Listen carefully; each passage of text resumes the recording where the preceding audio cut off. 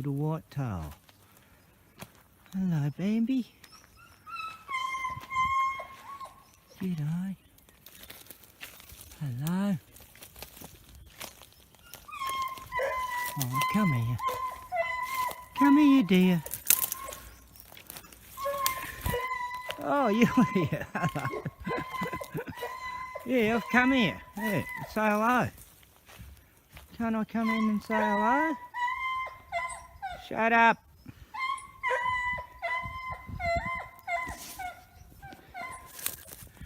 Oh, we've got reindeer, kangaroo. This looks like the sleeping spot. Oh, shut up! Oh, God! Can't even go for a walk, fuck.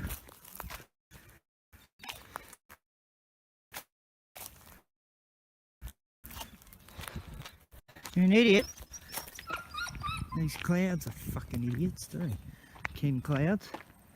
Chemtrails. Yes, well, not sure how long the corona's going to go on. What is it now? March 14th, I think. Toilet paper is in the small town here. First time in 2.5 months. I'm seeing that as a good sign when the small towns are starting to get restocked again. Means we're starting to get back, you know, make up for all the paper China stole, took over back to their country back in January when the bushfires were here. Yep, great distraction. Send all the Chinese gangs in to raid all the stores, make it harder for every country after they spread this corona.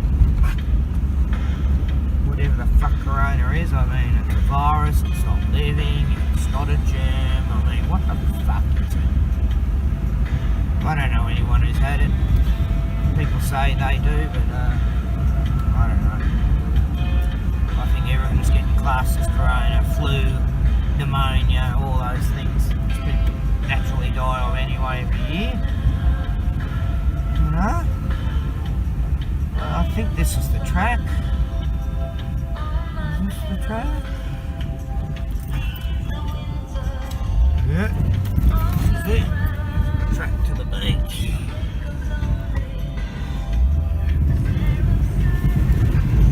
Yeah, so I think I'm going to go on a road trip, me and the dogs. I'm going to go, you know, while everyone's meant to be staying at home, I'm going to be getting out and about.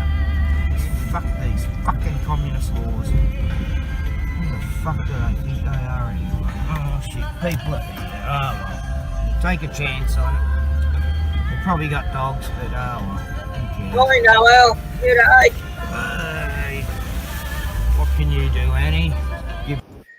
There's a ghost up here somewhere, I'm not sure, about half a mile from that track. There's a man and his dog that are ghosts.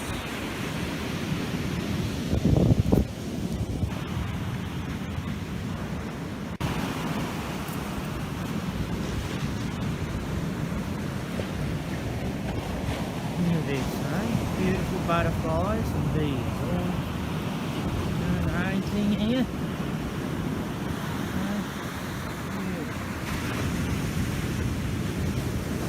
Not a fresh nature, appreciate never ending, amazing. And he's going in there to serve the bees. There's bees in there, Annie, look out.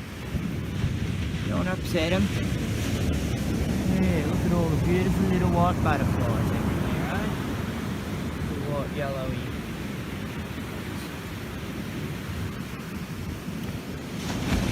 Nature is grand. Yeah, this is where I live. Yeah, that post up there just doesn't seem to be moving. Anything it does. I think it is a person. Could be the ghost. It's meant to be down here. I've yet to find. Okay, let's go. God, Annie loves these flowers. No? She's just obsessed by these bushes for some reason. Probably because dogs are peed up here or something. Seems to be every bush she stops at. Nah, that's a Mandy's dog, yeah. Not a man of my dogs. Oh, here we are. Right. Just look at this, hang on. Look at the amazing cats.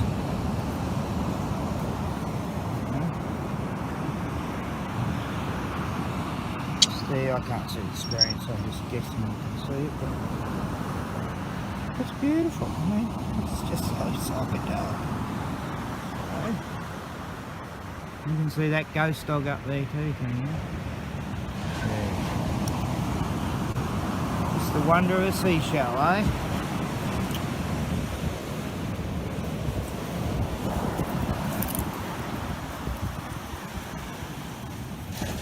Look out, Annie, you'll fall down that cliff.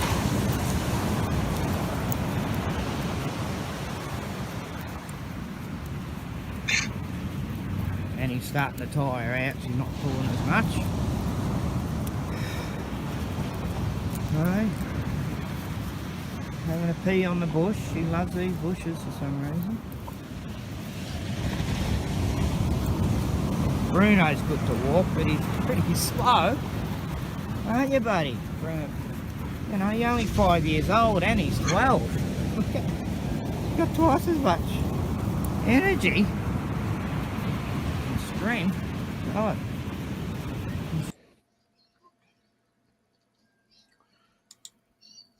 So there's my beagle Annie. Lost her year before. Yes. When was it? 23. Yes, and I just bumped into a guy who, me and Bruno went for a walk. Bumped into a guy who just lost his dog. Exact same sort of dog as Bruno. Bull Mastiff. A girl dog, and yeah, he just had to have her put down yesterday, I think, and he was a bit beside himself, and old bloke in a golf cart waiting for his wife to get out of the doctor's, and he loved patting Bruno, and he showed me photos of his dog, and he's about my age. It's a bad thought. Yeah, so anyway, I come across this documentary.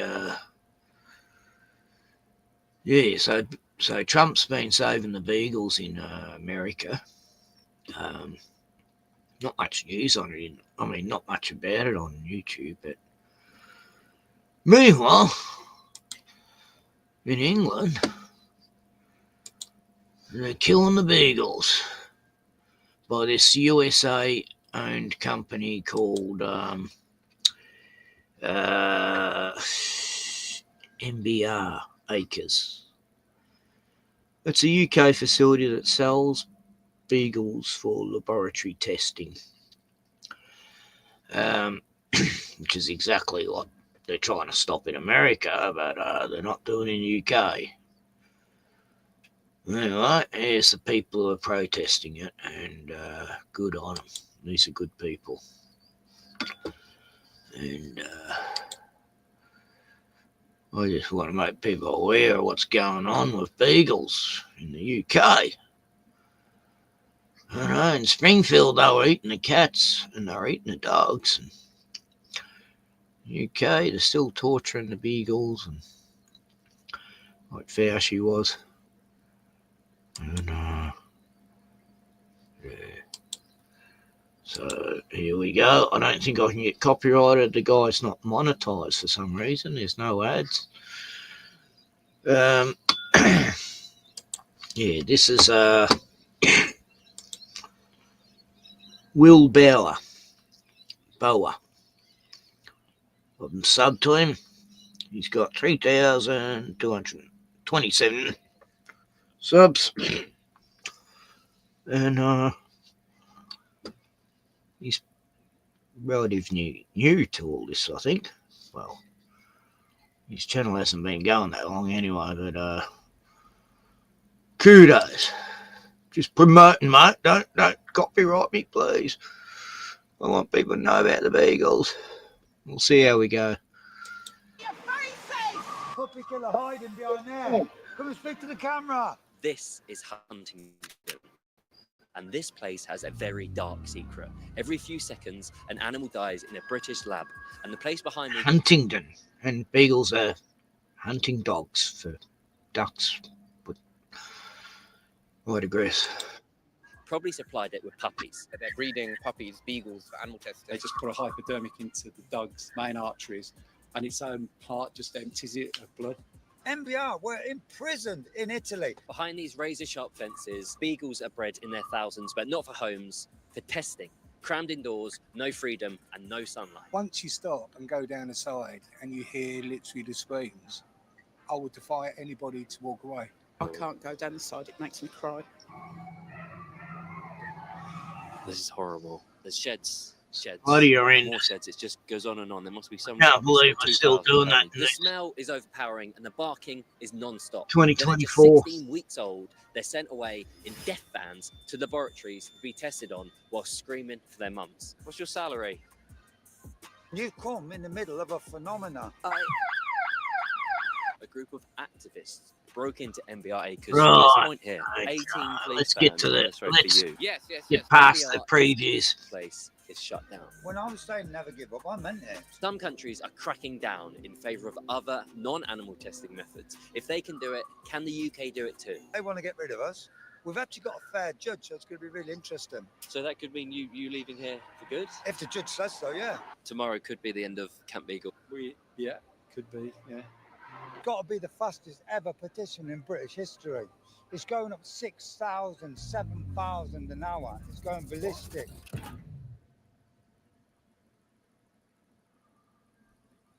The fight against places like this has been raging for decades. Just 10 minutes away from here at Europe's largest animal testing laboratory, Huntingdon Life Sciences, made global headlines with undercover footage of workers punching puppies in the face. At their US sister lab, footage allegedly shows a monkey being dissected while still alive. Protests against HLS turned violent. The lab's boss had 3 masked men pull up on him when he got out of his car. He was beaten by a pickaxe and wooden bat. Another marketing director was temporarily blinded on his doorstep in front of his wife and children. Employees, families, even partner businesses were targeted, including buildings and cars being firebombed.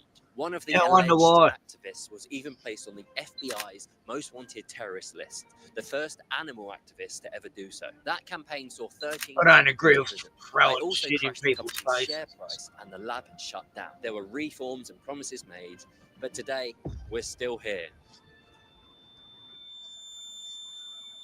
Camp Beagle protests legally but under strict rules, staying 20 metres from the gate due to a High Court injunction.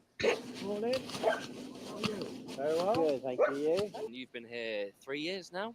3.5 bastard years. But I would never have bought into this deal. If you've asked me 3.5 years ago, right, John, do you want to come and live in a tent at the side of the road? Outside of a smelly, stinking dog factory? No, thank you. Oh, wow. We've got all our electrics, solar panels, our drone. We're in court tomorrow. We're in a high court in London tomorrow. And we're going to find out whether they've spent £3 million to get rid of us for things like flying the drone. We've got an exclusion area here. So that we haven't been able to enter. This is 10 metres away. You're not allowed to go there. I think it's about 20 metres, but we'll see what the judges decide tomorrow. So, big day tomorrow. So, you've come out a very exciting time. Every day's crazy here. There's no normal. Yeah. This isn't a normal place. It used to be. The local people didn't even know about it. It used to fit into the background. For 50 years, this place was here. No one knew it was here. Now we're determined there is no normal day. So you've come on a weird, spectacular day. One of the most exciting periods of the whole of Camp Beagle, really. It's like, it's the fruit of our work. No? Yeah, go down the side then, because that's what it's, and I normally I'd go down with you. In fact, I could go down. Should we go down now? Yeah, let's do it. The place in America, modelled on the place in America, 23,000 dogs. So, When they get And Sorry, there's 2,000 dogs here and 23,000. And in America, it grieves me to say it, they live on the metal floor. Here, they've got the luxury. No, they never get out. They're going to get tortured. They've got a floor. In America, like battery chickens, they're on the wire floor. We've got photographs supplied. I can hear the birds singing. What dogs? What are you talking about, John? You know, you can't hear anything. 2, 3, 4, 5, 6, 7, 8, 9, 10. Now we can hear something. Go another 10. 1, 2, 3, 4.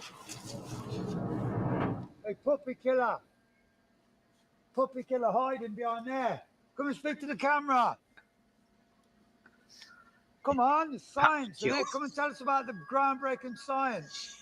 Yeah, they sleep Again, at night. hundreds of dogs in this shed. There's 3 sheds here. This is just the beginning. Yeah. This goes on and on and on. But what you have to do to get the noise is to go opposite the airman. To come down here. Yeah, tell us about the groundbreaking science. Yeah, what fucking thing is this for? You know, I know the same company seem to make stuff for perfume companies. Yes. Sort of begin to get the scale of it. Fucking heartbreaking. Does my head in. And these ain't fake tears, you know. Oh God, it brings me to tears often, you know. But they only put them in there yesterday. They are literally the freshest batch of dogs that this disgusting American multinational are getting ready to torture. They're about 8, 9 weeks old. They're all excited in the minute because they were taken away from their mums yesterday. And when there's my puppy there, look, Pepe. When she was that age, right? Beautiful. She was about 3 months old. She's a rescue dog. I was feeding her about 6 Very well times behaved a day, dog. like little and often, like porridgey, Weetabix. Them dogs were left alone. There was only security guards in there from 4 o'clock yesterday afternoon to 8 o'clock this morning. Crazy. And them dogs are never going to see the sky. Once you go home and you Google NBR Acres, once it's up there, having seen the videos, you just can't walk away. 3.5 years ago, I haven't walked away, nor has the people around me. I'm here 7 o'clock in the morning to see the workers go in. Obviously, I'll shout good morning to them or words to that effect. First time you hear the vans go out and you witness it. Good morning, you touches maggots. a part of you which you just can't forget. And it's all this screaming. Look at these all fuckers 16 sleep. beagles. I've seen them loads of times leave here. I've seen them loads of times into LabCorp, which is one of the labs which they go to. And it just doesn't get easier. If it did get easier, perhaps that's the time to give up protesting. But until that time comes, which it never will, I still do a tiny bit, and I'm proud to do so. Oh no, I'm welling up just talking about it. A handful of them have been working there 20, 30 years, and I just don't get it. Do they switch off at night? Do they switch off when they bleed a beagle out of every last drop of blood they've got? I don't know how you do it. Does it get easier the more you do it? Does it get easier every time you scrape up poo from a dog pound and you don't smell the smell or you don't see the fear in their eyes? I don't know. It's a special type of people, probably the same people who used to pull wings off of flies when they were kids. I don't know. Yeah. Why he's got a mask on? They're just weirdos. We've seen him in court without a mask on, so I don't know why he bothers. We see him every day without a mask on. Emma, how long have you been here at Camp Beagle? 3.5 years. I saw it on Facebook, came down for a protest, just the one protest. Then I started coming down at weekends. In July 22, I moved here permanently. Been living here day and night for 3.5 years. Pretty much. Quit my job, sold my house. I was an admin manager at the local hospital. Wow. So this place literally turned your life upside down. You just got rid of everything to come and help with the cause. Yeah, deep down I know I believe we can shut this place down because I wouldn't be here if I didn't believe that. I do get a little bit of pay. Rolling for 3.5 years. Wow. But Yeah, we do get stuff thrown at us. And we just saw a worker exit wearing a mask, which is fascinating that you'd have to go to work wearing a mask. Is that the case for all of them going in and out? The majority of them, there's a couple who, I mean, we've seen a few of them in court and things, so we know what some of them look like. There's one going back in. They say on their banner on their gate that they're proud to work here. Why are you covering yourself up if you're proud? What's the siren? You set up a siren whenever We've got a little beam that goes across, so anybody that goes in or out, we know, because in the past they started shipping dogs out in the middle of the night. And talk to me about the deaf vans. We used to get a heck of a lot of police down here, but we don't anymore. The vans just turn up. Obviously, we've got a camera and the alarm so that we're aware of what's going in and out, and then we just make sure that the public are aware, and we have people that go to some of the labs so that we can track where the vans are going to. It's very emotional, it's very upsetting when the vans come. It feels like a sophisticated operation. Like you say, you see a van turn up, you've got all their number plates, you know where that van is probably taking those dogs. Yeah, there's a company called Impacts who actually pick the dogs up and take them to the labs. So we were aware of the number plates of their vans. Why Huntington? It feels like, it's got a history of this. From, HLS in the 80s and everything. Why do you think this area specifically is such a close tie to animal testing? I get the feeling the whole of Cambridgeshire is, really. And then you say LabCorp is a lab 15 minutes away. Yeah, that's what used to be Huntington Life Sciences. It's now called LabCorp. So some dogs come from here and they go 15 minutes on the road, just in a van there, and they get tested on there. Yeah. And other dogs go all the way to Scotland, 6.5 hours, I think. And that van would probably be worth £100,000 worth of puppies. Probably, yeah, more than that. One of the reasons we don't get anything ever in the papers, ever on the television, ever on the radio, because you as a journalist, we don't get journalists. You're one of the few people that's ever come with a microphone to ask us questions. People do it all from their phone. No journalists from the papers. We've had 2 writers, but normally when you're putting a piece together, let's get their point of view, and then let's get their point of view. Let's see what NBR say. What do NBR say? Zoom. You won't find one person in the world that will talk about animal testing, apart from a weird, and I wouldn't bother with them, a paid lobby group. You won't find anyone, and it's meant to be science. But it kills the story. I could tell you now the Queen's corgis are in there, and they wouldn't deny it. It's a place of love too. Cake, that's what I mean. It just means someone's thought of us and come up. And it means everything, you know? Everything here is given. Everything here is donated. And we'll be here. As long as people are supporting us to be here, we'll be here. She's my new teacher. Think of the dogs in there. They haven't got a bed. Come over the road with me here for a minute. Baby, come here 1 second. And to see her there being naughty, she's been for a walk. She's high, mate. It's only midday. She's got loads of adventures to come here. Come here. This is over there. We made one of the it's about 12-foot fishing rod with a little secret camera on the end that we got through the air vents. They've blocked those air vents up now. They haven't got a water bowl. There's no bed. I said they leave them on the Saturday at 11 o'clock. If you left Pepe at 11 o'clock, look at her, bless her. Oh, if you left her in there and came back, if you left her at 11 o'clock, she'd probably be dead. Because she'll have eaten something at that age, because she's a bit dippy. So this is the marshal's way of making sure the dogs are alive. And again, there is nothing here. It's barren. There's no bed. There's not even a water bowl. They get like something you get out of a pig farm. They're skidding in their own piss and shit. Sawdust. This company, NBR, were imprisoned in Italy. They were sent to prison for using sawdust. When they investigated in a 2-year period, 98 puppies died from having either the esophagus or the trachea blocked by sawdust. Who in the world uses sawdust with puppies? They do to mop up the piss and shit. We watched the sawdust lorries being delivered. Here I am looking at me ranting, going, because I'm wired. I should be like sitting down now, having a cup of tea. We smashed it. There's work to do. I watched the NBR Acres promotional film yesterday. Have you seen that? I have to spit. Disgusting. What did you think of it? Well, they say it's all clean, it's all tidy, they get looked after, they get toys. Yeah, but look, come on then. Whoa. Any chance of coming in now? There, you go in there now. It'd be disgusting. You throw up. What can we expect when they start coming out shortly? Or you might expect some bad language. Do you sleep at night? Do you see the dogs in your dreams? Do you hear the screams in your dreams? They might go to sleep tonight thinking. We get hand gestures from others. We get laughing from others. Our hope is if we keep on and keep on and keep on and keep on, something might go in their brain that this isn't really right for this day and age. Picking your poster, Yeah. what is it affecting your choice? Just something to get the point across. MBR Acres horror show running 24/7 all year round. Hey, So post there's an anything. airlock G'day. between this gate and an inner gate. They don't normally do this, but today they are queuing all the cars up to come out in one go. So they're late. Oh, here we go. The gate is opening.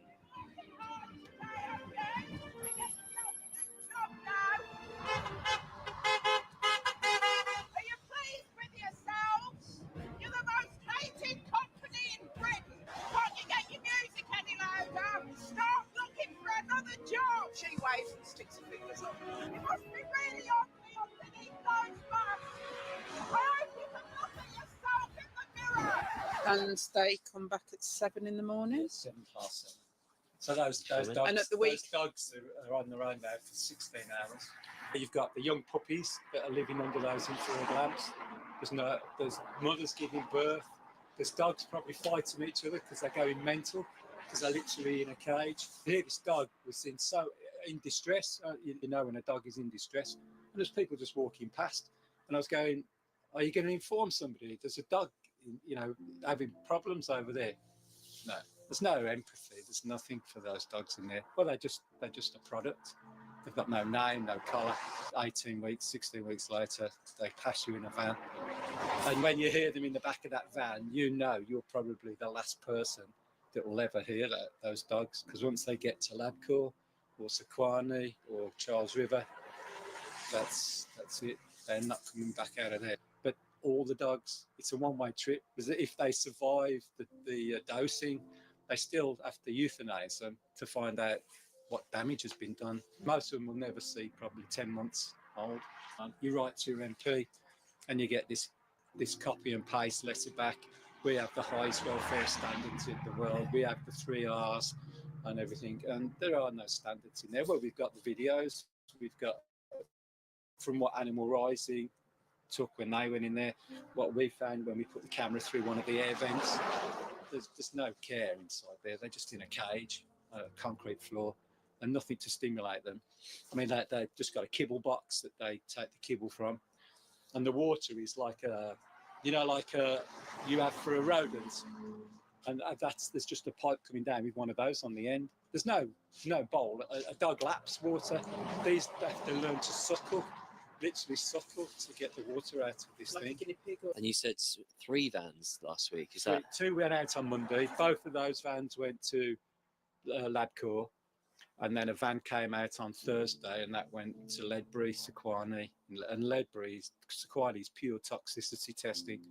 Labcour, they do all kinds of stuff over there. Just opened inhaling, like a vapor unit over there, so that the pictures you see with the dogs with the masks on, that's what they'll be doing. They'll be inhaling gases and stuff. That's literally 10 minutes down the road from here. The lab course 10-15 minutes, I think. Yeah, it's one of the biggest labs in Europe. We've got resource areas all about what the bleeding license that they've got here, where they bleed the dogs to death.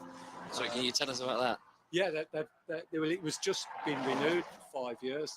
So dogs that are just going to make, because there's a market for their blood and their organs as well. So dogs that aren't going to make it, old stock dogs that are no use to them for breeding from, so that they can go. They call it we used to call it the bleeding room, but they call it the procedures room. So they go in there and they can extract 15% of the blood volume of so many times over a certain period, or if they just want like a certain amount of blood or organs, then they do a terminal bleeding where they just put a hypodermic into the dog's main arteries, and its own heart just empties it of blood, and then they harvest the organs, and that's it. That will be the end of them. 2 years ago, just days before Christmas, a group of activists broke into MBR Acres from this point here.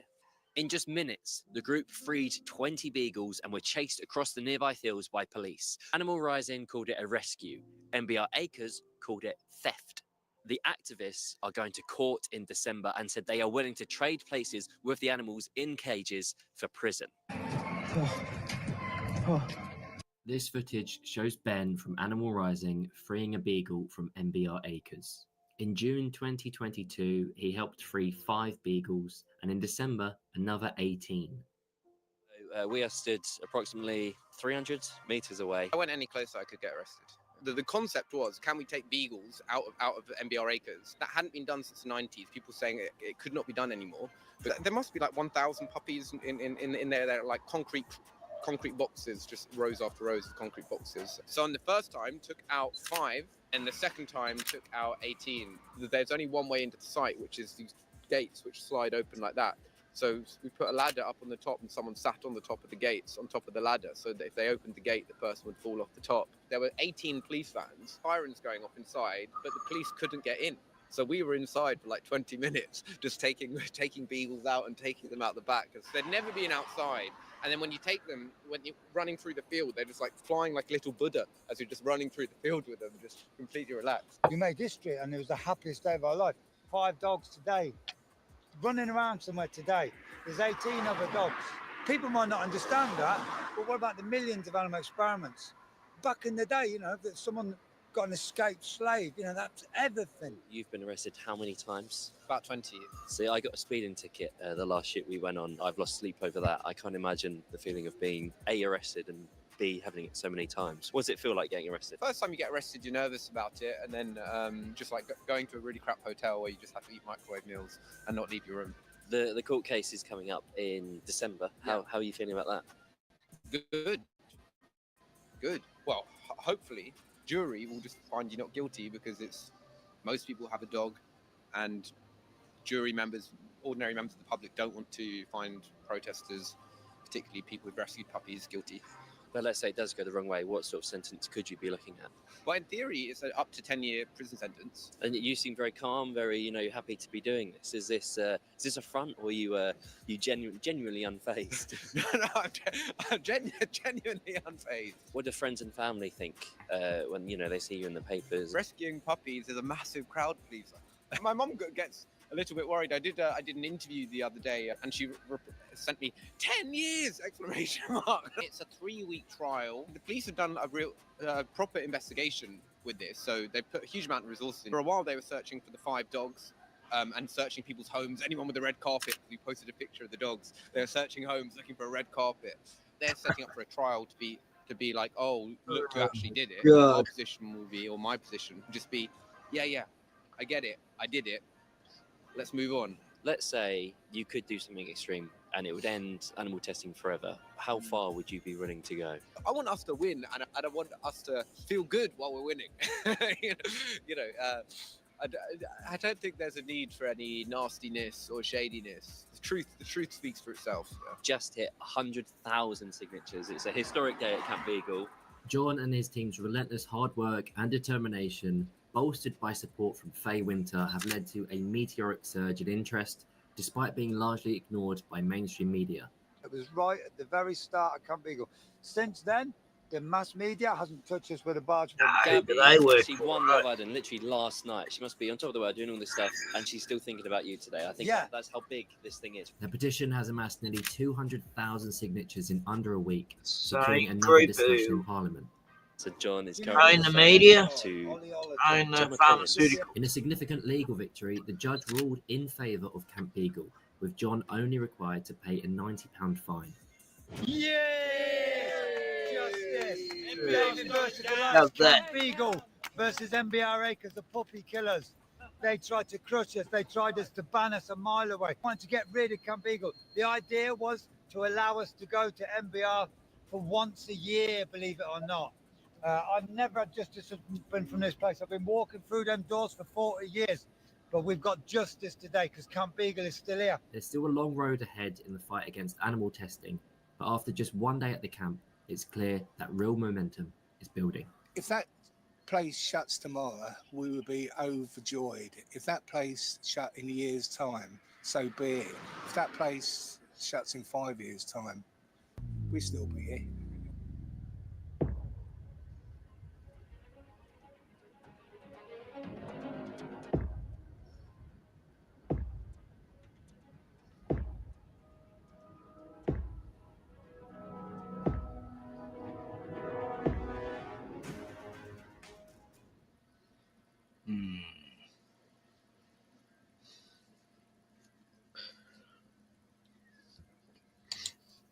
just pure evil.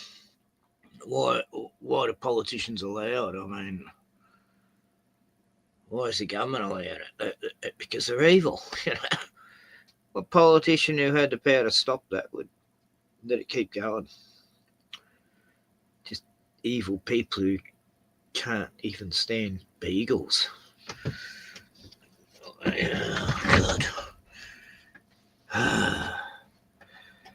I'm sure the Queen wouldn't have wanted her beagles being experimented on. I don't. Even she seemed to have empathy for dogs, but it's just fucked. It's got to stop. Beagles are beautiful. I miss my beagle so much, and then when I found out what fast she was doing to them, experiments, he'd have his labs in South Africa.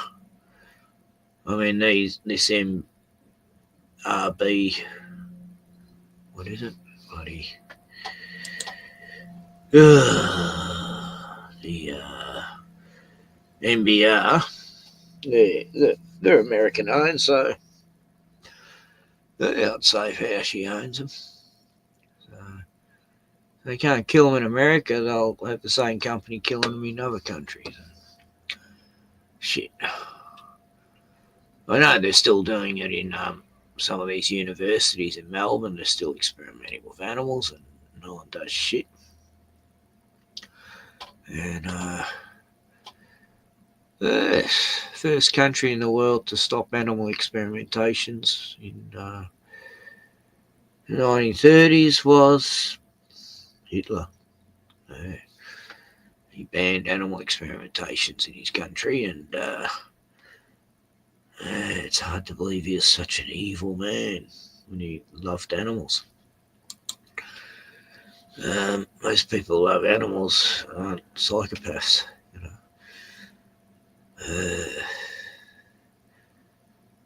know. Animal Horizon, they got a channel, right? Okay. Yes, look into PETA and the RSPCA. Yeah, their policy is 97% euthanasia. They're not there to save any animal. They're there to put them down, you know. Yeah, I think I showed a story about that the other day, didn't I? These pricks who stole this dog off someone's front porch, just literally nabbed it. And then it was euthanized within an hour of them having it. Little chihuahua. Mongrels. Family got 500,000 payout.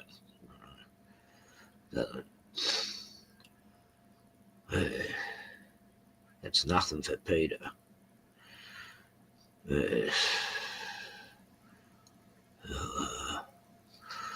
Let's look at Buddy Mercury.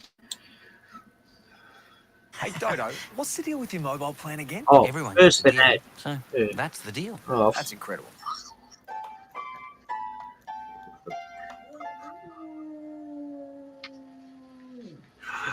you're nuts.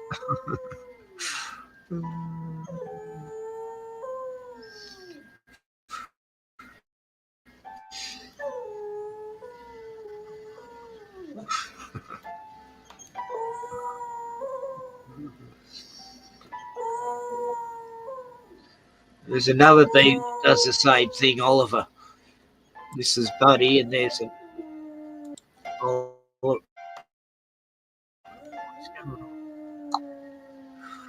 What's it going back?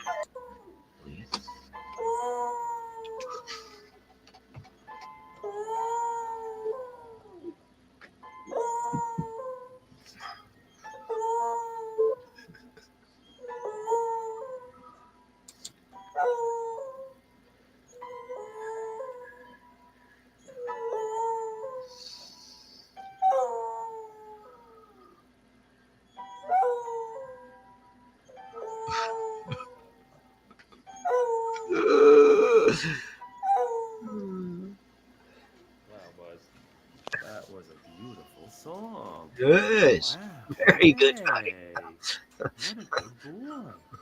Good boy. You deserve a treat for that.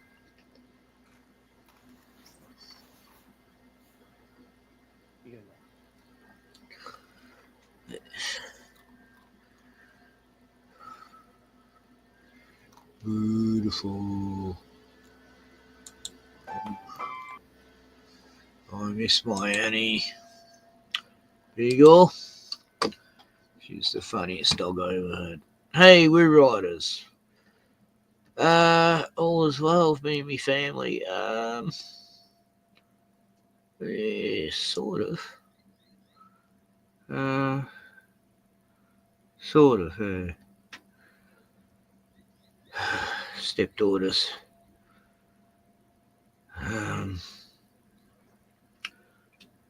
Going for a bit of a hard time. Yeah, splitting up. Hubby splitting up with her. Well, it's been, you know. Yeah, she just told me yesterday, actually. She just, yeah, let me know that they're split up for 2 months now. So it's just her and the 2 babies.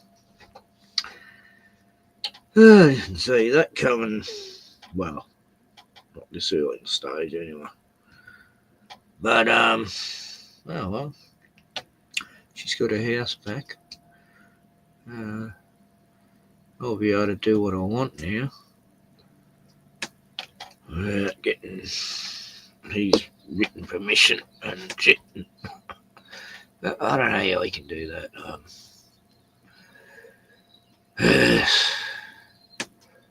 I feel bad for her though. It's terrible. You got 2 children to this woman and you're just going to walk out. Some people are shallow.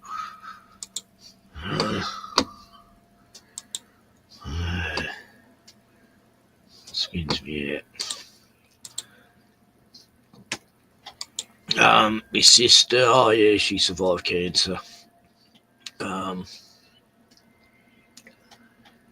My friend Vicky had a massive heart attack. Got out of hospital a week ago. Didn't sound too good. My old landlady went and visited her. She's got stomach cancer. Looking very thin. And I've lost about 3 friends this year. But that's what happens when you get older, I guess. Shit. Yeah.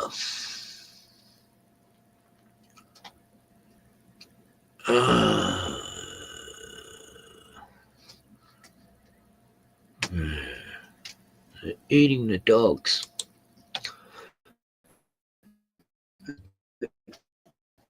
The problem with you people on the Lieberman syndrome is so bad that even when Trump does something absolutely amazing, you just ignore it.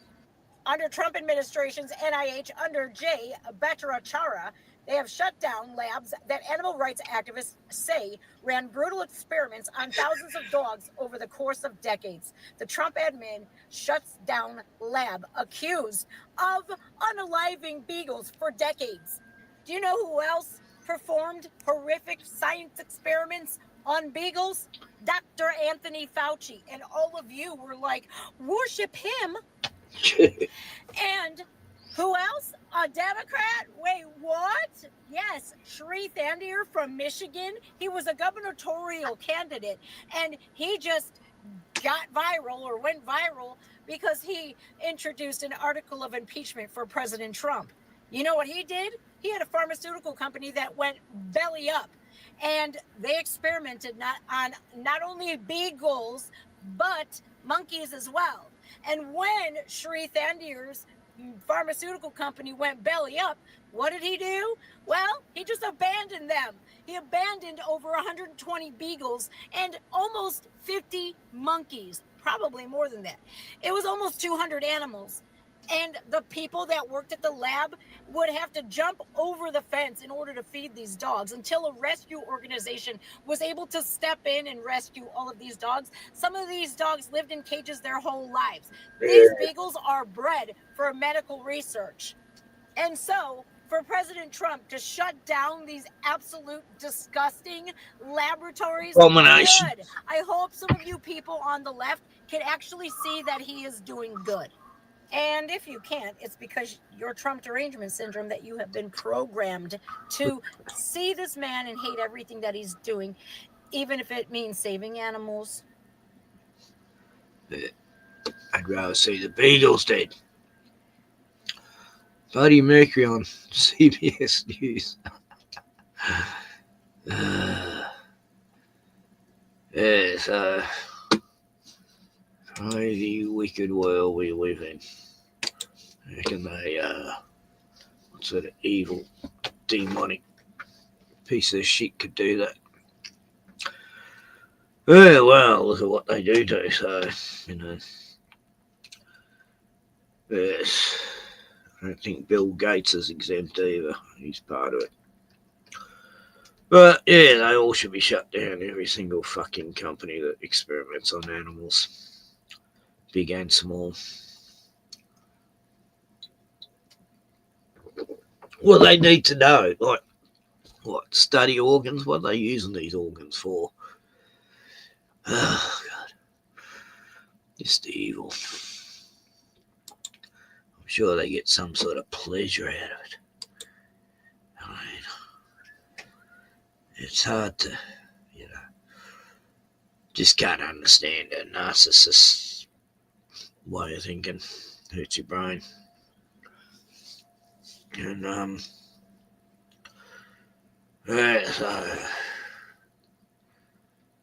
oh, God, I'm stuffed. It took like all day for me feet to warm up, you know. It warm up till the way back, my feet finally started to feel warm from moving, but these cold nights, but it's my boots out. But, 0 temperatures.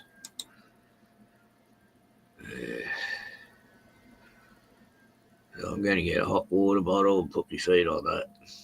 It warms it up. Oh, fuck, I hate these Hitler memes. Hitler finds out about Kenya's song. Oh. They used the same bit of footage from this movie 15 years back or so. And they just put made up words. It's not funny. I mean, I didn't think it was that funny the first time, but get original fuck. That's what I should put. Get original fuck with. This is old. LC streaming. Jackie's streaming. Oh, yeah, Jackie McCarran. She's funny. Fucking hilarious, Jackie. So,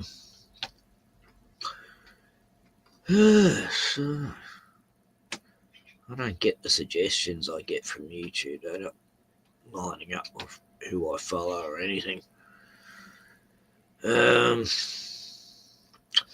We got anything else about beagles? Sort of on topic.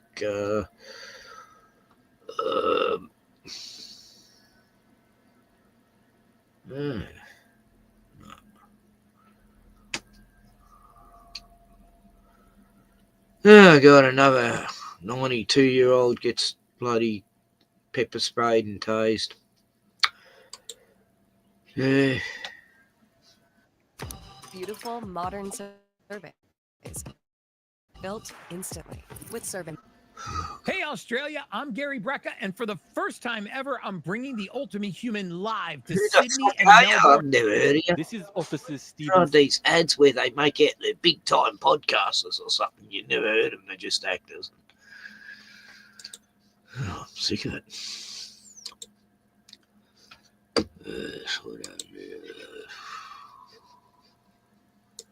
Smith and Rachel Komoto, arriving at a care home specialising in dementia care in East Sussex. Come on, just chuck it on the floor for us. Put it on the floor. Come on. Put it on the floor. We don't want to hurt you. Don't be silly. Put it on the floor. The man they are talking to is 92-year-old Donald Burgess. Put it down, mate. On the 21st of June 2022, the police had been called by staff after the elderly man had thrown food at care workers before wielding his knife towards them. The court heard staff had been able to wheel him to his room, where he remained on the officer's arrival. I don't know. The elderly man was an amputee with an infection the court heard left him agitated and confused. The weapon is a modified butter knife used for food. This video was shown at Southwark Crown Court, but we have decided not to show in full. Seriously? Last chance. Can you just hold that door? I can't get a good one. Donald, put it down. Put it down now. Come on. Last chance. Right. Put it down. Drop the knife. Drop the knife. Put it on the floor. The 92-year-old Donald Burgess is then sprayed, struck, and then finally tasered. Donald. Put it down. Put it down. Taser, taser. Donald was taken to hospital where he contracted COVID and died 3 weeks later. God. But officers Rachel Komoto and Stephen Smith, who apprehended him, now stand accused of causing an elderly man actual bodily harm. The prosecution said that the officers' use of force was unnecessary, unjustified, and unlawful, and that rather than calm the situation, the officers inflamed it. At the care home, the court heard that Donald had struck staff, but the prosecution questioned his threat. The retired carpenter had one leg and was aided by a wheelchair, and on the officer's arrival, it was only 1 minute and 23 seconds before they applied force. The prosecution put forward the view that the use of force by the officers was not driven out of concern for the welfare of an elderly man, but out of annoyance and frustration that he had not complied with their orders.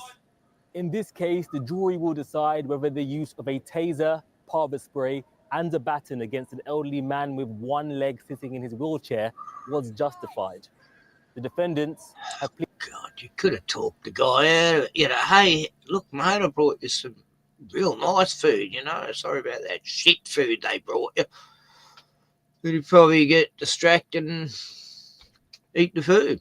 You know, like, there's plenty of ways. You could have just left him alone till he fell asleep. He's probably going to have a nap soon. Oh, God, this is fucked. Yeah, like that lady in Queensland, same thing. Fucking died in hospital. Later, this guy, shopping centre, they just threw him head first to the ground, put him into a fucking coma. He died a few weeks later. Thug cops. It's so pathetic, whacking his hand. He couldn't even get the knife out of his hand. Oh, they were so scared of him, you know. The 92-year-old man terrifies cops, so they kill him. Fucking brave. Serve the public, right. It's terrible. Terrible.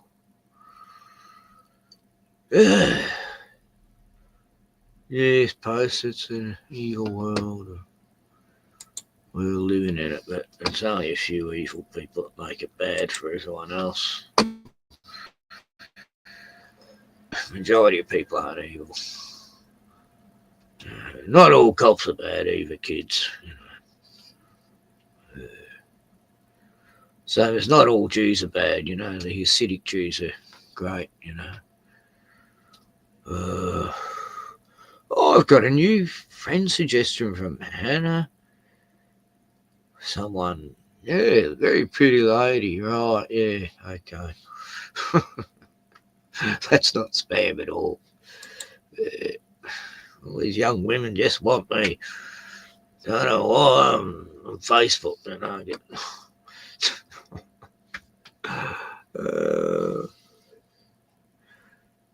Ridiculous.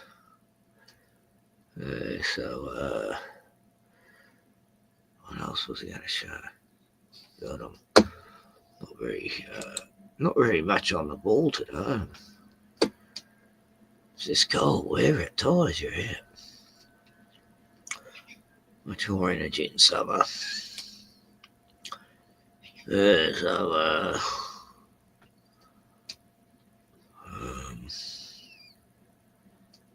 I'll just see what I've watched the last few days. New footage of the World, Trade Center.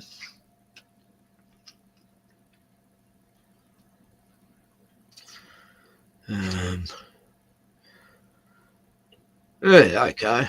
It's pretty cool.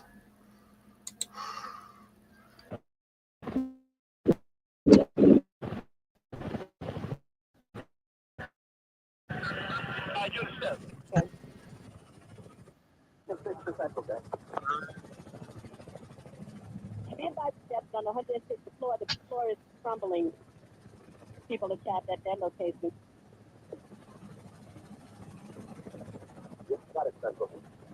Lest we forget. In 1993, we were able to rescue people off the roof. So having experienced this somewhat before, we kind of thought that was going to be the same game plan. You can call 451. 451, can you off? Yeah, I'll mute it. Maybe I'll get copyrighted if I don't. But yeah, I hadn't seen this angle before from the. Of course, there's no footage of the aeroplanes going in from different angles now. Apparently, this is AI enhanced. I don't know. It's like special effects to me. Like that looks green screen in front of these guys. Doesn't look real. The South Tower, the amount of smoke that was billowing up and coming over the roof. Aviation on the air. Aviation on the air. Aviation 3, proceed with the message. Yes, very scary. Very scary day. Especially for New York. Yeah, I watched that live on cable or satellite, whatever. Satellite TV. Funny how satellite discs face sideways. I swear they'd have to point up into screen. Oh, look at this. No one was on the roof. Like, no one was able to get to the roof. If they had it, they would have died from the smoke anyway. Guess the whole top building's just filled up with toxic smoke, and it's probably what killed people who fought the fire.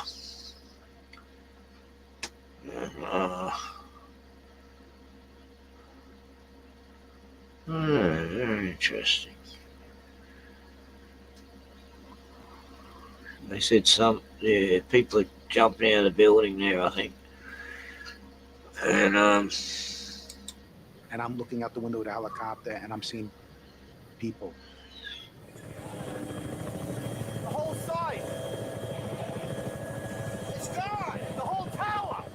It's gone! Holy crap! They knocked the whole freaking thing down! They knocked the whole thing down, he says. They knocked the whole freaking thing down. Who? So he thinks it's a demolition job. Why he said that? Holy goddamn! They did it! It's down! The second tower's down!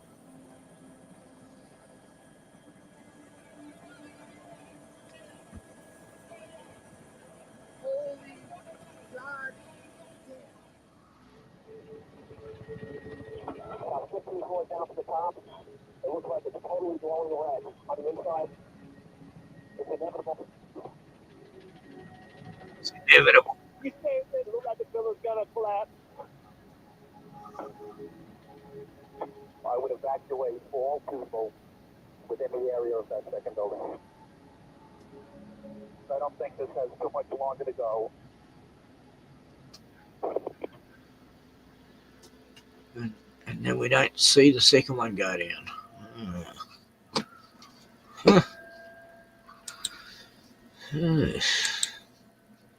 Very strange. Why didn't they continue showing it? Like, the second building went down not long after, wasn't it? 5 minutes later. They went down pretty quick, eh? 10 seconds.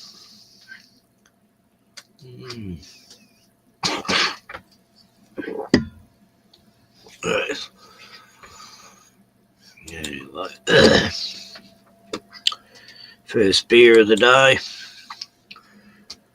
I don't even know how I feel like it. Dog abuser gets a shocking dose of karma after years of cruelty. What? Oh, I don't even know if I watch that. I don't want to get too angry.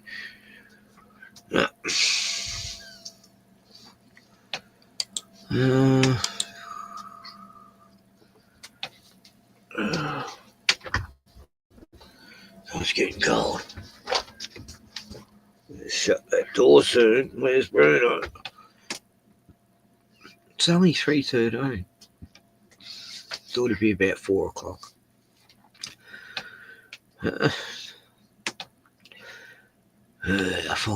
Finally 3 days to dry my clothes.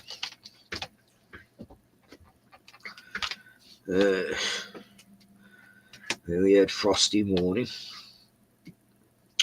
Frost on the ground.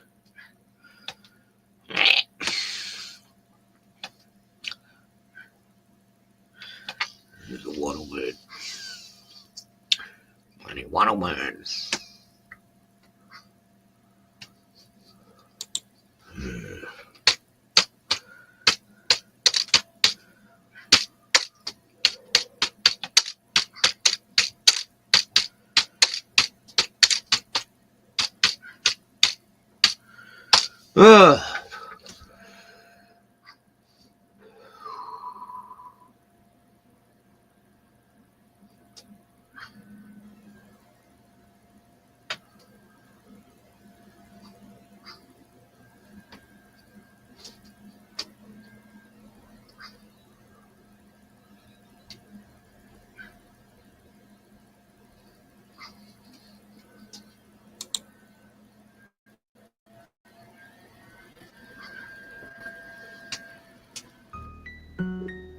It's quite comical, actually, when you realize the difference between Bit of music. reality and what some people are talking on TV about. You took the mark of the devil just so you can eat and breathe. Bow down at the feet and surrender liberty. Tyranny and terror, corrupted dictators, posing as your leaders while they poison every leader. Pumping fluoride in the water while they rape Iraqi daughters. Dumbing down the public, fashion magazines of barter. Now they slaughter weaker nations. Faulty explanations, selling fear to the masses. Terror level elevations, revelations is unfolding right before your eyes. Wake up in a fever camp, drunk and hypnotized. Foreign brags taking over while you focus on your bling. But I bet by this point you haven't heard a damn thing. It's destruction by design, prophesied in every script. Take a big step back, see the whole picture. Distraction of the mind to keep you living in a bubble. We're in a lot of trouble because less than 3% of you people read books. Because less than 15% of you read newspapers. And when the 12th largest company in the world controls the most awesome goddamn propaganda force in the whole godless world, who knows what shit will be fed over to? Problem, action, reaction, solution. It's time to wake up to the formulas they're using. State-sponsored terror to burn our constitution. Weapons of mass deception of the media delusions. Using double speak to keep you following following like sheep, CNN and Fox News to keep the populace asleep. Never looking, never question why we're headed towards recession. The dollar's worth a nickel, but we're ruled by our possession. I mentioned that those towers fell in less than an hour. Ignorance is bliss, the source of the power, but they'll cower in the shadows if we all wake up and see that the land that we're living in is nothing close to free. It's destruction by design, prophesied in every script. Take a big step back, see the whole picture. A distraction of the mind to keep you living in a bubble. We're in a lot of trouble. So you listen to me. Television is not the truth. Television is a goddamn amusement park. You're beginning to think that the tube is reality and that your own lives are unreal. You do whatever the tube tells you. You dress like a tube. You eat like a tube. You even think like a tube. In God's name, you people are the real thing. We are the illusion. Now you're living as a slave, high-tech police state. Warrantless searches and waterboarding a waste. Mandatory vaccines to keep you sedated. Big brother on the screen to keep the public isolated. Conspiracy theories, now conspiracy facts. Thought crimes condemned like terroristic attacks. Every time you take a breath, you pay another tax. Every time you take a step, it's documented and tracked. It's whack how we're living, the planet's a prison. You should've listened up and questioned 9/11. Declared a revolution, defend our constitution. A public execution of corrupted institutions. Destruction by design, prophesied in every script. Take a big step back, see the whole picture. A distraction of the mind to keep you living in a bubble. We're in a lot of trouble. 9/11 was a self-inflicted wound. 9/11 was an inside job. The U.S. government wants to carry out terror attacks to blame it on their enemies. Just like Hitler on February 27, 1933, carried out a terror attack on his own Reichstag to be blamed on his enemies. It's the same system over and over and over again. You've got to understand that government stand the game to terror, to scare you into submission to attack. They provide the power and hire criminals to carry out attacks, then they burn the patsies. Or in many cases, the government carries out the attacks themselves. On Infowars.com and PrisonPlanet.com, we have tens of millions of visitors a month. The world is waking up to who orchestrated September 11th. Bill Clinton bombed Oklahoma City. George Bush carried out 9/11. Do you think some people in a cave? Do you think some people in a cave were able to have NORAD stand down? Do you think that people in a cave were able to have all of this happen? It's a total and complete fraud. The New World Order is using terror to scare you into submission, and they will be defeated. And here in this supposed free country where they're trying to pass a law to stop this, they're here to talk to us. Very good. That's Chris and Gio. Did that album back in Global Resistance, the album was called. 2009, that was. Wow. I mean, following Chris and Tree even before that, it seems. Yes, he's been doing a few shows lately, not many. And they went all AWOL for a year. And not sure what they were doing. So, there you go. It's a crazy world. We're in a lot of trouble. It's a big step back.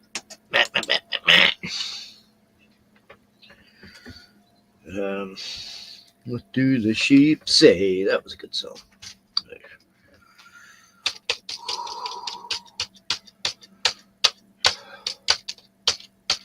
God.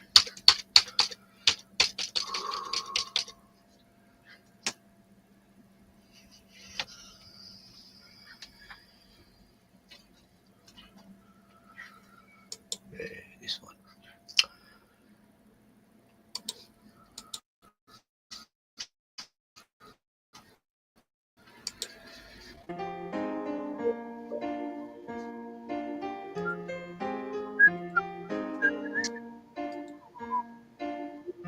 All around me are familiar faces. races, worn out faces, bright and early for the daily races, going nowhere, going nowhere. Tell me what the fuck is wrong with the world today. Shallow-hearted, simple-minded, self-centered and gray, separated by the classes, fashions and races. Hoping Mary Kay can hide their ugly faces. $1,000 suits won't fill your empty soul. Wanna be the big fish in a little fish bowl. Here we go, here's some truth, take it to the grave. The tie around your neck is a leash for a slave. I gave and I gave, I tried to save the world. I was met with grown men laughing like little girls. Now they're scared on their knees, I already said it. Bin Laden, CIA, but they quickly forget it, or they hardly believe it, even if they see it. You think September was bad? Shit, wait till they repeat it. Panic in the streets from a global recession, thinning out the herd with suicide and depression. Their tears are filling up their glasses. No expression, no expression. Hide my head, I wanna drown my sorrow. No tomorrow, no tomorrow. Hide your head in the sand, drown yourself in sorrow. Not a fight in your soul, no hope for tomorrow. You're helpless and weak, a puppet to the puppets. Hopeless and meek, too afraid to say fuck it. They send your sons and daughters to die for the greed. The foreclose on your home, you're living in the street. You starve, they feast, the dollar gets weaker. Listen to the words coming out of your speakers. They don't care about oil, they don't care about money. It's all about power and control of your family. Time to wake up and rally while we still have the chance. A single tear down my cheek as we dance the last dance, last dance, last dance, last dance, last dance, last dance.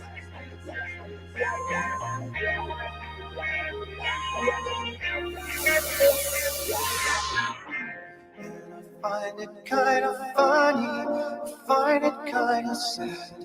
The dreams in which I'm dying are the best I've ever had.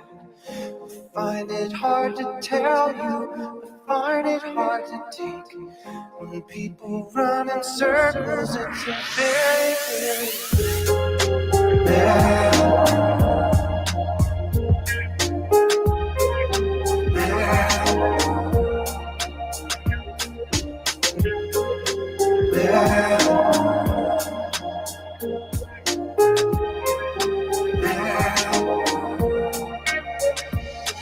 There's just enough bullshit to hold things together in this country. Enough bullshit as it is. In fact, there's just enough. Did you know that? Bullshit is the glue that binds us as a nation. Where would we be without our safe, familiar American bullshit? Land of the free, home of the brave, the American dream. All men are equal, justice is blind, the press is free, your vote counts. Business is honest, the good guys win. The police are on your side. God is watching you. Your standard of living will never decline. And everything is going to be just fine. The official national bullshit story.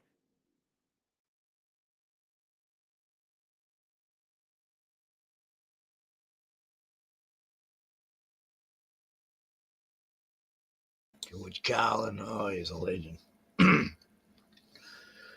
Yeah, so Jug FL, Florida, Fries,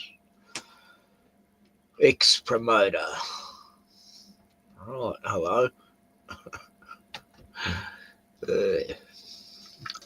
Funny name, ex-promoter. What, you're promoting Elon. Oh no. Yeah, so music. Yeah, Bruno's back. He's having a bit of a snooze. Like Xavier Rudd pulled out a new song. I haven't even checked it out, I don't think. But let's say we'll play a bit of Jenny Talia. She's got a lovely song about Australian politicians. Leap to better value, award-winning we got Aussie an ad internet with first. LeapTel. For lightning fast, rock-solid internet and great value plans, leap.com.au Oh, wow. and make the leap to LeapTel. LeapTel. name?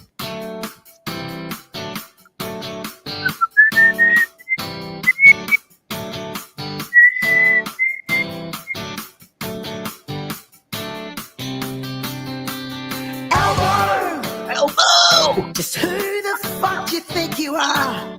Can't believe you're still Prime Minister. Cause you're such a parasite. And doesn't we'd be just as fucked if we had you?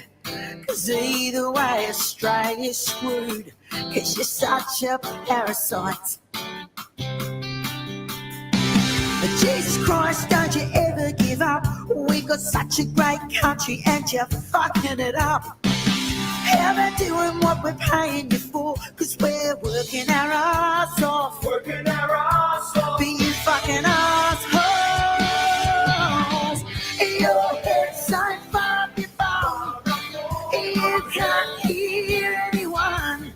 You're all fucked up. You're a bunch of parasites. Bunch of fucktards. Your head's so far up your ass. You can't hear any of us. You fucktards, you're a bunch of parasites. Elections, you've decided it's time for a vote. Well, both sides are a fucking joke. You're a bunch of parasites. Wankers, we've had a gut full of it. You're all completely full of shit. You're a bunch of parasites. Jesus Christ, don't you ever give up. We've got such a great country and you're fucking it up. How about doing what we're paying you for? Cause we're working our ass off. Working our ass off. Be you fucking assholes. Your head's so far up your ass. You can't hear any of us. You're all fucktards. You're a bunch of parasites. Bunch of fucking fucktards. Your head's so far up your bum. You can't hear anyone. You're all fucktards. You're a bunch of parasites. You're a bunch of parasites. You're a bunch of parasites. You're a bunch of parasites. You cunts are parasites.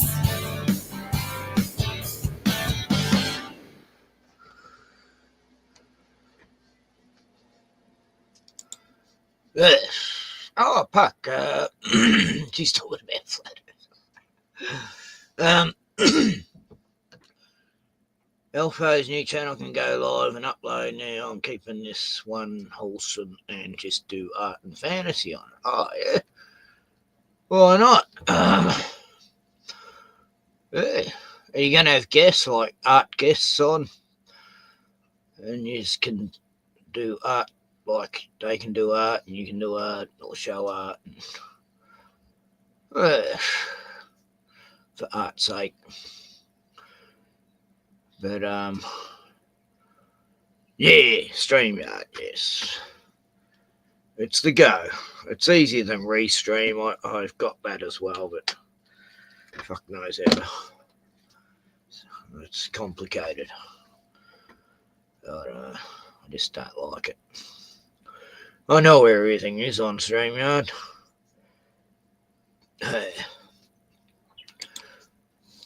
Anyway, you already seen that song, haven't you?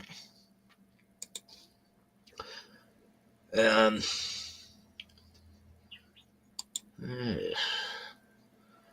don't know where everyone is tonight. Haven't seen Glenn from Boston for a while, or Lee Freeman. And Save the Beagles. Yeah. And these bloody pharmaceutical, medical, experimental, mental places. They're killing the dogs and they're killing the monkeys and who knows what other animals. But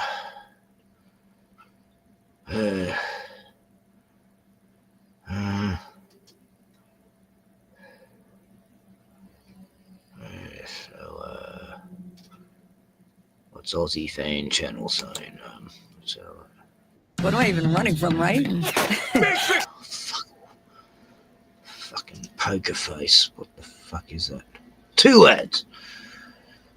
Oh, I can skip. Okay. Wrong channel.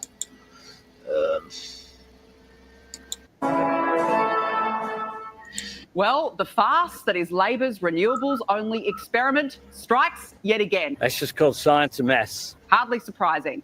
It's not even going to get close now to its 2030 renewables target. We shouldn't be surprised. In fact, it will undershoot its 2030 renewable energy target by 14 percentage points due to delays in delivering big solar and wind projects. In fact, it is so behind, global consultancy Wood Mackenzie is warning the shortfall may jeopardise the Albanese government's pledge to slash emissions this decade. I find it, frankly, absurd that Anthony Albanese will again be Prime Minister of Australia. It's just devastating. Yet, according to the acting Prime Minister Richard Marles, there's nothing to see here. I see nothing. I think what Australians voted for at the federal election was a comedy festival of a pantomime, whereby Obo and Albozo are running around spending squillions on batteries and electric vehicles and solar panels and all that schmozzles. Yep, these are the clowns determining the energy future, the prosperity and the standard of living of this country. I say, sacked a lot of them. And rightly so. I think what Australians voted for at the federal election was consistent policy in relation to pathetic energy, choice. and that's what we That are bringing elbows, to bear. What we have done over the last 3 years is giving, wait for it, drum roll, over $20 million of taxpayers' money to assist the purchase of these clown cars. everything in life's a bonus. what we have done over the last 3 years is unlock Everything is investment in renewable energy, and we are seeing massive investment in renewable energy around the country now. Renewable energy, I don't think people would agree by with gas, that. firmed by batteries, firmed by hydro, is ultimately the pathway by which we achieve sweet bugger all. Everything in life is a bonus. What sort of fuckwit makes that statement? Oh yeah, my little girl died of leukemia. Yeah, that's a bonus, you know. Everything in life's a bonus. What the fuck? Yeah, I lost my whole family in a car accident. Yeah, everything in life's a bonus. What the fuck statement? Plunges us into darkness. consistent policy in relation to energy. Well, Australians do want consistent policy. He's right about that. But not one that works part-time and plunges us into darkness during heat waves and cold snaps.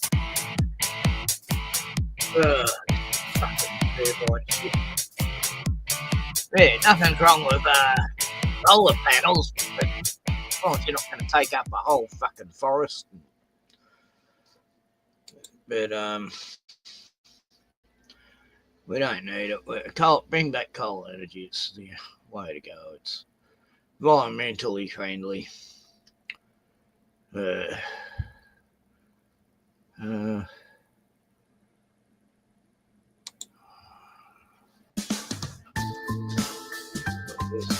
Hi, everybody. Welcome to Humane Voices.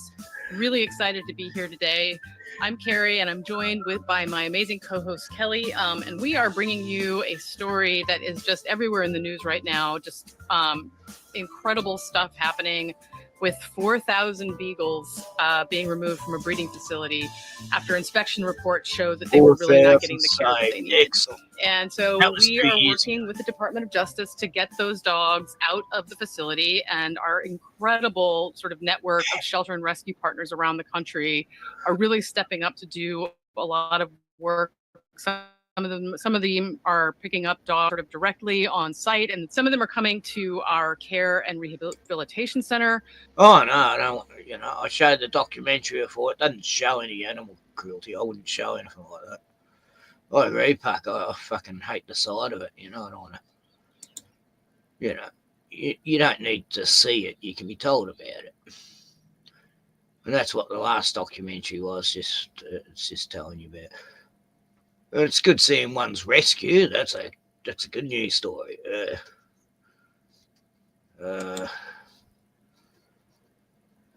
Anyway, it's just them chatting mainly, I think. Oh, we're gonna bogle whittle things. You know, They just just melt being your heart. playful and living their best puppy lives. And Anyway, yeah, it's too heartbreaking. I can't watch anymore. It makes me sad. Yeah, I love beagles. Well, it is what it is, at any rate, at the end of the day. Yeah. At any rate, look, it's gotten dark already. It's only 3:37. Yeah. I don't know why I'm getting up early on these freezing mornings. Should be sleeping in. Then you get back to sleeping until the sun comes up. Anyway,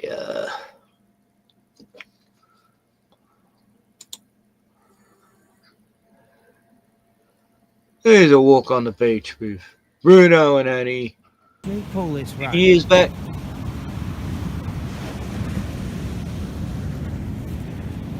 Hi, bees. There a few weeks back. Hi, buddies. Beach.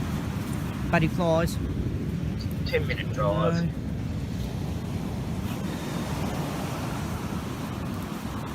Got him. It's very, very calming down here.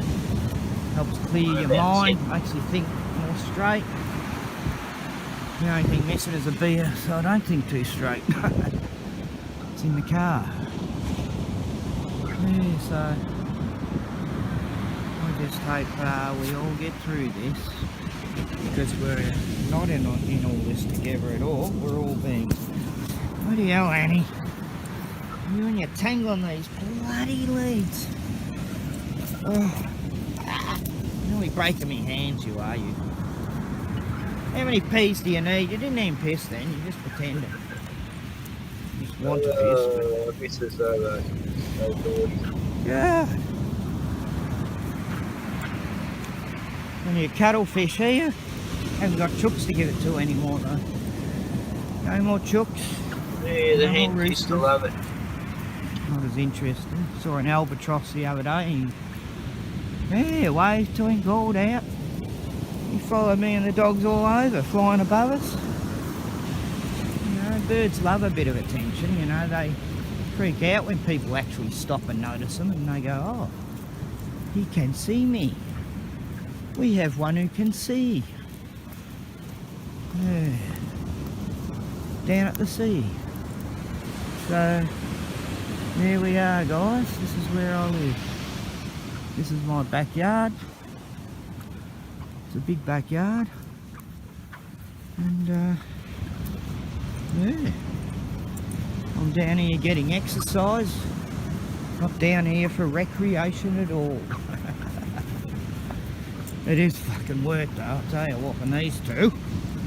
Bruno's would be great on his own, but I don't have the luxury of someone helping me walk my dogs.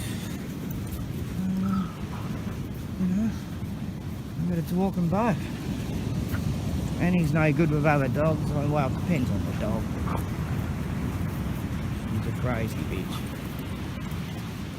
So, where do we come down here? I think it's just a bit further up. Someone put that there. Well, then we run out of fur. There's lots of pippies in there. Lots of little pippies like that. Okay. Use as bait. Yeah. You need to buy bait when you can find it at the beach. Yeah, it's a crow. Hey, crow. Oh well. Here we are. Sort of off the grid still. In a way. Like Corona makes everything, it's all up in the air, isn't it? Hey? Yeah.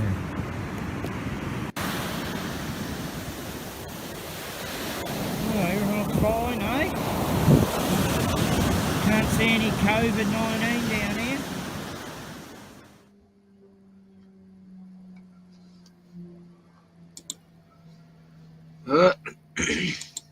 saw any. Puck left because he thought I was going to show this documentary about saving beagles. It'd be animal cruelty, but I wasn't going to show it anyway. I'd already seen it. It's just a few photos here and there of them saving beagles. It wasn't a bad story. Nothing better than saving an animal. Done it a lot.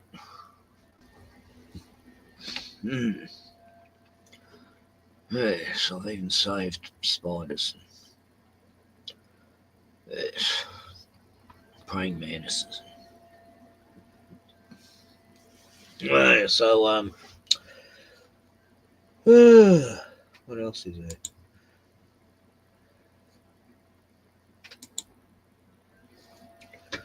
Let's see.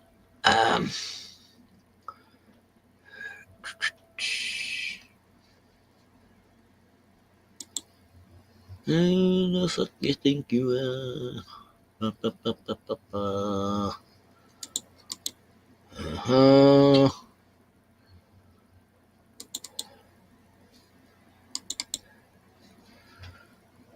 Yes.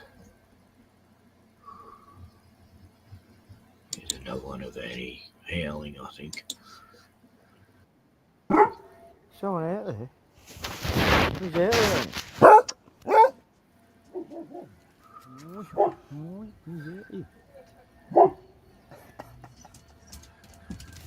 You going out to investigate, Annie? It's all right. It's all right. Don't be scared.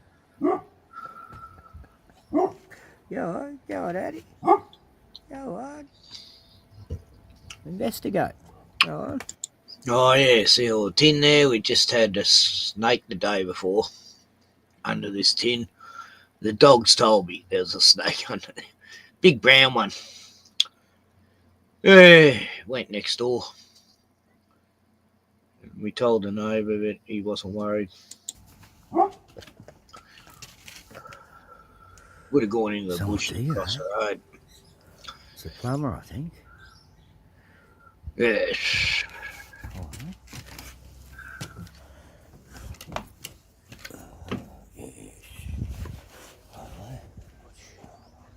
What's going on?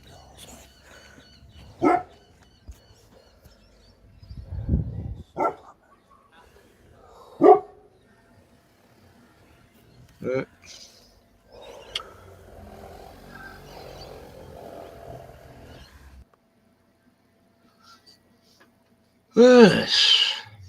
Now I'm back here again. And the house was just a frame behind me there. It's there's my greenhouse I used to have plants in.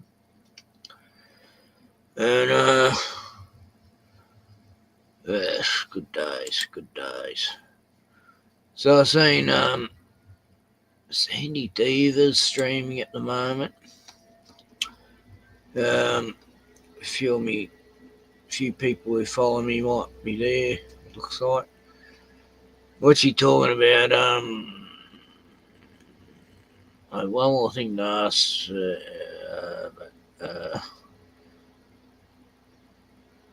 do you remember My Sweet 16 Cosmetics? No, why would I? I mean, for fuck's sake. God. Why would I remember a teenage cosmetic? Chris on the... No. And no, actually. And LC streaming. Is Puck over there? I thought he might have gone over there. No. It's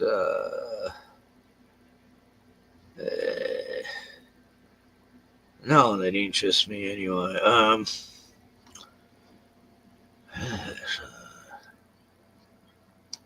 don't know, it's just Sandy.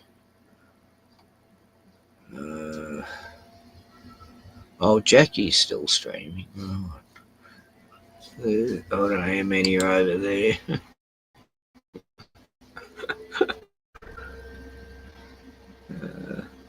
One watching. bit like my channel. Angels Don't Fall's in the chat, and I can't hear anything. I don't know, Jackie, what are you doing? You got nothing happen on your channel.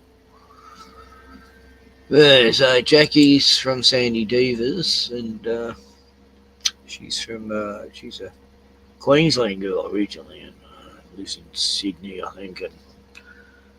And atheists, I've asked to come on my show and we'll debate God and atheism. Well, I know she's not going to trigger me. Everything she says I've heard before from all the other atheist friends, and she's only 32 or something and just learning. That's fine. At least she questions things and disagrees with everyone. I think that's why I like her, because she doesn't agree. She just wants to, no, you're wrong, I'm right. Oh, it's funny. Anyway. Well, what's Andy talking about? Let's see. Which man do I think covering right now?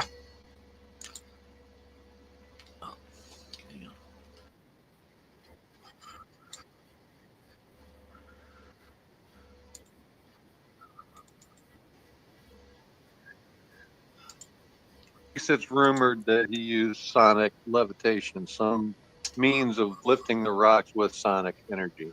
Yeah, that's what they're saying. That's how the pyramids were built, with his I've actually technology. seen enough examples of that to believe that is a possibility. Yes, sonic. Yep, you're right. Sono levitation. Airships could have also Roger. built pyramids. Yes. I moved that link that's above the video link to the bottom. There's no one here who would have been on my channel anyway, so she's not stealing my customers from me. But right, what's the link? Splatter's got a link. 14 seconds. Okay, well, you guys can talk about it. I'll be right back. All right, here we go. Go on, Splatter. Yeah, that's nuts. This did eventually fail. It has been reworked by a team, and it does not operate as it did originally. Like Jose was saying, you could move it with a single finger. Just pressing on it a little bit would make it swivel. It's not like that now. It takes some energy to move it. It's not as perfect as it originally was. Okay, well, I gotta. This just bounced on, so I gotta turn it off. Yeah, and you got to remember it's 9 tons, and there's a rock right on top of it. There's got to be metal that went through the coral to the ground and to the top for it, so people can swing it without no hesitation. Just with one finger. That's nuts. That's what blew me away. Getting the balance just exactly right on that would be a trick, dude. Yeah, Holy crap. just for one person, that is crazy. Yeah. Yes. Yeah. Yeah.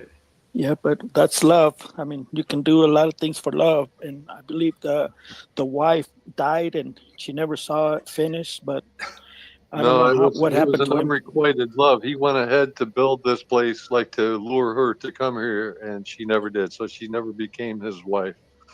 And that's why, like, he was celebrating in his writings and like even in like folk song, campfire songs or whatever about his Sweet 16, and everybody thought that was referring to the unrequited love, and it wasn't. It was a homage to his generator. Oh wow! Okay. What side one are talking about? Homage to a generator. And one thing I also noticed that I've been looking at many buildings like from India that they were carved out of one rock, and they turning black. Because I remember all those buildings, they were like lighter. Now they have mold, like black mold on everything, on everything that is ancient, like the Tarian, the what do you call those churches? They're cathedrals. Cathedral, yeah. Yeah, Yeah, like the cathedrals, they're turning dark, and I don't know if you also know that was happening in Washington, D.C. a few years back. The monuments were all getting this black. Curiouser has found a couple of things that she believes has changed in her in the ever-changing painting Son of Man. Oh, oh God. I mean, what? I don't even know this painting. I mean, I got below 10 degrees in a while. Ugh. 10 degrees All and right. plus around here. This is a rewind. I'm doing it because Jackie was asking about the background, and I think we covered it, but just in case we didn't, I didn't remember. We have to look. So, credit Curiouser and Curiouser. Curiouser has found a couple things that she what's believes the fucking she Curiouser? has changed for her in the ever-changing painting Son of Man. Ever being Mandela'd over and over and over again. Yeah. Move on. Quick. Next. Question 1. What color apple and tie do you remember? I don't. I made them gray. For this painting, I don't know what fucking paint it is. It Please put color, comma, color. Apple and tie. Or you can do color and question mark, or question mark and color. Anyone in the audience? Or IDK, I don't know, is fine. What was this to represent? I don't know. Like, what's the context for this guy? I don't know. That's the painting. It's called Son of Man. Flesh. Oh, painting. I knew it. Flesh and flesh. What is ish. this? Flesh and flesh-ish. Flesh and flesh. Perfect push. Got it. Green apple, red tie for Jackie. That's what my mind says, but I don't have a reference for it. You know what I mean? Like, just seeing it. How would Jackie know this painting? I don't know this painting. I think I've heard of it. I mean, I know it of Son of Man. I mean, I don't like that art at all. I fucking hated it. Depressing to me. Never seen it. People say, yeah.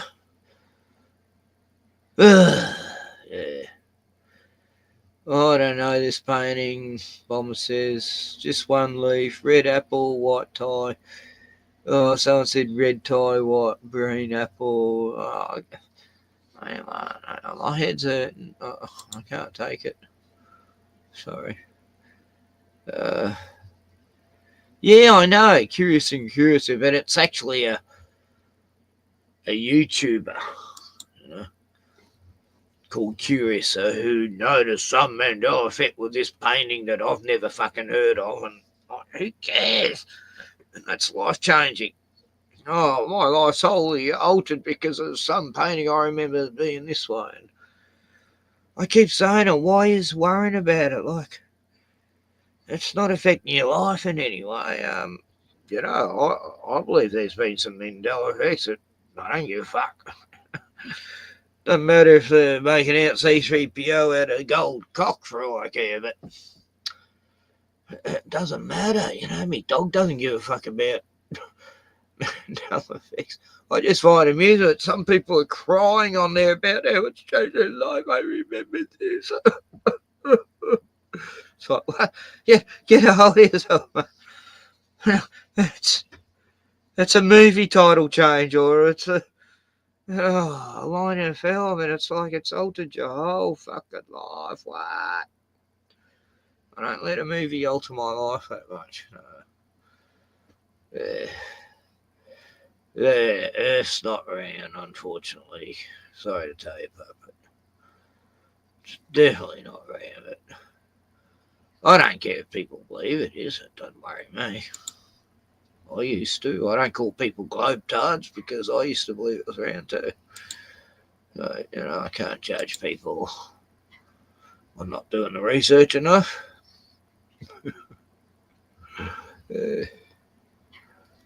Three watching. Who are these three? I'm waiting for Gordon to turn up. He's just got his computer working again. last week, was it? He's probably passed out, sleep, and shit.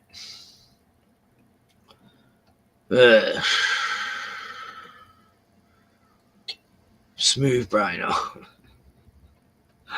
Reptilian brain.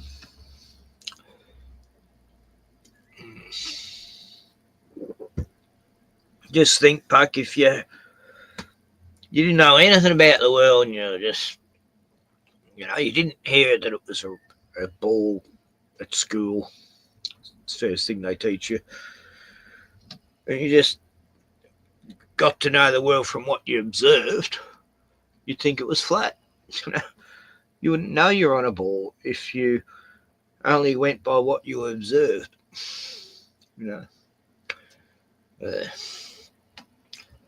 That's putting it simple. And I know aeroplane pilots. One of me, a good mate of mine, he was a pilot once for VHP, and he never saw a curvature up there. No, that's cool. No, you don't want to fucking answer. Oh, cool enough. Fair enough.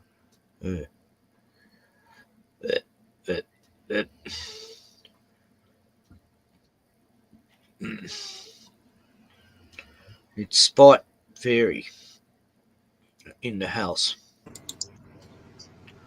Oi. You don't have to convince me, man. The only No, reason I want to. I mean, I'll make a few statements, but how's my new Tron lights up there behind my chair? Oh, they look pretty cool. Oh, I thought they were the zippers for the.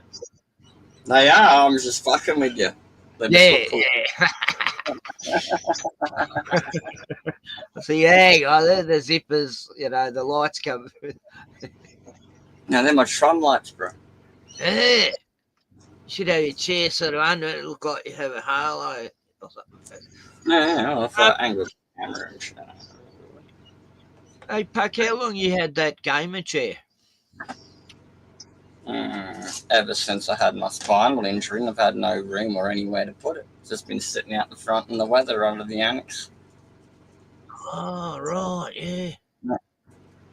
One of my one of the Elflet's gaming sons, the chill with, gave it to me. He had two of them. He was throwing out in the shed before council throw out. He said I can have my pick of them. Excellent. The armrests aren't even disintegrating yet. Oh, nice. One on the armrest. It's like brand new compared to me. No, Tiani had one here, and I'd sit in. It was so comfortable compared to this fucking chair. I love this headrest thing, man. This headrest majiggy. Yeah. No, I'm getting one soon. It's got a lumbar majiggy as well. So I got me a lumbar, and then I got me head majiggy, and it leans back, and it's also got a fold-out fucking footrest, but I've got a different footrest underneath anyway.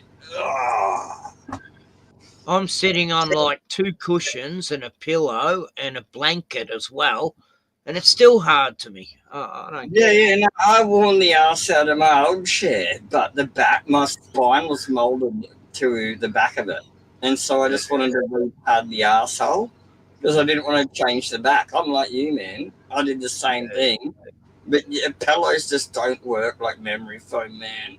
They're just as soon as you squish them and don't fluff them every day, and if you sit on it, just like sitting on another brick.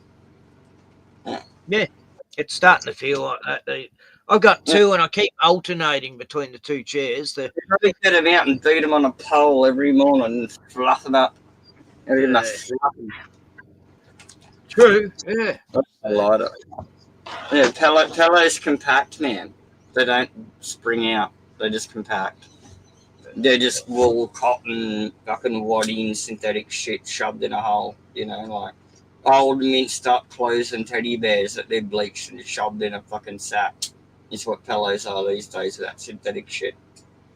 Even a car seat cover would be more comfortable. Car seat would be more comfortable.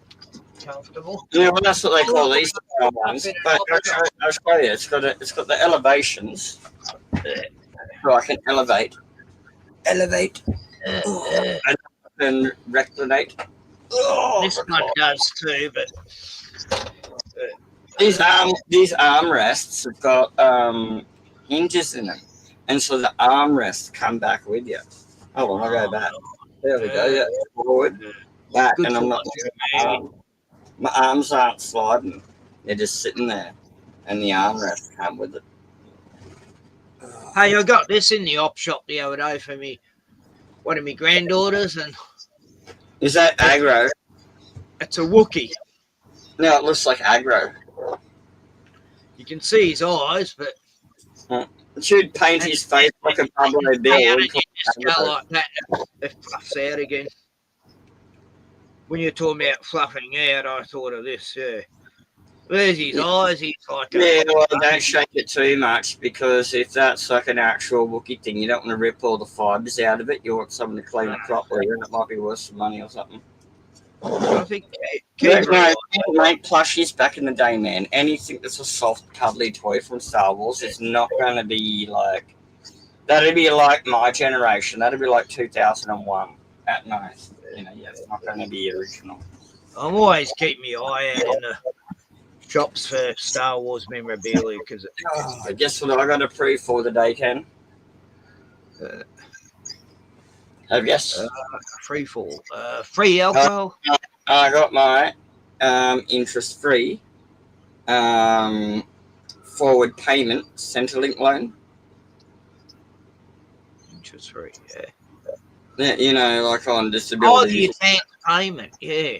I got my advance payment in today, and that's going to get my power system sorted with the connectors I need. It's going to get my desk refitted. I'm going to use as many materials from my old van that I can gut, because I've still got it, as I can. So that's going to cost me nothing. And it's just going to be a temporary desk here until I get everything else sorted and get my shit set up. And I'm either going to be able to fix my gaming PC for very cheaply, or I can just flat out buy a gaming laptop. And so I can run 2 monitors and the laptop all of 12 volt. Without even needing the inverter turned on, wasting inverting power. You only need that if I want to run a fucking washing machine or an angle grinder at that point. So, when you play games, have you got like 16 RAMs or something on your computer? Yeah, I got 32 gig of RAM. And, yeah, I got like a Ryzen, like 1040 and shit. Because they reckon I haven't got enough RAMs. I've got 8 or something. I don't know. No.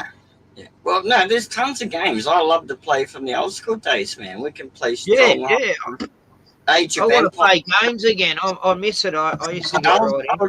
I'll jump in you with Age of Empires, and you've got your own little town and your own little army, and I got my town and my little army, and we just gather resources on the same map until we're talking to each other. We're like, all right, we've got to go mute now because we're going to attack.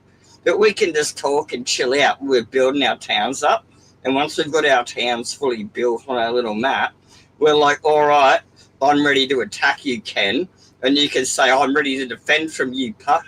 And then I'm like, well, I'm having at you. It's like, you're going to meet me in the field, or do you want to use your castle walls? And we just and then we just like cut mute, and and you're coming at me, and I'm going at you. But you got to cut mute when you start fighting. But we can talk and build up our towns and shit first. And that's like Age of Empires. You know, you take your half of the map, I take my half, and then we just like fuck each other up in the middle. We don't have to kill each other at once. We can just take our little armies in and fight a bit at a time and see how we go and just learn the game. You know, we don't have to go in and kill everyone. Yeah, I have played online. I used to play online with a few people, but I've forgotten how to do all that. Yeah, no, I can talk you through it. Yeah, I can talk you through it, man. It's all good. Fuck, it should be sweet. Yeah. Like I say, dude, do you have mains power there? Or you're on... Oh, yeah. Okay, yeah. So, if I end up getting a gaming laptop, because it's going to be more economical on power, and I can still fix my gaming PC for a couple of $100 and upgrade it for you, They've already got a brand new power supply for it. It was $80, and that's probably all it's going to need, other than a graphics card swap.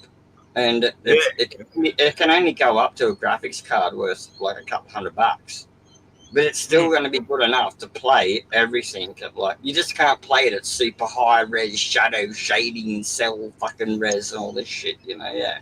You just play it at regular level, But it's still going to be. It's going to be a shitload better for uploading streams and shit, dude. It's going to encode a shitload better, even if you're not gaming on it. It'll still be better than what you got just for YouTube, dude. Just because it's got a better core in it, I played the Doom games. I played Far Cry. Oh, Doom. One of them zombie ones. Forgot what it was called. Oh no! Yes. Can you Escape? You mean Turok or Escape from Tarkov? Yeah, I've played the 4 Turok games that I could. Yeah. I used to play it on Nintendo 64. Oh, and Turok, yeah, same, yeah. I'm just wondering, have you Turok 4 on the PC? Yeah. Have you ever played anything on? And get your Discord sometime, and you can share screens, and I'll show you how to look at your system and show me the specs. And so you can just pull up this page and just share that page or copy it to me. And that'll be your system specs, and I can tell you what you can play and what you can't. It's just a thing in your console, and you go to system, and show my system specs, and it's just it doesn't show you your Wi-Fi's and your passwords or nothing. It's just like, this is your graphics card, this is your CPU, this is your gaming core, this is your RAM, this is how much hard drive space you have, blah, blah, blah, blah, blah, blah, blah. And it's just basically a rundown. So if I look up a game and it has minimum specs and they don't fit what you've got, there's no point buying it. Because I know a lot of people that get stuck with older computers buying the newest game and they can't play it. It's like, dude, you just got to look up what you've got. It's in your fucking system. I'll show you where to go look at it. And then you can play anything you want as long as you check that first. And I'll get... Shadow of the Tomb Raider I was playing, but it's got a glitch in it where you can't get past a certain stage. I was thinking about, when I get my new system set up, I was thinking about gutting this old laptop and taking the shell off it and using the screen, the speakers, the mic, the camera. You get a new keyboard for it because the keyboard's fucked. I got to use an external one. But then I can just basically, if I'm fucking around with the motherboard and mount it even more miniature, I can just have a little mini keyboard just fucking stuck to it with a little wooden box. But I want little drawers on the side where you pull out Nintendo controllers. And I'm going to make a little emulator arcade box out of it that's got a lid that closes, so it looks like a wooden painting box, but you open it and you turn it on, and it's all retro, like an old school speaker looking thing. But you open the drawers and you get Nintendo controllers and you play Street Fighter and Sonic the Hedgehog and shit. Because this is an ancient computer. This is like a 13-year-old laptop, man. But for emulating 150 gigs worth of old Nintendo games. It's like all of them. It's like they were like fucking 16 megabytes a game.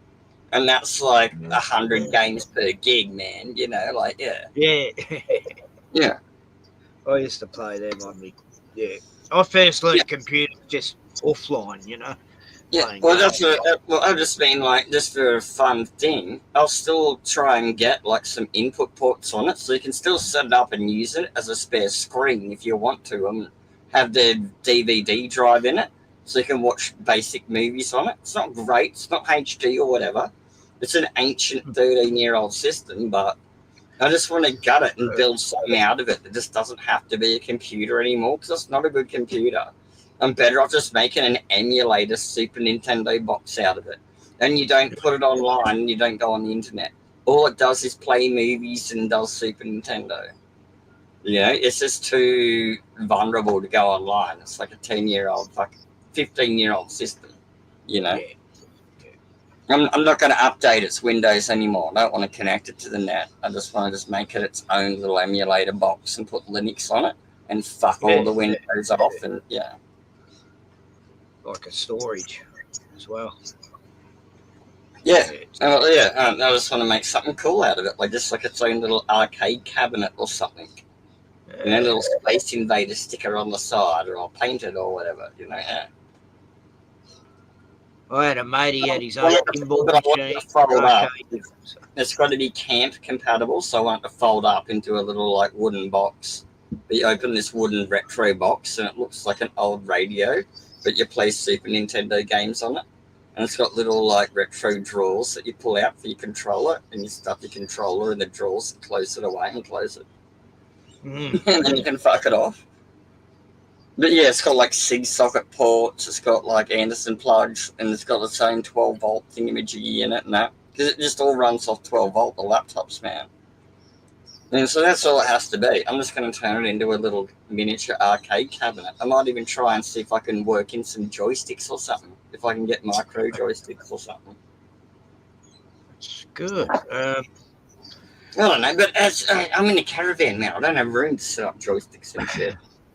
That's why I just think if I could like gut the whole bottom out of it, so it's just the screen, and I could mount maybe even the shit on the back of the screen with its like drive and stuff, so it plays DVDs and it has Super Nintendo controllers, and that's it.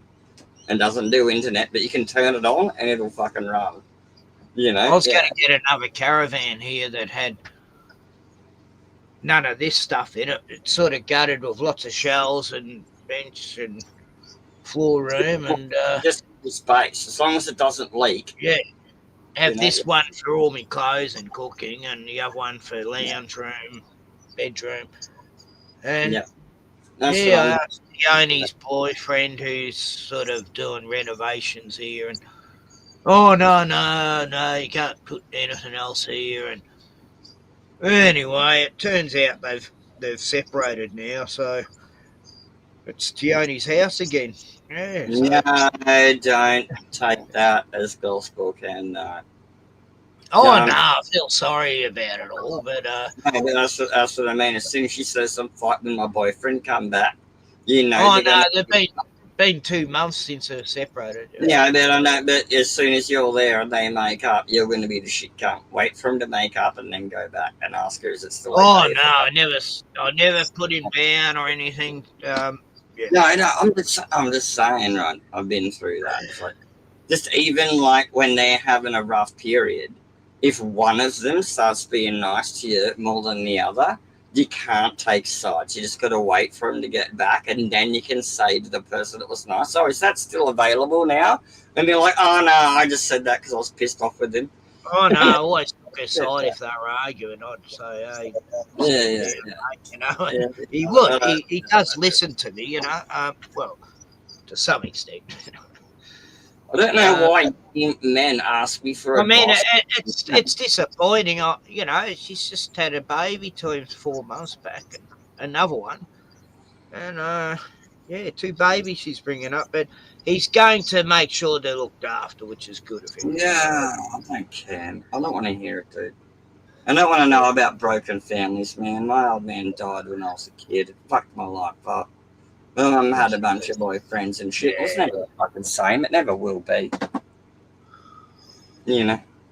No, she lost. Even if I hated the mother of my children, I'd make a point that we have to live together and fucking get along. Even if we don't talk, you have your own bedroom, I'll have my own bedroom. But we're going to cook dinner and sit down at the table every night. We don't have to watch TV and movies together. But every night when the kids come home, before like 8:30, we got to pretend to be fucking okay at the kitchen table.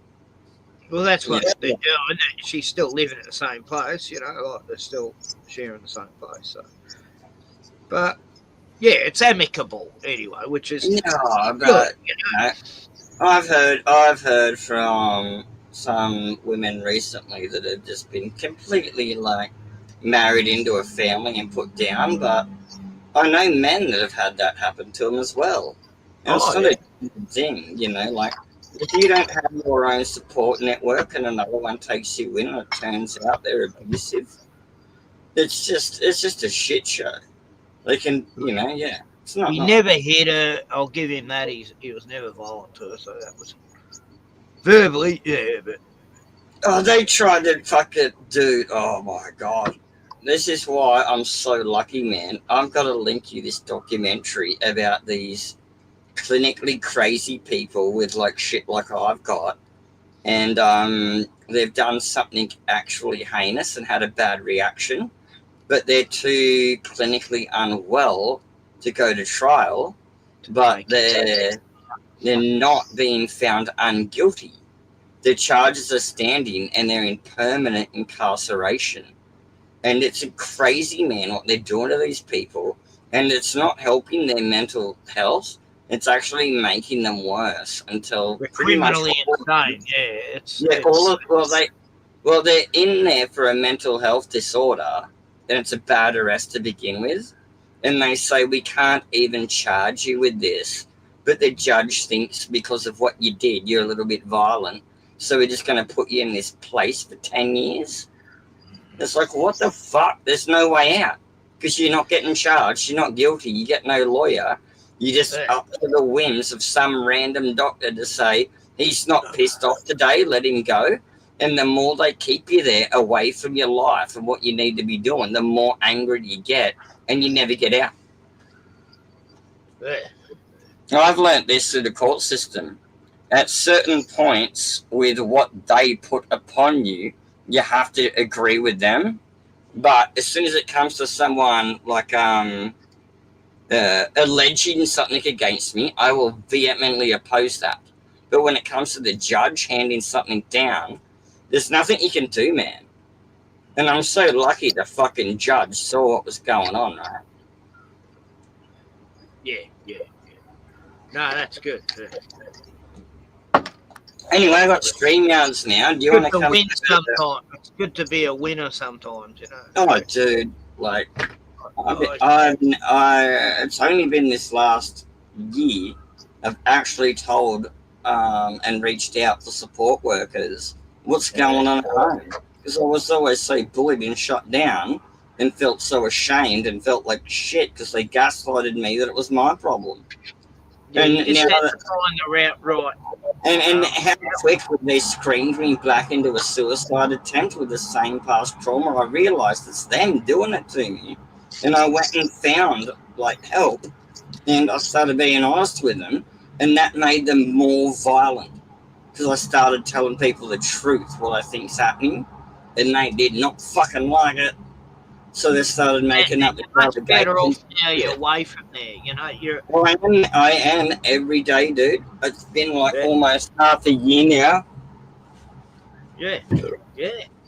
Yeah. And you're doing much better already, you know. Yeah, man. Every day, dude. The further I get away from it, away from a certain environment, or you'll never. Yeah. The further I get away from them, the less I have to think about them now. But when I was in their vicinity, I was just stuck with rolling over their bullshit in my head. And now that they're not around me, and I've actually, instead of them blocking me and saying, go away, we're taking your thing away from you, I've decided this time, no, I blocked you, you can't have my thing. And just that mental change in itself has been really powerful. I had to do that myself with my family because I left the cult. They all kept treat me like shit and shunning me, and they're just nasty cunts. And yeah, so I just pretended they didn't exist anymore, and yeah, I got on with life after that. I didn't feel dragged down by their judgmentalness. Well, I'm trying to. I'm still going through the mourning process of what I believed my old life would be. But the further removed from it I am, the more I can reclaim who I can be now. Does that make sense? Yeah. At the same I'm time, not trying to. I'll still talk to them if they want to talk. No, absolutely. But I don't get in arguments with them. It's going to take me a long time to do that. I would love to get there, Ken. Yes, I would. Maybe when I'm older, before they die, I'd like to have Christmas with them once. That's about what they got at the moment. Yeah. But only in time, a few family Christmas, celebrate Christmas. Well, you know how they say time heals wounds. Yeah, it does. You know, right now I'm not ready for it, but I hope one day at least I can spend a Christmas with them before they die. Yeah, 10 years. At the moment, I don't care whether I do or not. I just think it would be a nice gesture to do that. I don't want to hate people because that puts the pain upon me and my soul. Hate's such a draining force, you know, it takes all your energy away. Oh, dude, but I get stuck in my fucking mental spirals, dude, and I literally hate the entire world, what it's done to me. And everyone gets fucked up by it. But it's nothing individual. It's just me literally just One of the hating. hardest things I found in my life is to forgive certain people, you know, to actually forgive them. It's not an easy thing to do, to forgive your enemies. And I contemplate it a lot. I do. I've got a peer support. Some of them have changed since we were enemies and become different people and better people. And because I gave them a chance again, you know, they're in a bad place. And because I didn't give up on them, they did become better for it, you know. Oh, yeah. I had to walk away for a while, and then when they're in their moment of need, I'm there. Yeah. Yeah, well, that's Mate, what I've never always been there for anyone, right? Because I'm just so like stood off from society. Ever since I finished high school, I've been just hiding away on the family farm doing my arts and crafts. But if someone rocks up and needs a hot meal and a tent for the night, I've got one. I'm literally like the Boy Scout, man. They're like, oh, Elfo, can you drive over and do this thing for me? I'm like, yeah, what do you need, a fucking house in your backyard? Yeah, my last place was like that off the grid for 15 years. So many people stayed there. It was like I was meant to be a hermit, but God, I put a lot of people. But yeah, I just had a friend. I just had a young friend. You know what it's like when you're like 23 and you're still stuck at home in the basement, but your girlfriend moves into your parents' basement, and then you just have an argument with your fucking folks, and they're like kicking you both out now. Well, I've had those motherfuckers rock up to my place, and I'm like, fuck, all right, you can have my room, but I'm sleeping on the couch with my dog. But the dog never sleeps with me. He goes in and harasses them and sleeps on top of them. Fuck them. But they don't know what to do. They're so destabilized and shit. I'm like, bring your dirty clothes. I'll cook your dinner. We'll get it fucking sorted. And there's a bed for a few nights, but it's going to smell like me until you take it out to the laundry. And you got to wash that shit if you want to fucking... Yeah, it's like my dog. A mate of mine, he stayed at my place for a few years with his 3 kids. And when I brought home this Rottweiler, my mate Sean gave to me, I'd known him ever since he was a puppy. He's only 2 years old. He's go, oh, no way, Ken, they're dangerous dogs. And, oh, no, his kids love the dog, and that dog slept at the end of their bed every night. Do you know Rottweilers are actually bred as nanas for children, dude? They will literally sit there and give no fucks on the couch. He was so in the backyard. He was brought up with 2 babies, you know. So yeah, you know a Rottweiler with its bed on the back porch. It'll sit there and not give a fuck all day. It doesn't want to go for a walk with you. It's not highly energetic. It doesn't give a fuck. But as soon as the kids are home from school and they're in the backyard, it'll get up and play. But if anyone touches their fence when the kids are outside, it will actually like go skits. But if a random postman rocks up and the kids are at school and your Rottweiler's sitting there, it doesn't give a fuck about the postman. It's only when the kids are in the yard, it will go fucking nuts at shit and rip a hand off on a fence. That's what my Rudy dogs are like, man. They're all half Rottweiler. It's like you don't touch fences and shit. Not the backyard.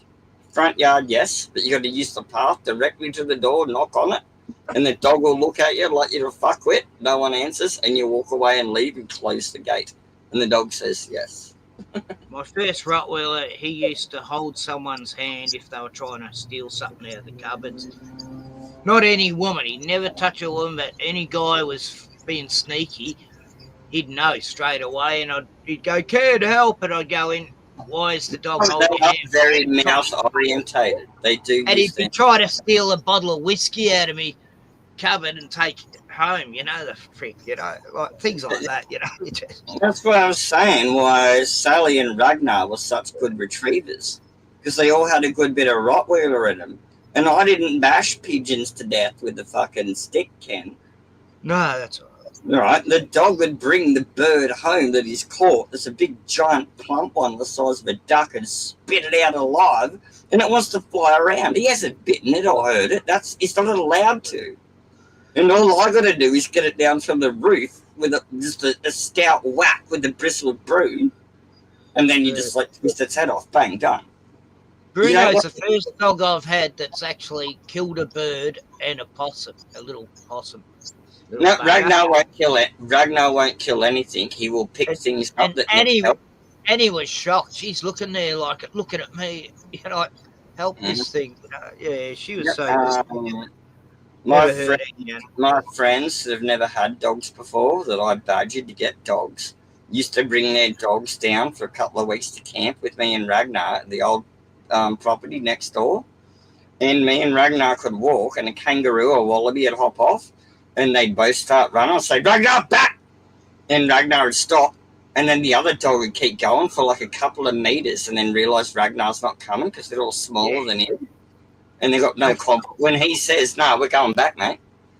And it just always brought him back. And, yeah, like... It's like that with this other dog, Rocky. He was the alpha dog, and, like, there'd be 4 of them, me pit bull, me 2 other Rottweilers.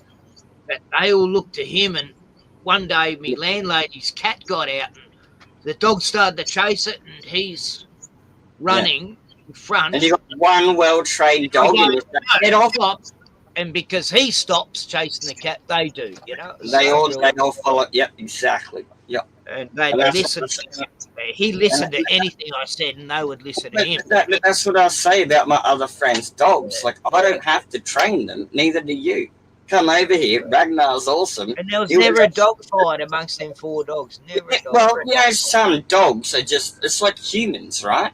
Some humans are super smart, but they couldn't explain the Big Bang to you for fucking shit from play, right? Whereas you got like some humans that are just natural born teachers, and they can tell you what the color red means. You know, yeah.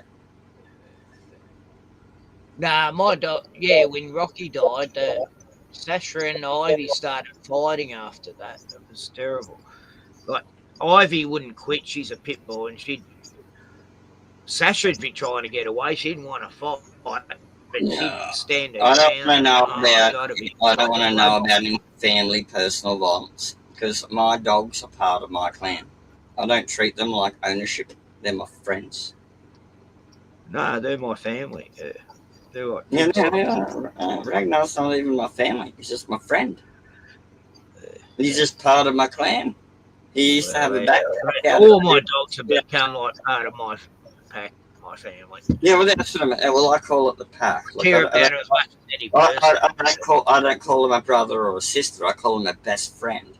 I don't say I'm their daddy or they're my son, or, you know, I don't do that. I just say you're my friend. The door is open. Here's your backpack with all the shit you want. If you want to go down there and play with the kids all weekend because they're having a birthday party, and we've got no fucking gate here up the back soft side of town, because it was all on top of the hill at the back side of the old village. And so dickheads and speedway people didn't go up there. It was just all the little old nanas. And no one had any fences in the old 1940s cottages. And Ragnar could just like leap these little 2.5 feet fences and get down to the bottom of the hill.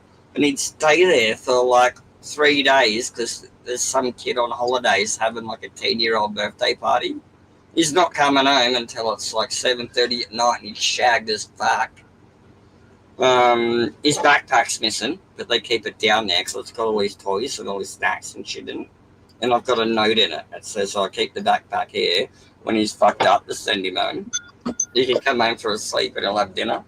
You just give him snacks and shit all day, I don't care. He'll tell me if he doesn't want to have dinner. I'll know whether he's eaten or not.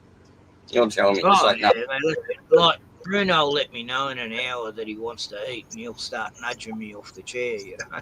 Yeah. He never lets me forget.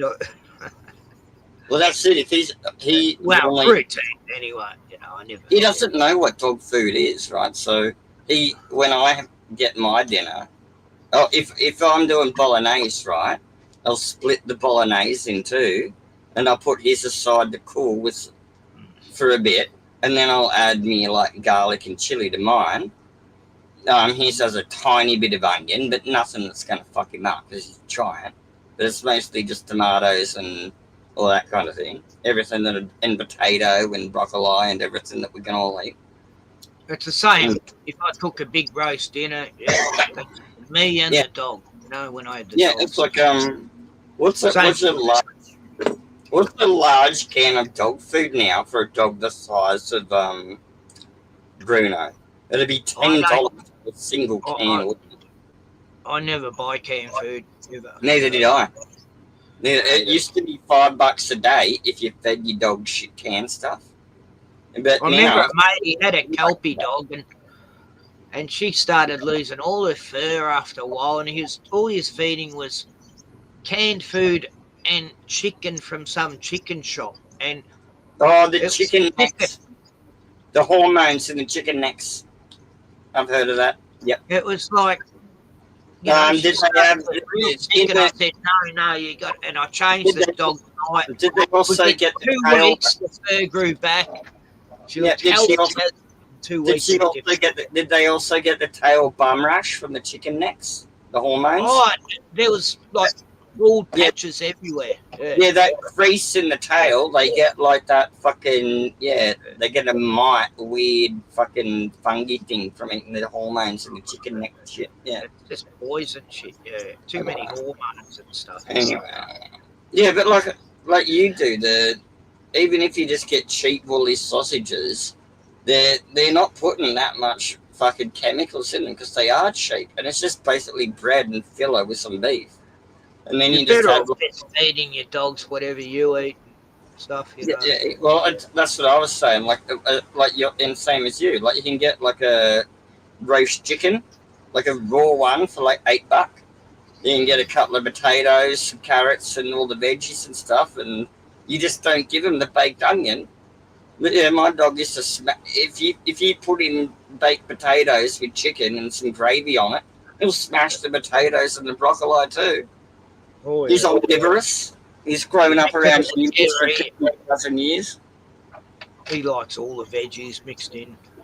Well, I cook his food each week too, you know, with lots of veggies. No, you got to have your gravy, mate. Yeah. It's like I was saying, I made my dog bolognese, and I didn't put herbs and spices in his. I separated it too early. And then I'm the same with onions. I don't use onions now because I want to share it with Bruno. You know. Yeah, well, that's what I was saying. I put same my with all my dogs. I love onion, but onions and garlic I put in mine. But I always, when I've got the whooshka going, I pre-roast in foil my onions and garlic, so I can just like smash a bit into my bit at the end. And when I do a roast, I roast the onion, so I have it separate from it. You know. Yeah, exactly. That's what I mean. Yeah. You just even if you've got it in the stuffing, it's not going to hurt it as long as you're not giving them a fucking palm full of stuffing. You know, but it depends on the size of your dog too. If you got a little Jack Russell, you know, don't even give it a fucking chopped chip. If you've got something that weighs 60 kilos and is the size of fucking you, he can eat a fucking chalky cookie and doesn't give a fuck. Yeah. They're as cheap as to feed as a cat, eh? Anyway, yeah, I'm just saying. In town, Daisy, oh God, she's funny. The cat used to beat her up, and I taught the cat to get along with this dog, you know, and stop beating it up. Yeah. It's so tiny, it's like smaller than most cats, you know. I never knew dogs got that small. We never lived in town, so we never had pets that fought. And we always had black and white pets. I had my little dump cat when I was a kid, my little black and white cat named Shira. And then we always had big black and white dogs. And the cat and the dog used to drink out of the same bowl at the same time. And the magpie would walk up because it's black and white too and go fucking net, yeah. And the magpie you weren't allowed to fuck with because they're territorial. And during their nesting season, when magpies want to chase shit they don't know, because they know all of us. They don't chase us. But when strange birds come in trying to eat our fucking peaches and our plums on our trees and our pears and shit, the magpies fuck them up for us. And we've got a special whistle. And that means you're going to get a leg of fucking chicken or some ham or something. If you come down and fuck that bird in a tree, we're going to toss you a leg of chicken or some ham or some scraps. You know, you'll get something. That's the rule. If we whistle you up to come fuck up the parrots for it, that's what I was saying. I hate rainbow lorikeets because they come in mobs of 50, and they will, even before your fruit's ready, they'll sit around and literally chew the flowers off your tree, so you don't get no fucking fruit, none. And if you don't got no magpies to go fuck them up, you know they fuck. Anyway, we had cats, dogs, and magpies all trained to fuck up these motherfuckers.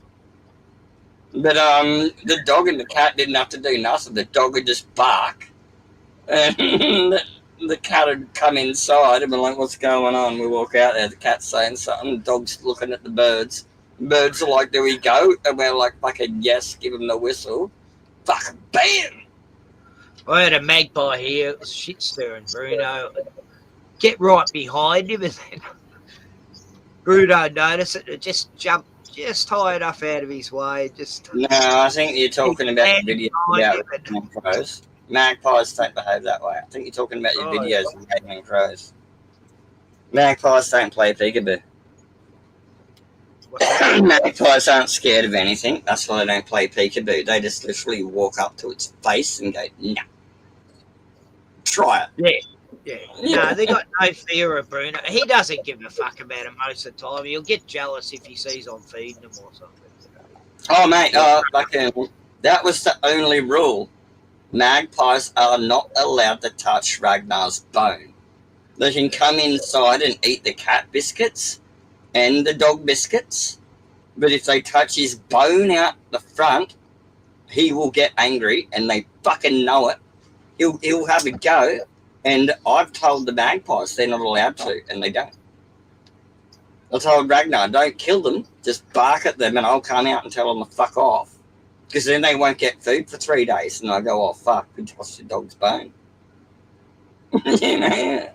I'd have Tiani's in the house, and this Karawong used to get his bone all the time, and it'd find it on the veranda, and it would actually pick it up and put it on this bench so he could see it was eating it. It was just, I swear it was purposely doing it to stir it. You know, to be going, "Rah, rah, rah, rah, get off me bone." What I used to do out the front door, what I do is, because mum's dogs are always shit, and these little dogs, and if they got hold of a big bone, they'd die. So I used to, like, once the chicken carcass had been raped, me and Ragnar had ate it all, and I do want to give it to the magpies.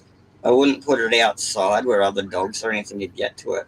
I'd put it up on top of the concrete water tank, because there's like the steps up to it, and it's like 10 feet off the fucking ground, and it's just like this big giant boulder of concrete, and I just throw it up over there, and the magpies would dance around on top of the water tank, and she'd come and go.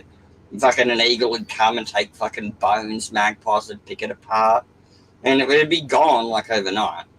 You know, the possums will come and fucking grab the rest and drag it up a tree. Yeah. But at least the next door neighbour's dog didn't die from choking to death on it. You know. No, I never give them cooked bones. You know. There's a lot of eagles around lately. Even like I've noticed a new lot. I think they've had babies, and there's this young lot of eagles flying around on the way to sale. How long? It's good to know they're not, you know, How long's it been since we've had the last catastrophic fires? When were they? About 7 years ago. 2019, I think it was, wasn't it? So 6 years ago. We had one here on the edge of town for a week. No, I mean the big one. When was the big 2019? One? Yeah, just before COVID. Yeah, and now you're saying it's taken like almost half a decade for these species to, and I'm the same on the coast.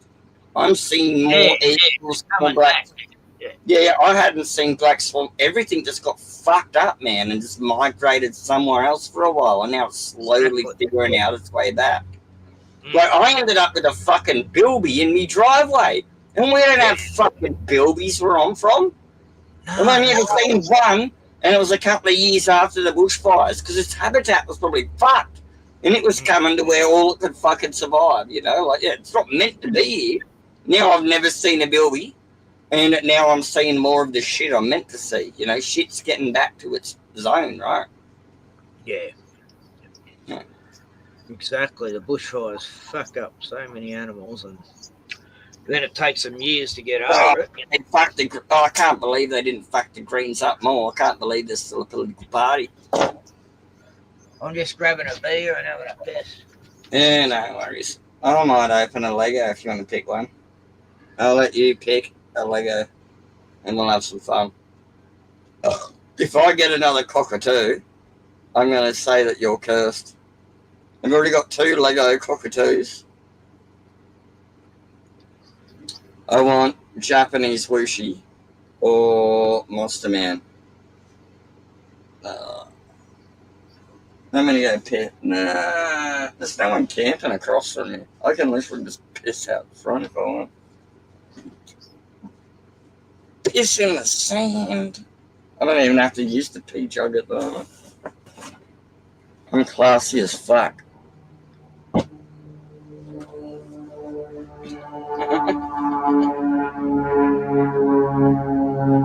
Actually, I might do that. Better back.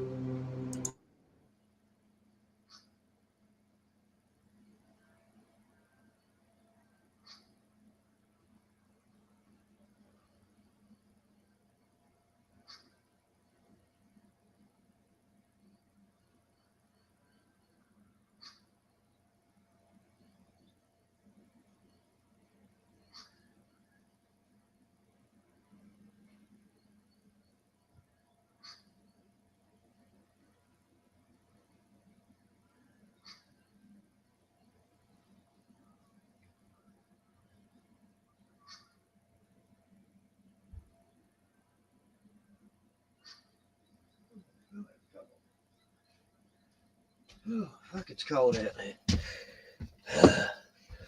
Temperature drops so quick now. No. Welcome back. I'm also going to turn on my heater. Oh, God, it's cold. Out there. It's warm in here. I got my oil heater on it. Warms it up pretty good. I got my diesel heater working properly, and all it was air bubbles in the line in last year's diesel. Yeah, and I filled up the full tank, and it only takes 6 litres. No, 8 litres. And my jerry can for it's a 10-litre one. So I've still got 2 litres left over. So I'm going to give it a savage run, and I've marked it with a pencil. And I just want to, like, give it a massive run for, like, fucking leave it on and have maximum heat as much as I want. And then I'll measure it tomorrow morning and see what percentage dollar value literage I've used with my brain math. Yes. I've got a petrol generator. It's about a 3,500 watt. Pretty noisy fucker, but yeah, I got the Honda going out the front. That's petroleum, but I've got an inbuilt heater as well that has its own tank out the front that takes 8 litres of dieseline. And it just runs off diesel, like an actual oil, not like a petroleum, not like a refined, you know. This one takes about almost 20 litres. It's a monster. Yeah, you got the massive pump ones. Yeah, I got the little one that takes. I've got to do the same. I've got to change all the petrol in it and drain the line. I get 2.5 hours out of 2.5 litres gets me 8 hours while I'm running a 20 amp charger on my batteries and running everything else. That's good. Yeah. Yeah, I've and so got that's a little generator on French Island that used about the same. Yeah, 2.5 litres a day. I'd like to have a go at making a generator out of a washing machine drum using the copper fucking drum coils and the motor and shit. And all you need is like an old whippersnipper engine to run it off some fucking plastic burnt off in a drum like them Pacific Islanders, mate. I want to have a go at making one. I'm not saying I'd use it on a caravan. They're not going to let you burn off fucking beach plastic in a fucking caravan park, but you know, yeah. I'd love to have a go at trying making that fucking crazy fucking Armageddon shit. Me and my brother used to make biodiesel and stuff and all that shit and fucking rebuild fucking little engines and stuff, but nothing like a car or whatever.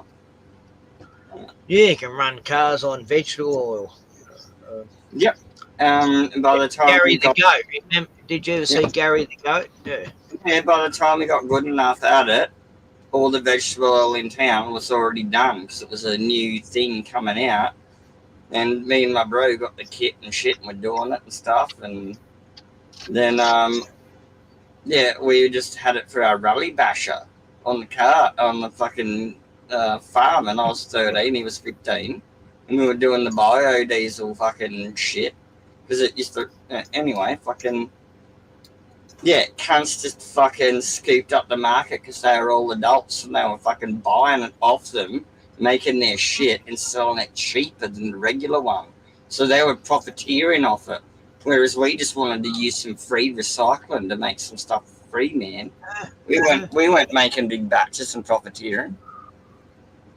Well, Gary the Goat, he'd just go around Australia and get all the old oil from places like fish and That's chip what I'm shops. saying, Ken. Once it became popular, people will do giant batches of their homemade biodiesel and they'll sell it cheaper than the diesel at the shop. And so they're upvaluing it. And they've literally got cash to walk into the takeaway. And instead of saying, can I have a drum of old oil? They'll say, oh no, someone comes in and buys our old oil off us. Is what we got told constantly. Someone buys our oil off us. And we're like, what the fuck? It took us ages as kids to figure out how the economy works and what they were fucking doing. Yeah, they have to change the oil quite often, and a lot of fish and chip shops have been guilty of not doing But that's what I mean. If you can That's why take they that, shit at some fish and chip shops because they don't change their fucking oil. well, that's what I mean. If everyone wants that oil to make free petrol, what if someone makes free petrol but also sells it to other people? So that way he's getting money back. And then he can go to that takeaway person and say, would you like a portion of this money that I get from turning your old oil into biodiesel? Would you like 25% of this money if I do the process and I make my money, and then you can make money by me taking your oil? And that's what happened when me and my brother tried to go and get drums of oil from Chippy's man. They said, no, someone comes around and buys it off us. And they're buying it off them to do these big batches of biodiesel and resell it. It's totally illegal, but there's literally like a black fuel market. Look at the price of petrol. And there's no chippy in Australia now. You could actually go around and actually ask for a drum of oil. There's always going to be someone buying their recycled oil off them because that's exactly what they're doing. Every single fucking one of them. Scammers. It's like the rubbish tips. They put everything into a communistic order where you can't take anything from the tip. But I used to build a whole shed using free stuff. Yeah. I'm lucky in Maruya. My tip bros fucking used to find excellent stuff. Yeah, my tip bros are awesome in Maruya, man. They help me live shit. They help me live shit out. I went there with my spinal injury and I had like 3 months worth of beer cans and they put them in that thing fucking for me and handed me back the cash. And I'm like, what? I don't need like fucking $150, cunt. What do you want for lunch? I'm going to go cash this in fucking Woolies and I go to the bakery. And then they're like, oh yeah, we want this pie, we want that pie, sausage roll and Nanish tart. And I got them a cup of chalky milks too. And they put it all in the thing for me, man. I didn't live nothing. I just rocked up with all my shit. And in the bin man at the tip did it for me because I fucking know me, man. This dude's an MMA fighter, for fuck's sake, too. He's like, oh, little Elfo, you're fucked up. I'm like, yeah, do it for me. He's like, yep. I'm like, well, I'm gonna go get you lunch. Because they know I would anyway. Like, they didn't even ask me to. I'm just like, yeah, well, you're giving me a giant voucher here, bros. I'm going to go fucking get some lunch and shit. What are you doing? Can I get you a 6-pack? And they're like, nah. And I'm like, well, I got you. So I got them some 6-pack of lemonades to the fridge in like the kiosk. Yeah. Yeah, like this mechanic I used to go to, an old bloke, and I'd take my car in, he'd fix it up, and I'd go, what do I owe? And he goes, don't worry about it. And I go, oh, mate. And I'd go to his wife, oh, what can I get him? Can I get him a 6-pack of beer? Don't you dare. He's been off the alcohol 15 years now. I go, oh, okay. And I go, but they were so nice. He's not operating now, but no, that's it. No, you got to keep working on, dude. My lawyer, that's what he was like. He didn't want to stop. Yeah. He didn't have to work. My lawyer that fucked up Mum and Derek nerds out with me talking about coffee because I know like cooking science, but I don't drink coffee. And I'm saying, yeah, I know all these processes you're talking about and all these fancy things. I know what you're talking about. I just don't know how to do it. And it's not my thing, man. I'm not a coffee person. You can just give me some blend 43 Nescafe and I wouldn't fucking know if it's Italian or not, right? Anyway, and so I said, oh, what can I get you for helping me out? He said, oh, don't worry about it. I said, well, you're a coffee fiend, so I'm just going to get you some chalky muffins from Woolies because your office is just literally across the block from Woolies. And the day that I got paid, after he beat my court case and we fucking slayed it, was literally like a week later, I got a packet of fucking chalky muffins and walked it over with the receipt straight across the street. All I had to do was wait for the lights across the street, straight up his office. And he was away for the day. Just for what reason? Yeah. It was his fucking birthday. And here comes Elf rocking up on the right day that's his birthday to the girls in the office. Here's a big bunch of cakes. Eat as many as you want today. Just save one for him tomorrow when you got to embarrass him and sing him happy birthday for me. And he literally stopped in Woolies the other day and tapped me on the shoulder, my lawyer. And like gave me like a bro hug and shit. And he's like, oh, cheers for the muffins for my birthday. You're the best fucking defendant I've ever had because I fucking believe you, motherfucker. It was like, it's great. See him outside of a court space. And he's like, you're not full of shit, Elf. I'm like, yeah, I know. I said I was going to get you some fucking chalky cake for fucking helping me out. But the day I rocked up with it was his actual fucking birthday. I didn't know it was his birthday. I just said I'd get him some cakes because I don't know coffee. You got to have cake with your coffee. I said I'll get you some pastries or something. And yeah, so. But yeah, how weird's that? The day that I dropped him off was his birthday there. And I've got fucking well, that's cake. like last time Ryan was here, I bought this harmonica for little baby Kiva because she likes playing the harmonica. So I bought a brand new one for her and got him to give it to her. And it happened to be her birthday when, the next day, so that worked out perfect. I didn't even know it was her birthday. And he's going, hey, Ken got you this for your birthday, Kiva. Well, they call it the synchronicities. Yeah. It was like, good time as well. I forgot. Yeah, you'll think, oh, this person will like this thing. I'll give it to him next time I see him. And the next time you see him, it's literally like the day before their fucking birthday. And they're like, oh, I got you this. I didn't even know it was your birthday. There you go. Because I was down here, they're in Melbourne, so he was down here putting in a kitchen cupboards. He's going to finish all that, even though they're separate. But yeah, no, that was a good time. Well, this is the vibe I want in my new Spike Fairy channel as well, Ken. I don't want to go on about real life and whinging and bitching. I want to keep it to Dungeons and Dragons, sword and sorcery, ancient myths and legends that are history, but also modern myth and legends.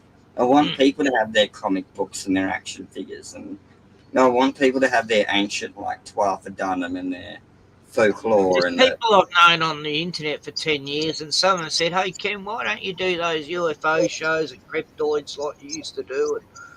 And I sort of missed the stuff I used to cover because I didn't get so political and controversial. Yeah, I don't want to deep dive And into I do. I want to go back to keeping it simple. And Yeah, so I've renamed a Spite Fairy, Spite Fairy Fantasy. Is going to be the channel, and it's going to be about not real life whinging and bitching. I can do that on Pack. That's already there. And so Spite Fairy's not going to be about real life bitching. It's doing arts and crafts, Legos, having fun, having live streams, getting other people painting, doing paper crafts, little stickers, whatever the fuck they want to do. You just got to bring your fairy friends and jump on and do some arts and crafts or some Lego with me, and you're on the panel. I don't want to sit here and complain and argue with nothing to do like LC does. I want everyone on their own little screen doing their own little arts and crafts while we're talking. my younger brother would have gone for that. He's become a she, and I've already got about 6 people that have asked me. An elf. I've already got 6. My younger brother related to being an elf. That was the proof. Yeah, well, I'm not gay, Ken. That's why it's No, called I'm not saying that. I'm just saying.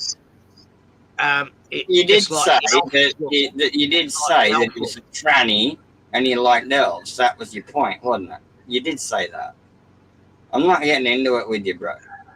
If you just want me to block you and not come back, I don't care, man. I'm done. No, you've taken it all wrong.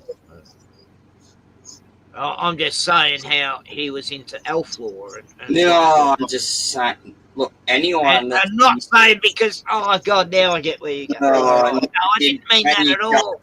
More than you just saying. I'm just reminiscing that. I'm just saying to justify themselves, real. Anyone that uses the term, I'm just saying, to justify themselves knows what they're saying sounds shit. Right. Okay, so it doesn't matter what I say from here. You ever said any positive thing prefaced with, I'm just saying, you're really beautiful looking. No, what you're saying, I'm just saying, you're a little bit too fat for that dress. Right? That's what you're saying. No one says I'm just saying with anything positive to it. And that's just a shit saying, dude. You shouldn't use that. I know you're not trans. What are you talking about? Didn't say I was trans. These all women. I thought you were thinking I was referring. No, you were referring to it just to have a dig. That's what I'm saying. Having a dig, God. Oh, God. All right, bye. I'm going to keep my positivity in check. You can take your hostilities and, whatever else. I'll leave it. Goodbye. Okay, one hand clapping. Have you ever heard the sound of one hand clapping? Yeah. That was a good movie. Yeah, one hand clap. One hand. It was a Sydney film. Yeah, with who was in it? Heath Ledger. Yeah, Heath was in it. One of his first major films. Yeah, so I thought I was.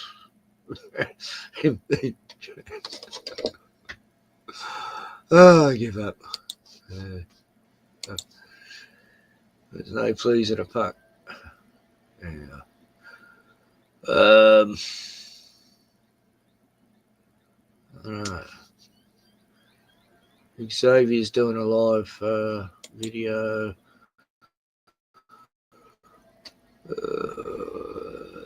Live version. At Ferrero, we're always looking for new ways to surprise and delight our consumers. Our experts blend a passion for innovation with dedication to creativity to deliver unique tasting experience. Oh, yummy. Good. Go, Xavier. I haven't heard this before. This is a premiere. So many messed up people getting round. Stories in their heads spinning round.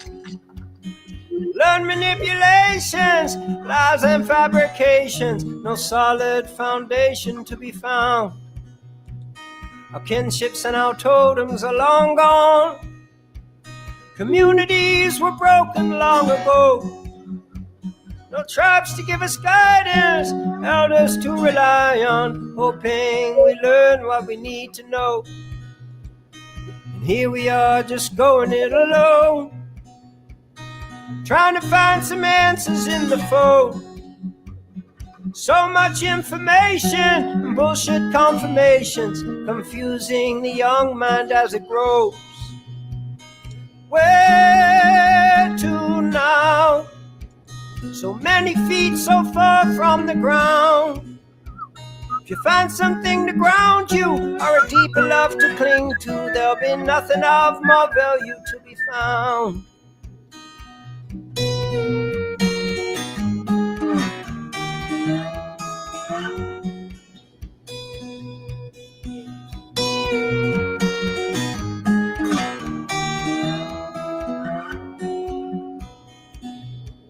And I sit here with cancer in my blood, and it feels like it's time to unplug.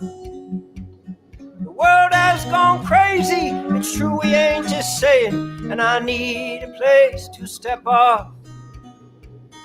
Families are fighting left and right, blocking each other from their lives. Public humiliation and digital defamation are now just an everyday part of life.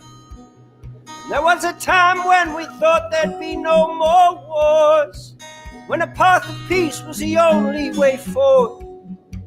But we're dropping bombs on babies, projecting fear daily, and it feels like the whole thing's gonna burst. Youth suicide is always on the rise. Social media is messing with young minds, and the big fat corporations are sitting back making gravy, and the broken hearts just never saw the signs. Help me now. I try to speak, but nothing comes out. My mind is going crazy, these dark thoughts with me daily, and I just don't see another way out. Where to now? So many feet so far from the ground. If you find something to ground you, or a deeper love to cling to, there'll be nothing of more value to be found.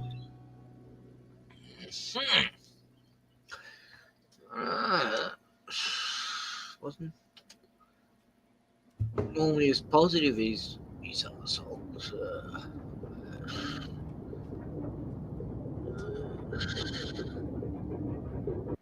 Uncle Toby's oats with beta glucose. Oh, excellent. Good for your heart. Unlike teaching your son to drive. Uncle Toby's is GMO'd wheat. Yep. Unfortunately, oats. I mean, son, I never get Uncle Toby's porridge. I always get natural, organic oats from some health joint, store, food place. Well, where's Gordon? I thought Gordon might turn up. I left him a message on his new channel. Someone's grinding away out there. Angle grinding or something. No. I don't know what it is. Let's watch an Aussie dude. He's from Melbourne. And, bit of Aussie stuff. Chelsea. There's a Christian dude. He gets around the streets of Melbourne and talks to people. And I like it. Anyway, he's doing it the best way he thinks he can, and I wouldn't be preaching the way he does, actually. But he's trying. He's out there. He's he's preaching as humble as he can. I'm not a preacher, so. But I do sort of. Anyway, I'll do it a different way. But good on him. And at least he gets out and about. And he is a good man. And here we go. He's in Chelsea. I used to live just around the corner from Chelsea. On the Mornington Peninsula. When I was young. Here we are, guys. Chelsea Station at southeast Melbourne. You've got the platforms there where the trains are, and the bus depot's just there where I got off today off the bus, not the train. Coming to Chelsea today, guys. Chelsea of the English Premier League. How good was Chelsea back in the 2000s when you had Didier Drogba as their striker? Drogba from Africa. Wasn't he from Ivory Coast? What a player he was. So we're in Chelsea today. Great beach here too, guys, the Chelsea beach. So in summer, you've got to get down here. Even in winter, if you want to get some nice fresh air, come down to the sandy beach and enjoy the beautiful ocean waves and the fresh air. So, yeah, be encouraged, guys. Jesus loves you. It's a beautiful sunny day today too. It's going to be about 15 degrees. A bit chilly at the moment, but the sun's out, which is nice. So doesn't look like I. Check that out. Beautiful day, beautiful autumn day. So before we get this show on the road, I just wanted to say too, guys, that so for those that are ringing up at 3 o'clock in the morning on my mobile phone, congratulations, you got my number. But my phone's on silent, so you're up all night ringing me, trying to leave messages and make all these nuisance calls, but I'm sleeping peacefully. And you're up all night with nothing better to do than ring me. I mean, has Jesus really triggered you that much? It just goes to show the love of Jesus is one thing that people really can't handle. Oh, that's so like I always say, you can hate my guts, but it's Jesus that loves you, and that's something that you either have to deal with or you don't. So if you want to harass me, that's fine, but if you're doing it at night, you're the one staying awake while I'm sleeping like a baby.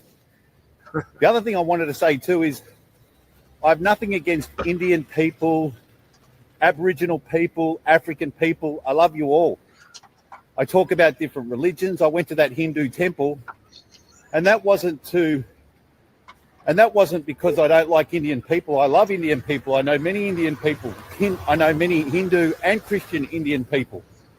But what I wanted to highlight in that video was with what my beliefs are as far as the Bible goes and what it says about idolatry and God. And I know Indian people that have been saved by the blood of Jesus and have left Hinduism. And they've said that Hinduism is like black magic and witchcraft. And there's a lot of stuff that goes on through the black magic and the witchcraft through the Hindu religion. One beautiful Indian couple I know that I lived with for a while here in Melbourne were telling me that on the Ganges River there in India, where people bathe and worship and do all kinds of stuff, they've actually seen people run across the water like demons. So that in itself is like a counterfeit of Jesus walking on water. That's the true miracle of God, Jesus walking on water. I mean, that is supernatural.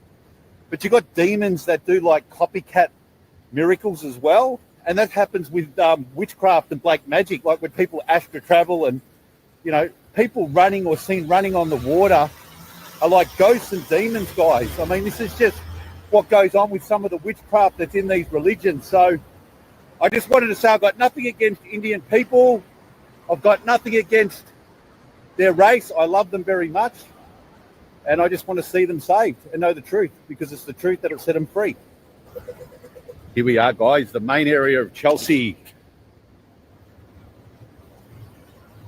So we're going to come into Chelsea today.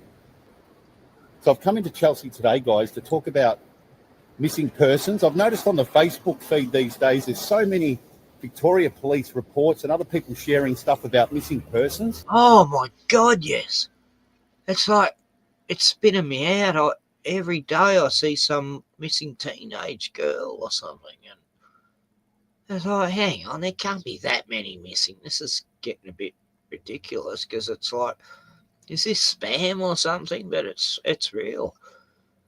And I was noticing it was all from one area in Melbourne, and then it was from another, and then it's in other states as well. Yeah, no, I was going to mention this about all the missing people I've noticed being going missing just in the last few weeks. Something's going on.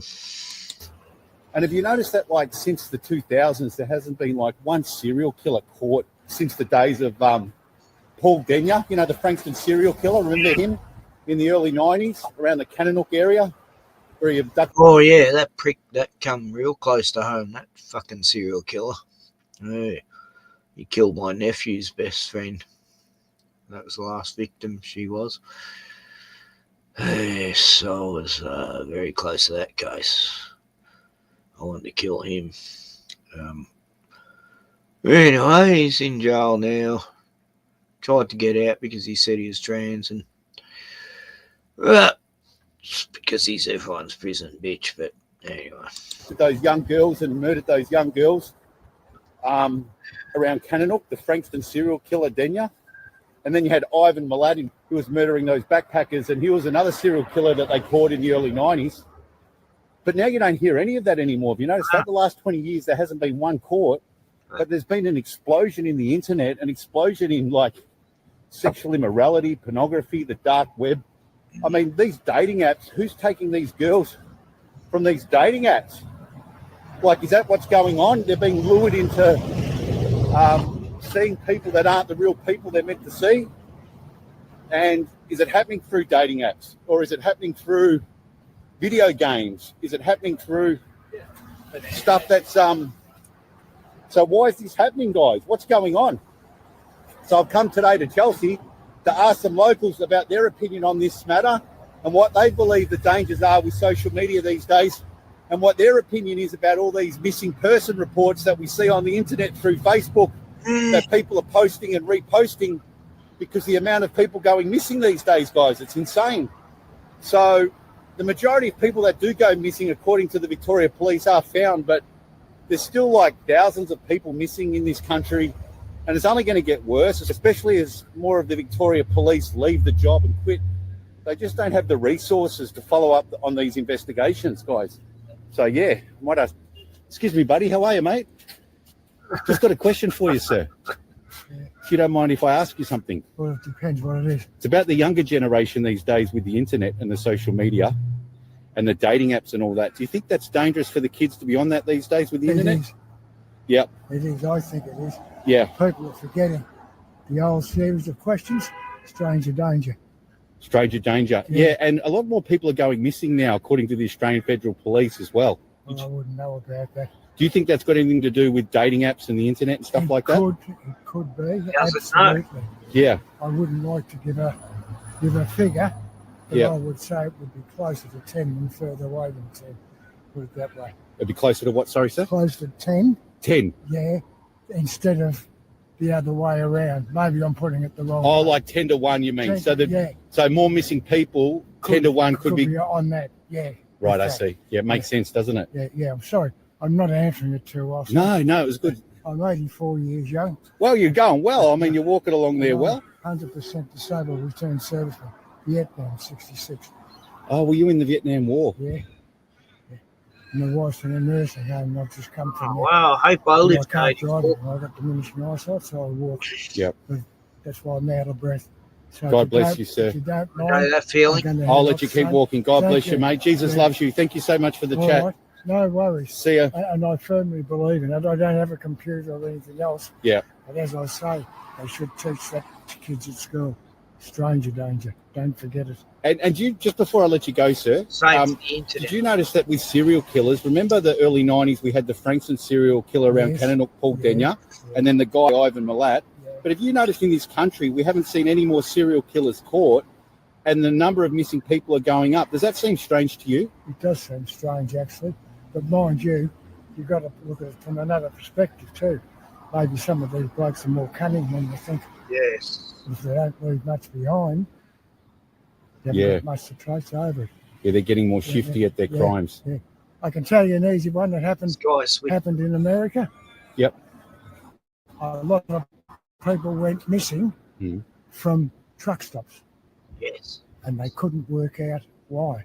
It took them 18 months to work out. Someone saw it. Semi-trailer pulled in, got coffee. A lot of these guys were prostitutes. They gave them a lift. They wanted to go where it go. The coffee he gave them was drugged. 100 miles up the road, not kilometres. Oh, so they gave them drugged coffee and put them in semi-trailers in America? In America, yeah. But he didn't dump the bodies out until it was about 100 miles up the road. No one knew how they got there. No one knew nothing. Wow. Of course. I watched this low-budget film. I forgot what it's called. It was only made like 2 years ago or so, about this trucker, and he comes across this whole thing, and he's trying to save this girl from being trafficked. And it was all based on a true story too. Good film. I forgot what it was called. Had a bit of a Christian message to it as well. She was on there. On like a main highway, like a Bruce Highway or something. Like even in Australia, we've got so much vacant land here. Like even in Victoria, well, the whole country. I mean, there's bushland everywhere. Like they could just bury bodies anywhere they want and get away with it, can't they? Of course they could. Yeah. Yeah, absolutely. So, anyway, I'll let you go, sir. Thank you so much. God bless you. That's all right. Take care. You have a great day, mate. And you too. Thank you for your chat. He's a nice old man, wasn't he? Yeah. So, there you go, guys. Australia's changed, hasn't it? Got a Vietnam War veteran there. God bless him. Going strong at 84, did he say he was? Yeah, that Vietnam War was another war that we shouldn't have got involved in. That was a terrible war, wasn't it, that war? So we'll go and see if we can find some more people who we can chat with and talk to about stranger danger. He's onto it, isn't he? The 80-year-old. Stranger danger, guys. We can't forget that. Maybe we need to educate the kids more about this in schools. Social media, dating apps, video games, stranger danger. What's going on in society today and the dangers that are out there for the kids. Hi, how are you, ladies? I've got a couple of questions to ask. Is that okay? Yeah. Oh, thank you so much. Just about social media. With the younger generation these days. Yeah. Are you noticing that, like, a lot more kids are going missing? Have you seen that on the Facebook feeds lately, like the Victoria Police reels, or people are sharing missing, people are going missing? I'm not seeing that much of it, though. Well, I don't use it so much. Okay. Yeah, so I don't use social media as much anymore, so I'm not... Well, apparently the rates of missing people in Australia is going up. Really? Yeah, but no one's really being, like... informed about it. Yeah, well, we're getting the Facebook feeds. Yeah. But the question I had for you today was, do you think social media, dating apps and all that sort of stuff with the younger generation these days can do more harm than good when... Probably, yeah. I think so.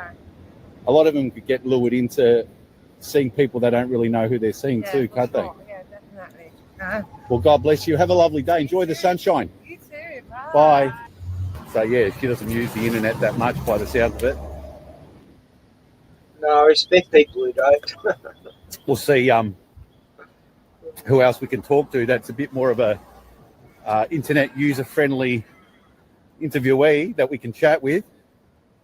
Well, at least on Facebook anyway, because Facebook's going bananas with all the amount of missing persons on there these days. It's insane. Victoria Police, missing persons, people reposting. It's like nearly every second post is a photo of a missing person. Sure, the majority of these runaways get found, but what about the ones that aren't getting found? And the amount of missing persons is going up here in Australia too. So it just seems to be getting worse by the day, and no serial killers are being caught. From the early 90s, Denya and Malat, and since then there's been an explosion in the internet, an explosion in the amount of missing people, and not one serial killer has been found. Doesn't that sound a bit odd to you? That not one serial killer has been found? And you've got the dark web now, you've got all the degrading sexual immorality, the pornography. Like, has murder just become a normal thing where they're abducting people off the street and taking them in dungeons and selling them on the dark web and doing whatever to them, shooting them, killing them, and then people who are sick are paying big bucks to see this and watch this stuff? And so this is what's happening. So this is what's happening with the dark web, and this is what's happening out there, guys, in the real world. We have to be aware that these things go on. Like that old man said, in America, they were putting drugs in these girls' coffee, loading them up in trucks like they were cargo. So how do we know this stuff's not going on? And Australia is such a huge country with so much vast vacant land. It's like perfect just to bury bodies and bones and just cut up bodies into parts and just put them anywhere you want. And I know that sounds gruesome and disgusting, but that goes on, guys. This is reality. This is what's happening, I believe. And I believe because everyone's leaving the police force now and people are quitting like never seen before, it's only going to get worse. Yeah, so it's only going to get worse, guys, until, you know, we have further investigations into these missing people. Because I remember back in the day growing up when I was a kid, even a teenager, like not even that long ago, even like 20 years ago, you would have like a mate. I remember seeing on the news, if someone went missing, you'd have the family on there, and then there'd be like this major investigation, and the police would be appealing for public help from television and the media. But now they just post like a Facebook post that people share around, and it says, have you seen this person? Like, it's up to you now to find the missing person. That's how bad it's got. The police don't have the resources anymore. So what's going on, guys?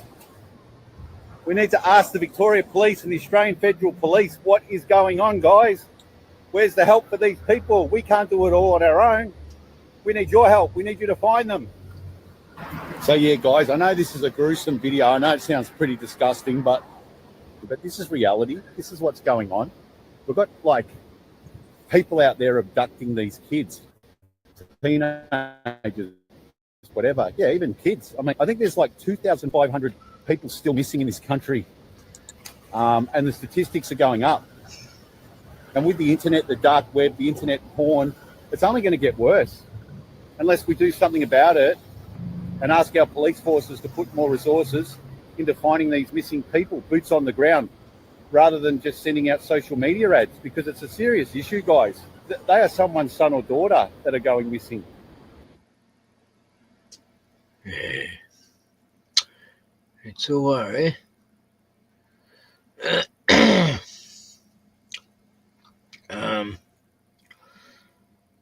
It is what it is, I guess.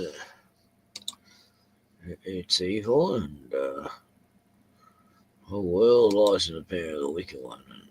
And these wicked ones are whirling the world and shit. And fucking terrible state of affairs.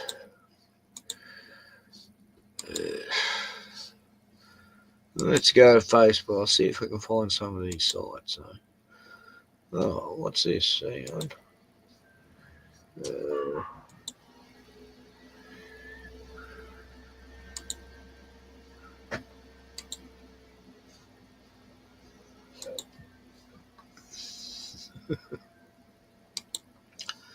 Bears. I love bears. We don't have them here, but they seem fucking adorable.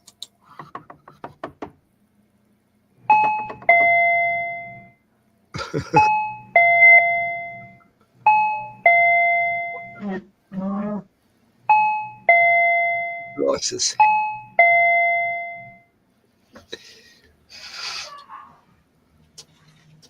Can we come in?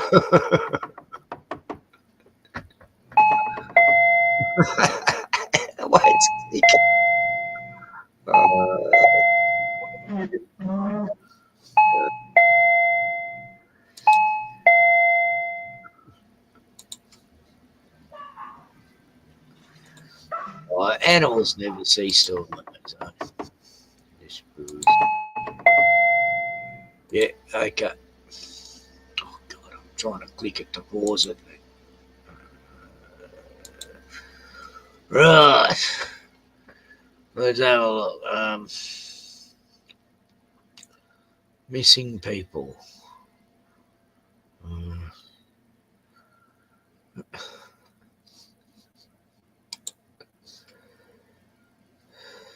Oh dear.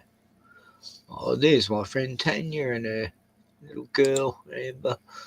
Oh, lovely. Done different filters. Oh, yeah. Cool. Oh, I better like.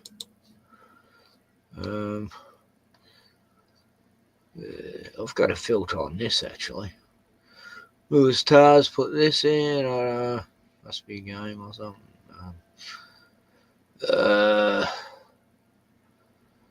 Faulty Towers. Yeah.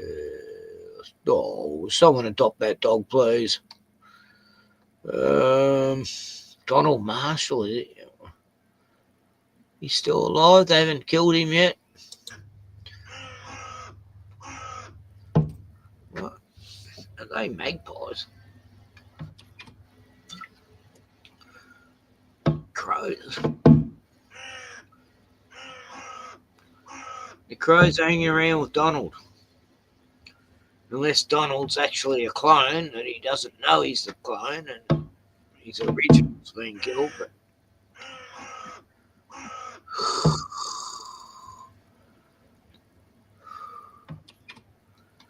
yeah, Donald Marshall, he's a funny.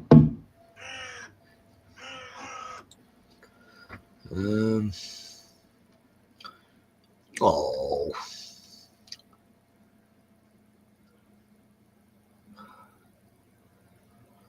In East Georgia, having a beautiful, calm snuggle. Oh, what a cool camel. Oh, there's the bears again. Daniel, lots of ads, internet pornography, whatnot.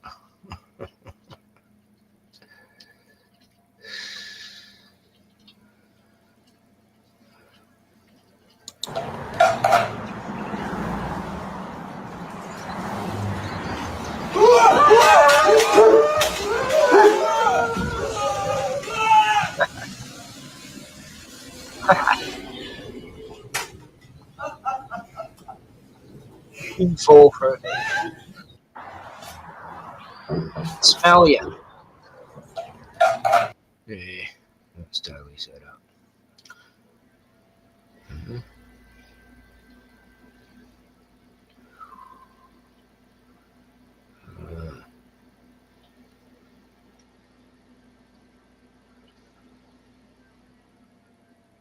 Do not buy your dog food from Foodwork on Excelsior Drive. That's near my sister's. They sell dog food cans dated back from 2014. Oh no. The fuckers. That's terrible. That's the major supermarket, grocery store there. Oh god. That looks horrible. A tooth in there or something. Oh god, no. Gross. Westpac's helping. Yeah, right. What the hell's that?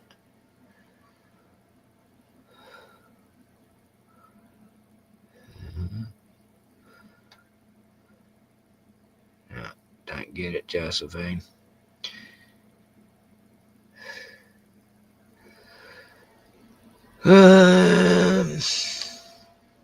Oh, look at that. That's totally normal. That's not sort of any sort of directed energy ways interfering with the chem clouds at all. Can't find any of the missing kids, but they were everywhere the last time. Look at Gaza. It's beautiful over there this time of year. Under $50. Wow. I bought that for. I got the exact same one for fucking $10 at the Salvos. It's green though, and I've got that exact same. Oh no, I used to have that. Yeah, I used to have one like that. It broke down. They're useless. Wasn't Breville. 15-year-old girl named Emanuela Orlando went missing in Vatican City 40 years ago. I know exactly what happened to her. Of course you do, Donald. I was there as clones when she was murdered. Watched and witnessed it all. It involved human cloning, and it made blood a lid off this justice. Donald. Oh, Donald Marshall. Oh, fuck it. You've got to watch some of his podcasts. Very, he never ceases to amaze. Yeah, giraffes. Okay, let's see what happens. Dancing in the dark. Even the giraffes listen, and they show no fear at all. Barefoot on the grass, listening to our favorite song. When you said you looked a mess, I whispered underneath my breath. You heard it, darling, you perfect tonight.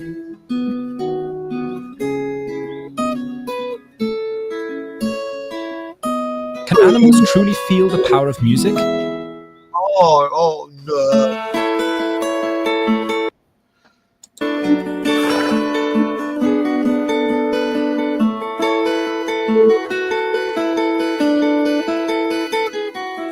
Here comes the sun, doo-doo-doo-doo.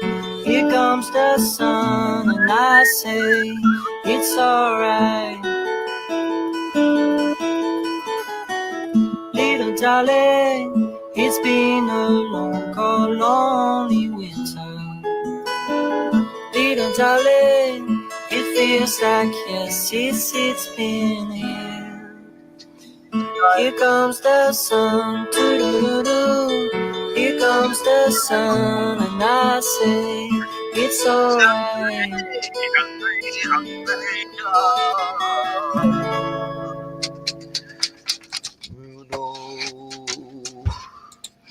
The Bruno dog is very hungry. There he is. He wants his food. He wants food. You want food, buddy? Hi, buddy. Excuse me. So, what do you have? It's kangaroo casserole tonight, mate. Yeah. Okay. And Bruno's hungry. That's it. You got to drop everything. Otherwise, he'll knock you out of the chair. Too impatient. And he natters his teeth when he's hungry, don't you? Do you want food? Are you hungry? How can you be hungry, Bruno? I'm not. Okay, buddy. Okay. Bruno's hungry. Oh, bless you. Bless you, Bruno.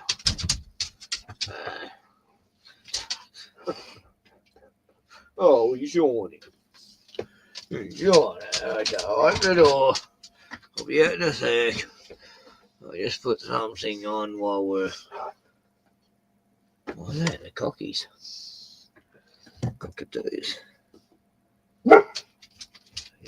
Did you hear them, Bruno? The cockies? He was barking at the cockatoos earlier. They were going mental and he was barking at them. They were upsetting him. I don't know why. What have I got on Facebook? I can show. It goes for 18 seconds.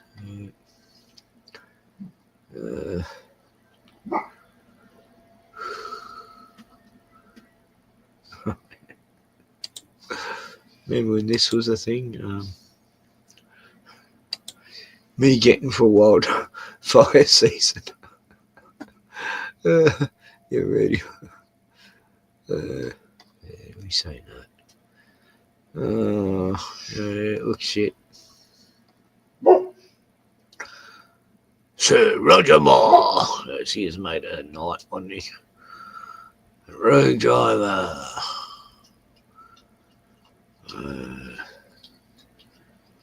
Driver was swerving into the path of oncoming traffic when she flagged him down. On a narrow, windy stretch of road, there's danger at every turn. Motorist after motorist squeezes through, but only just. I thought an accident was imminent. Carly Atkinson was travelling along Northeast Road at Chain of Ponds behind the Victorian truckie. He was trying to get to Mount Gambier, but took a disastrous wrong turn. He was locking his brakes up at every corner as well, so they were smoking. On the school pickup with her daughter in the back, Carly alerted. Carly's a hero, God. No, she don't take no shit, you know. She filmed the whole fucking thing and then jumped up, said hello to him, and grabbed his keys. I mean, wow. Police, but she's told 7 News she needed to act fast. It was just, I need to stop this person from killing someone. She saw her opportunity at an intersection using her own car to box the truckie in before running over and flagging him down. Yeah, what they don't say is this is a new, what do they call them, immigrants? Well, they used to call them refugees, but they're immigrants now. And they get, like, he's carrying 2 trailers there, right? That's a big load.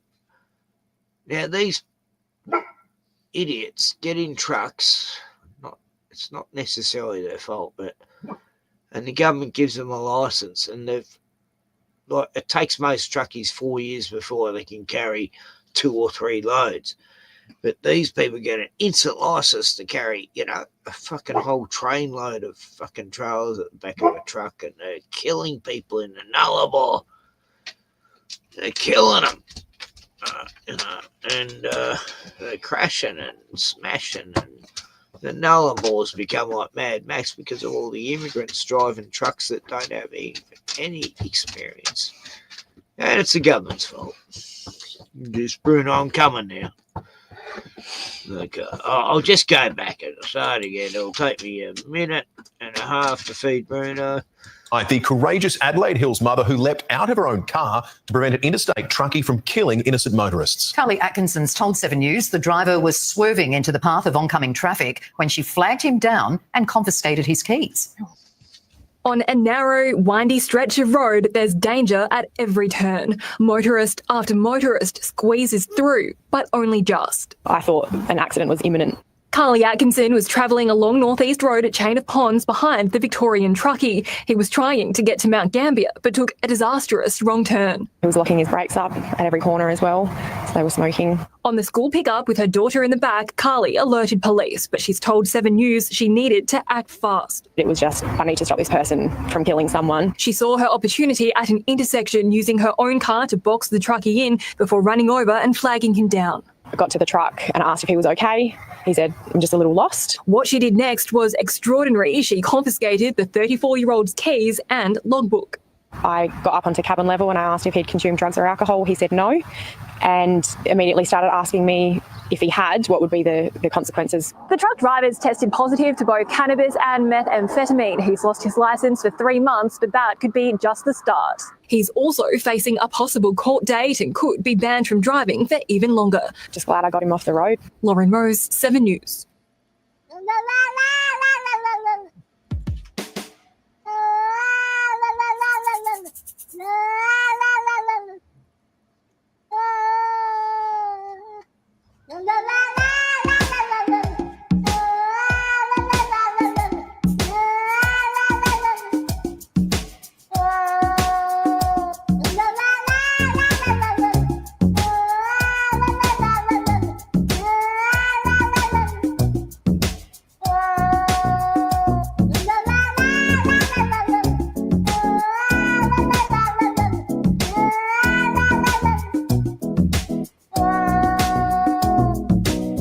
Don't you know that I'm trying to get to you, trying to get through, but I don't know how to get to you. Don't you know that I'm trying to get to you, trying to get through, but I don't know how to get to you.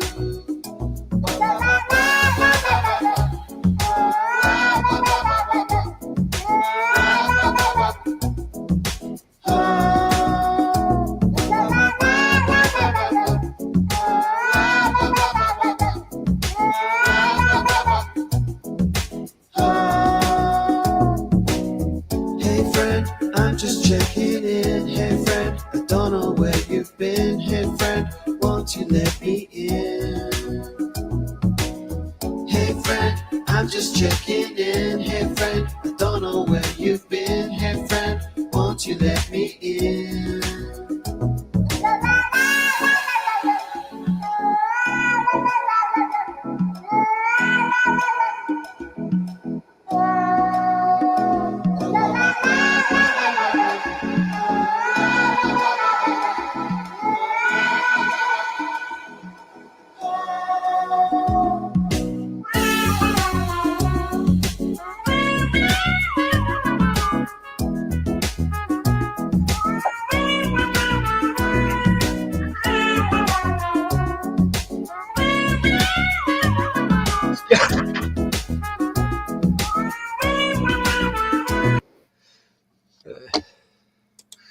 Anyway, I couldn't find the missing kids, but oh God, it's cold out there. Sound like the Kiffness. They're eating the dogs, they're eating the cats. That guy. Meow, meow, meow, meow, meow, meow, meow, meow. So, where's Gordon? Haven't streamed for a few days. Anyway, Pieman come down on the weekend, Mad Pieman, and we went and had a look at a block of land he's thinking of buying. And I've got the video of it.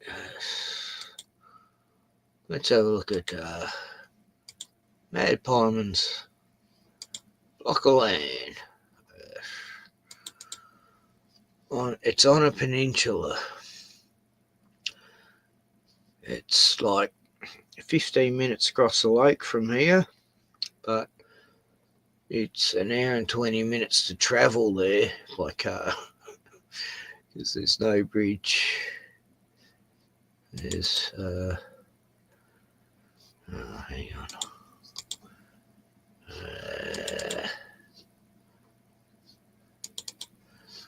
I just gotta find that. What month are we in? May. Oh, we're nearly.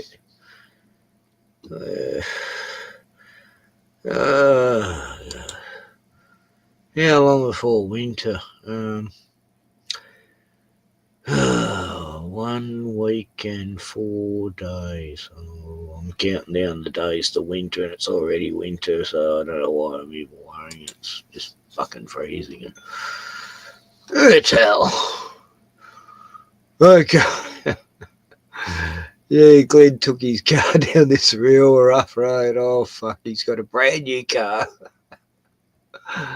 Oh, no. And, he went down like a French Olin type road. Is this it? Yeah.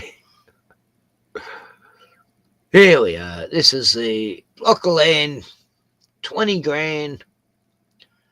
Glenn was looking at. He probably doesn't know I'm streaming. Otherwise he'd be here. He's very excited. Yeah. There we are. This is a block, eh? One of the blocks. This is the first one we're looking at. Yeah. Nice big tree. Yeah. Beautiful gum tree on the property at least. And you got. They're all the same price. They're all 29. Yeah. So it goes from that line there to the road to. Oh, Gordon, you just woke up. Hey, buddy, I was wondering where you were. Oh, good, you had a good sleep, eh? Yeah, this is Mad Pieman's properties. Seriously thinking of buying. Oh, yeah. Look, there's a nice friendly chemtrail. Bruno. Bruno's just eaten. Welcome to country. Yeah. He's happy now. On that fucked up sprayed country. So that's where it ends here. Yeah, that's the edge. Right. Funny they haven't got a stick out here to show where it. It's in line with the one down there. The one You'd have to clear it with a slasher. So it'd be about here. Yeah, this side's a straight line from that stick to that stick. Yeah. And that side goes out a bit. Yeah. Yeah, have a coffee, Gordon, and come on when you're right. From that one there to that one there, straight line. Yeah. Very nice. Fuck, we're dead. What a fucking block, mate. Yeah. I thought it was big, I went wrong. There's another one over here. Huh? 3/4 an acre. Is it? Yeah, we can probably walk across here. Yeah.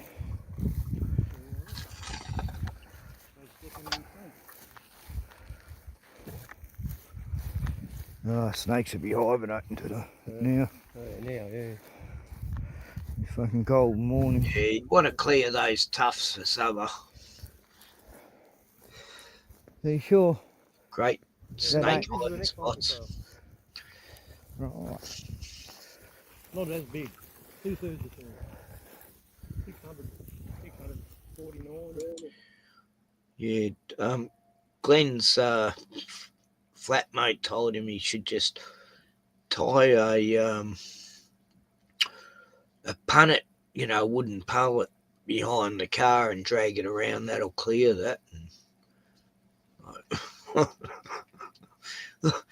the punnet would be flipping and bashing flying in the back of your car. It wouldn't clear this. Oh, nah, the only thing to clear that is a proper slasher, That one's 840. Oh, yeah. Yeah. Right. So, yeah, this one's not as wide. That's one, that's the other one. Yeah.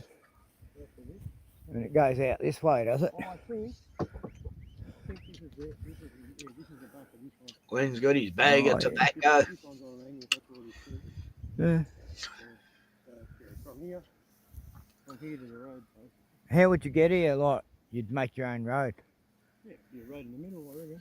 Yeah. I don't want to cut trees down if I don't have to. No. No, don't cut any trees. Yeah. It's big enough for me, mate. This one will fucking do. And I'm not right next to the house. You get all the wattle birds. And there's another one down further. Yeah.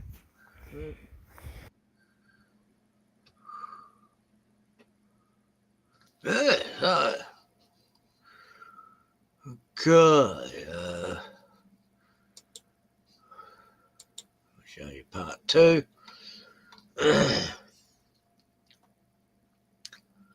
Where are we?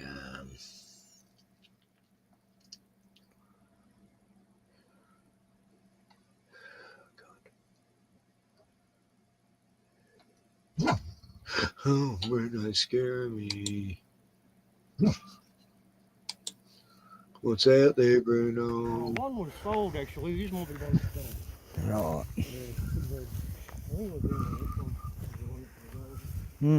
Nice banks here, and wasn't right next to that one. That one's all fenced off. That must be sold, yeah. No, that's the one that sold. No, this one's still up there. Yeah, that must be up there. That must be the one that sold. But you didn't fuck around. Yeah, there's a. Because they only put it up. Like Got a 1,000 litre tank. Cold out, Bruno. There's a water tank there and everything. He hasn't fucked around. Yeah. Oh no, that's got a house there. Well, that's another block. I don't know. Unless it's from. That might be another block. Yes. Yeah, fucking, that's like 4 days ago we bought it. Now. Huh? What happened?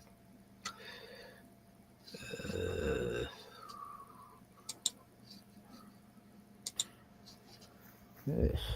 Yeah, fucking, that's like 4 days ago we bought it. Now. Right. Okay. Part 3. I haven't spliced it together. Gotta do that. Yeah, so last time Glenn was here, we got to see an emu come right up. This is the interior of Glenn's car. Look at that. There's no new scratches on it. Very nice. Yeah. I just don't like hearing that noise on the side of the car. No. Yeah. It's Glenn's new car, huh? Very nice. Very good.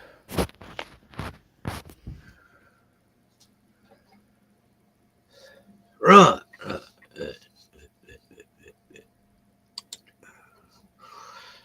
And he went bush bashing on a track like I used to take my car. I felt sorry for him because it did leave some scratches. Oh, is that because I got me seatbelt on? Yeah, I had to stop and break some branches so he could get past a few times. Yeah. Oh, you never know. No, it's no. 4 days ago. No. I was thinking he shouldn't go any further. It's level 2. Ooh,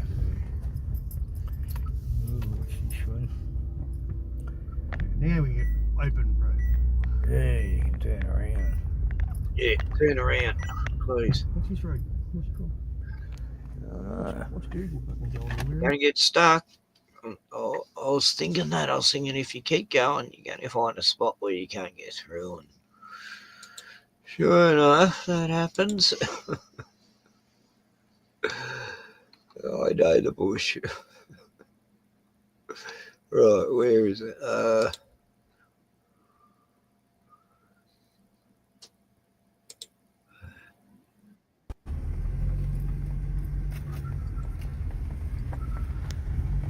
What an adventure. Bush bashing in the brand new car, yeah. Oh!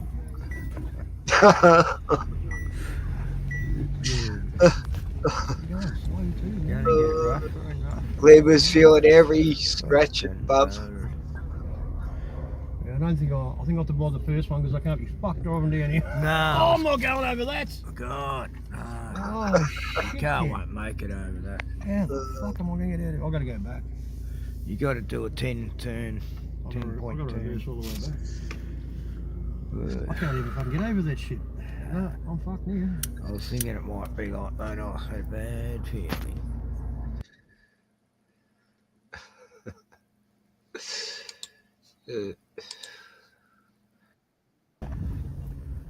I think I better get to know this guy. Typical French Island looking place, eh? Yeah. Oh, doesn't look like I got anything to worry about, Ken. Hey? Doesn't look like anything to worry about. Yeah, the road looks alright I up can that do whatever way. the fuck I want, boy, wouldn't it? Yes. That's what we want.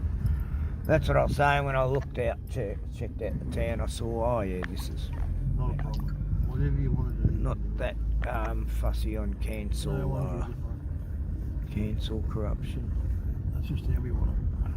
I don't think there's a shop here though. But, Yeah, I think there is. Is there? Yeah, here's the jetty. No shop. Yeah, what is it called? Population 15. So that's one. There's another one up here. I think we went past some too on the outside. Yeah. That was the first one. That's the other one then. That's on that road. But we turned, we turned. And there was fucking pink sticks on the road. Remember? No, don't remember. Is it the same thing? That'd be a bit hard to. If this was one here, this would be alright. Fuck me dead. Shut up. That'd be good. But yeah, this is the one, mate, isn't it? I don't know if this is for sale. Oh, maybe that's one that sold. Because one did sell along here. There's a pink thing there, so that's marked. Yeah, it was there before it was there. Yeah. You got it. Before it was there. No, it wouldn't have been that. No, that was the one that was mine. What happened? Oh.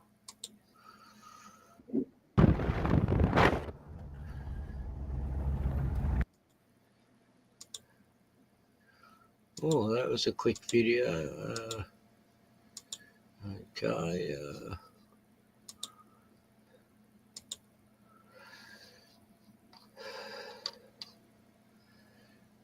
Oh,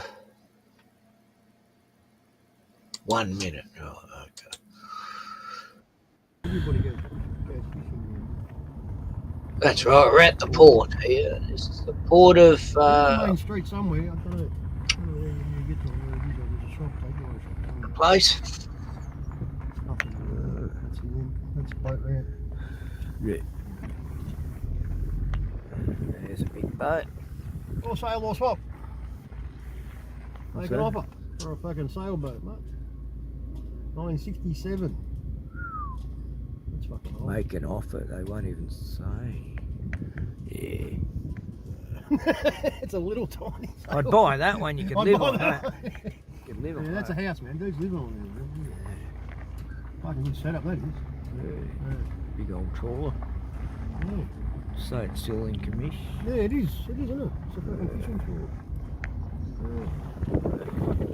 It's always there, though.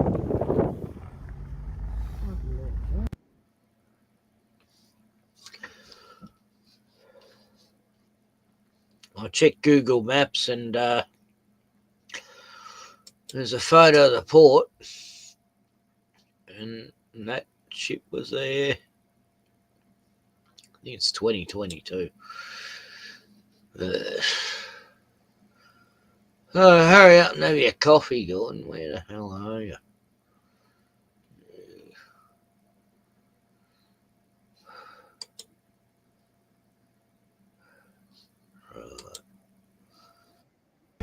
Thank you. Yeah, what's this? A heart-shaped Blessings, chemtrail. mate. Blessings, more blessings. Praise the Lord. So it's just the Air Force. Oh, it didn't come out, damn it. Oh, it's all signs, man, I reckon. There was a heart-shaped chemtrail, I swear. It was just, it's like the chemtrail people decided to do a heart in the sky and it was there horizontally. And maybe no. If Bowman had stopped at the time I saw it, we could have filmed it, but it was at the right. Yeah, it was weird. It's like, wow, even chemtrail people are doing crazy shit. Well, they probably don't. Well, that was a quick one. Yeah, I must have turned the camera off when I was fucking filming it. Fucking hell. Well, you can't capture everything. Yeah, that one goes for 1 second. That goes for 3 seconds.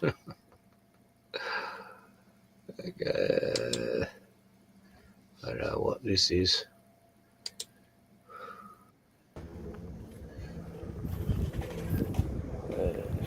Need more beer, do you? I might just grab a 6-pack and then I've only Here got we 2 are. 6-packs left. Dan Murphy's. It's down this way. Yeah.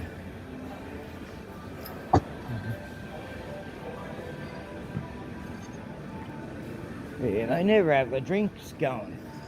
Oh, look, you see? Yeah, I come in one time they had it. So I sculled as many down as I could.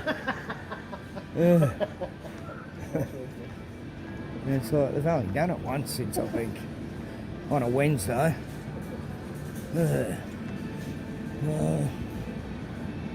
Oh, it's actually dearer here than Locksport. As far as that's true. $24.99. Wow.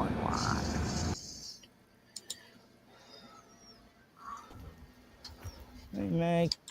Yeah, dearer than in Locksport. Go figure.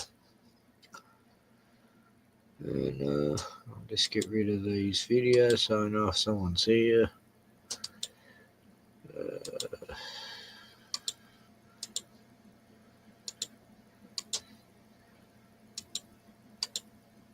Right, okay. Just Bruno and I. It's alright. Bruno's not going to hurt you. Oh, yeah, this was today. Yeah, so. Just went past a magpie. Good on her. I just went down to get some beer, some milk, and some coconut juice.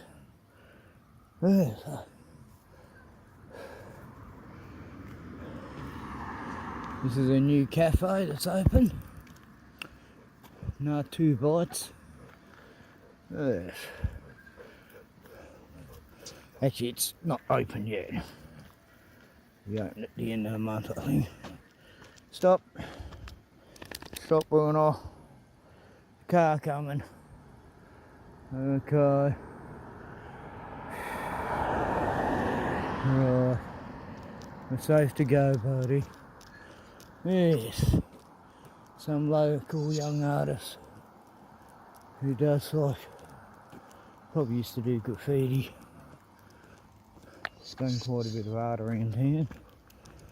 Did that one. Yes. Hey, buddy. Not bad. I like cartoon style. Yo! Yes. Hey, what's going on? What a beautiful day. How you going? It's below 0 last night. Yo. Not much. Oh, yeah, the little dogs are still here, Bruno. Yeah, of course, these little dogs. What a hassle, Bruno. There we go.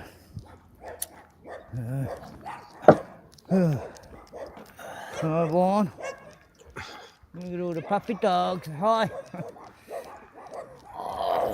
Yes, they're all happy to see you, bro. Hey, boy.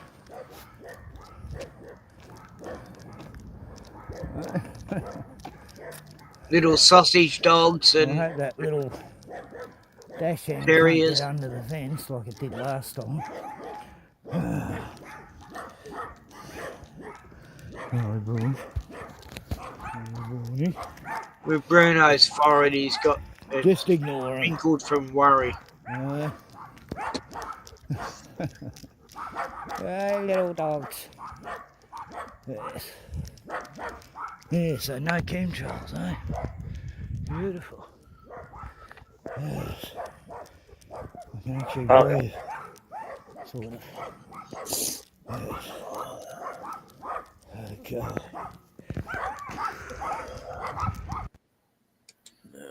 Yeah, so. Yeah. You just woke up, Gordon. Yeah, but I didn't sleep near long enough. But I can't sleep anymore. I wake up like once an hour, and like, it's like, what the fuck? And then anyway, yeah, I was awake for 50 hours, and it's like, people think I was on drugs or something. I mean, really, I was awake for 50 hours, didn't even think about it, but no, anyway, I was concerned that I wasn't tired. I just thought that was odd, but my circadian rhythm has been messed up in the past, but then I only slept for 4.5 hours, and then I was awake for 17 hours, but then I could only sleep for like 6.5, right? So I'm still, that's weird. But but that's kind of normal. I was awake 17 hours, and then I could only sleep for 6.5, right? But then I was awake for 26 hours, and I could only sleep for another 6.5.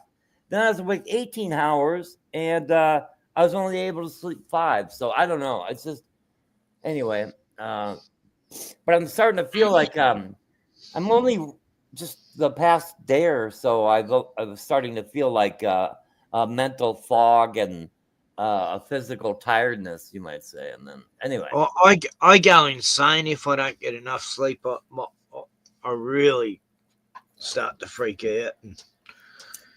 Yeah, I've had weeks, not recently, but yeah, I used to have nights where I hadn't slept because someone kept me awake or hours and hours, and then I just want to sleep because my brain's about to fucking melt. Yeah. And these guns won't let you sleep, and yeah, no, it's a horrible feeling. I sleep about 8 hours every night now. Hold on a second. I need me 8 hours. Getting old. Yeah. Yeah, I know. The last time I, it's like, the last time I did about, I had the same thing happening about 13 years ago. And I just couldn't sleep for the life of me. And then, so I called the hospital and I was asking them about it. And, I'm like, do I have a brain tumor? They're like, no, you just got to leave that meth alone. Just put the meth pipe down, son. You'll be fine. And no, they didn't say that. But that's what it sounds like. If somebody told me the same thing, I'd be like, yeah, it's that meth. I don't know, that crazy guy, he called and he can't sleep. It's like, of course. I mean, when do you have problems sleeping? I mean, like this. Yeah, normally you think straight away, oh, they're on speed, or nowadays it's meth, but no, I used to love trying to keep awake as long as I could when I was younger, but like I wasn't on drugs or anything, just mainly alcohol. Me and my friends used to do it. As you get older, you can't do that. Yeah. We used to do it just to like as a dare, and we'd stay awake for 2 and 3 days, and on the third day you start to hallucinate, Yeah. And but not major degree, but you got to get some sleep. And we all quit at the same time, we all like, yeah, I'm going home, I'm going to bed. It's like, what was the point of this anyway? Yeah, why are we doing this? Because we're all like, we all, the three of us, me, Sean and Gary, and myself, Sean, Gary and I, we stayed awake a little over 100 hours. Was that right? Was it? Yeah, that was our best. A little over 100 hours, I think. And then we all know that we got to stop, But anyway, so we just quit. We just went to sleep. There's a movie about that called They Shoot Horses, Don't They? About a dance marathon that goes on for like 3 days or something. And Jane Fonda was in it, and I think it was Peter. No, was it Jane Fonda? Anyway. It's a crazy film. Someone dies at the end. I remember that. But what's the film called? They Shoot Horses, Don't They? It was a 70s film. Oh, okay. About a dance marathon where it wasn't a musical. Oh, wait a minute, yeah. And there's some unalived thing happens at the end. That's all I remember. I remember it spun me out going, wow, that was a bit of a shock ending. Didn't see that coming. But 70s films did that. They love the shock endings, where, hey, we got away with it, and then suddenly they crash into a train, Dirty Mary, Crazy Mary. Oh, God, my back's fucked. I carried a 6-pack and a litre of coconut juice and some milk back from the shops in me pack back, and it was killer there. And I stopped at this guy was on a golf buggy with all these golf things in the back, and me and Bruno are walking past. I go, "How you going, mate?" And he goes, "Oh, good. Oh, well, I love your dog." And I go, "Yeah, you can pat him." And he's going, "Yeah, I just lost my dog yesterday. It looks a lot like your dog." And then he's showing me photos, and he was in tears about it. It was, oh, wow. I was meant to meet this guy. He just lost his dog. It was a female version of Bruno. And I said they were probably related. And because there's all these dogs in town that look just like Bruno. And they're probably his brothers and sisters. You know, I've seen them around ever since I've been here, all the same age. And yeah, Bruno just lost his sister. He didn't even know, I think. And the guy was going, he knows too. And Bruno's been so loving to this guy, he just lost his dog. It was beautiful. And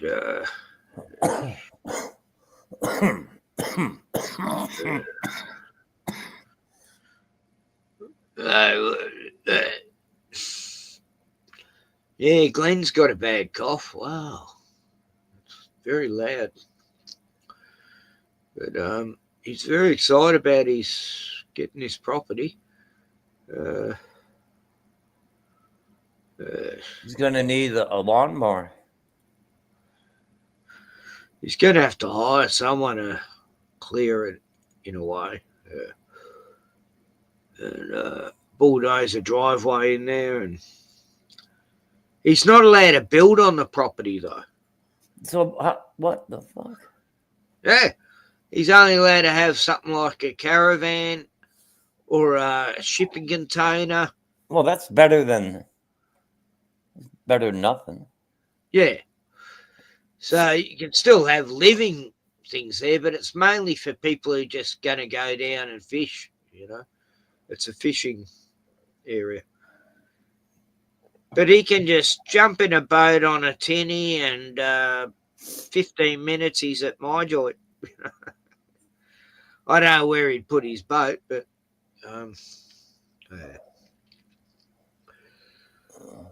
but it seems like a lonely place. It's a population of 15. Oh, yeah. Sounds, yeah. Pretty off the gridish. No power. Oh, yeah, that's an issue. You have to have a generator and no sewage or anything like that. No.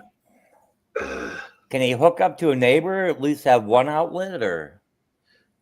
There's a neighbour right next to the property he's looking at. I was saying you should check out the neighbours first before you buy it. Just see what they're like. You know, they could be serial killers for all you know. Well, I hope they would be, wouldn't you? I mean, make life interesting. I mean, no serial killers ever bothered me, so I would think I would think they'd make splendid neighbors. You know. Yeah, I think I've known serial killers I didn't know, and I just happened to say the right things that made them not want to kill me. And well, don't they say about serial killers? You know, it's like the neighbors always say, "Well, he's quiet, stays to himself." You know, so they make excellent neighbors. They really do. But anyway, he was such a nice, quiet guy. Yeah. I had no idea. He was just a nice, quiet guy. Kept to himself and didn't bother anyone. Meanwhile, in the dungeon. Yeah, all right. Oh, good. No, it's a laugh, isn't it? You know, the sound you make at the back of your throat. It's called a laugh. No, I'm joking. That's an old life and joke. These two coppers are standing on the streets going, you know, it's a laugh, isn't it? And he goes, what's that? And he goes, you know, when you laugh, it's like, you know, it's a laugh when you make that sound at the back of your throat. It's just a silly joke. Right. I don't know why I thought that. But, yeah, so Timon was up at, you know, he slept in the caravan on the couch there. I didn't get much sleep. I woke up at 4:20 and he was awake, making funny sounds.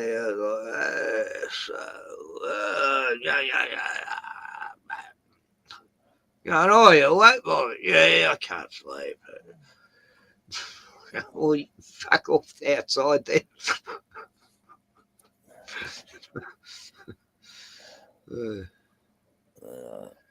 Yeah, I don't know. And he did. At 40 miles away, and he's outside in the shed. I think he doesn't feel the cold. It was freezing. I go, how can you?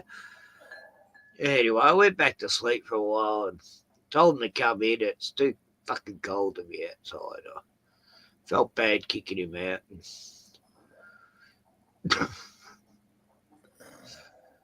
Into the cold. And I'm retarded. It's official. I think I don't know what the fuck my problem is. Why can't I sleep, man? God damn it. I keep careful track on how much I sleep and the times I wake up. And I slept for 5 hours. I woke up 3 times and then it's like, fuck this. Maybe gummy bears. Oh, yeah, gummy bears. THC oil. No, I just wish I could get a decent goddamn Valium for fuck's sake. But in America, I don't know how it is over there. I'm familiar with Europe a little bit, but over here, it's like, oh, you got to go see shrinks and take, diagnostic testing, and it lasts for weeks until they finally give you a fucking just a minor fucking sedative for fuck's sake. These cunts. Nah, here I just see my nurse practitioner, Rachel, and she just gives me the prescription. I don't have to see a quack, or just any doctor will give it to you because they're trying to sell the products of pharmaceuticals as much as they can. Well, it's just like they're trying to sell the pharmaceuticals because they get a kickback, but the more testing that they can do, and the more they can, string you along and bill you or bill your insurance. I mean, that's what they're going to do. I mean, we don't have the testing thing. Oh yeah, they want to get your full psychological profile over here. Yeah. Well, it used to be, you just go in and see the doctor. Back in the day, I only heard about it from a Rolling Stones song, "Mother's Little Helper." But I don't know. What was that? I don't know. I think that was about a stimulant or something. But actually, all the housewives were taking pills, Yeah. So get stoned, more or less, while they watch their soap operas. Yeah, right. Little helper, yeah. 50s, 60s, 70s, I think, they're all on pills. Oh, wait a minute. No, that was a Beatles song, I think. But anyway. Yeah, I think so. Yeah.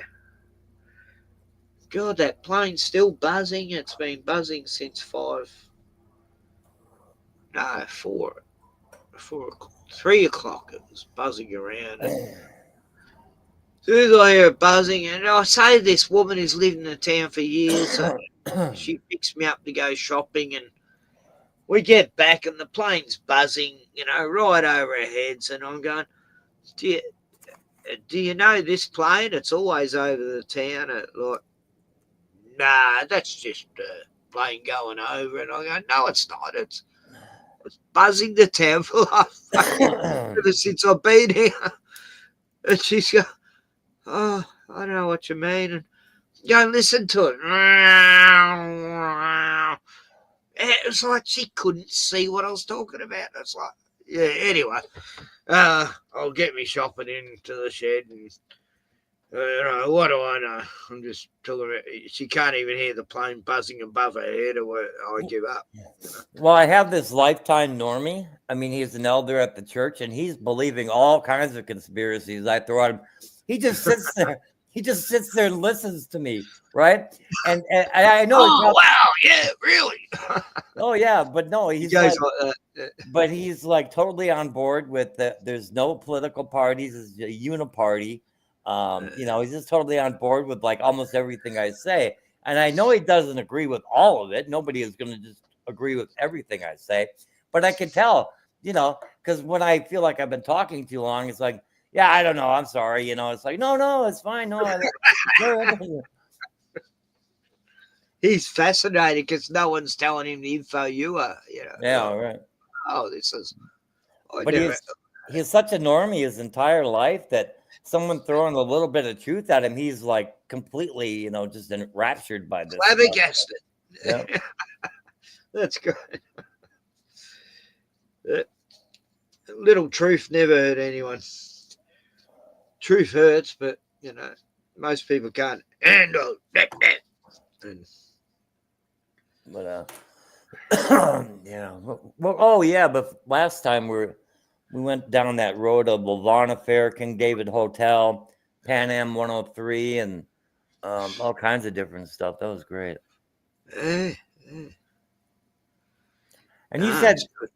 you said that one about the I didn't remember the name of it, that the Olympics when they, but that was actually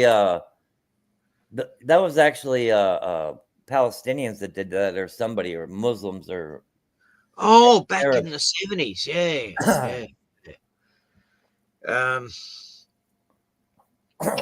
Where was it? Held them hostage. Wasn't it? I thought it was in like France or Stockholm or something. Anyway, I just think couldn't. it was some European place. Yeah. I've forgotten now. God, I gotta look it up. I was right on it a year ago or so, but but it is funny how the guy I showed before, he's talking about serial killers.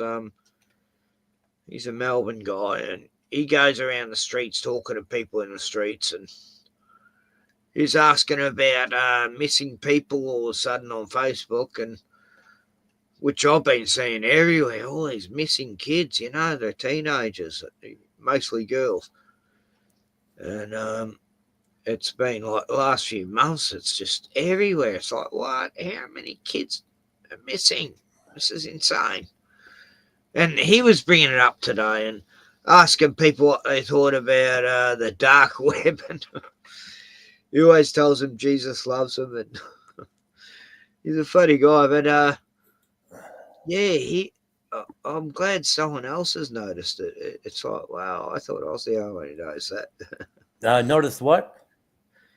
All the missing teenage girls lately in Melbourne, Sydney, all around Australia. It's like, this is insane, you know. It's like every day I'd see like 5 of them. It's like, come on, what's going on? And suddenly I look today and I can't find one post. It's just weird. Yes. And he's saying about serial killers, how we used to find all the serial killers, you know, Charles Daniel and Ivan Milat and all them. And now no serial killers are ever found lately. And maybe that's because they're getting away with it. They're more sneaky. This is what this old guy said he interviewed. He goes, no, I think now they're just getting more sneaky, and they know how to avoid the system. And, you know, Australia's a big place, a lot of places to bury a body. And there's a lot of, I think they just don't talk about it, except for locally.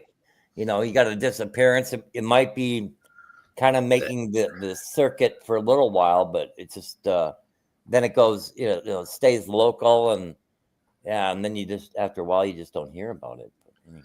You know, those 4 years of lockdowns and all that stuff. The first thing I noticed was there was no shootings. You know how you have all these mass shootings, and not one over those 4 years, not one shooting. You know, like you think people would be going all crazy, you know. Oh, you're talking about 20 to 24? Yeah. Oh, we had them here, but you know, not like, I don't know, not like climbing a tall rifle with a tall tower. I don't know. I don't remember one of them. People are saying that too. There's been no mass shootings lately. They're on holidays until the end of the lockdown, I guess, and that was what I was saying. I don't know. We always have shootings here, but anyway. Yeah. Because you got guns, and guns are bad, and people aren't. Yeah. Oh, no, it's people are bad, guns aren't. Yeah, I wish they'd put me in charge. I mean, Yeah, I would review every case of people that I mean, I wouldn't care if I had to do it myself, but yeah, I'd review every case where someone got a sweetheart deal avoiding the death penalty, and I would dispatch them to meet God.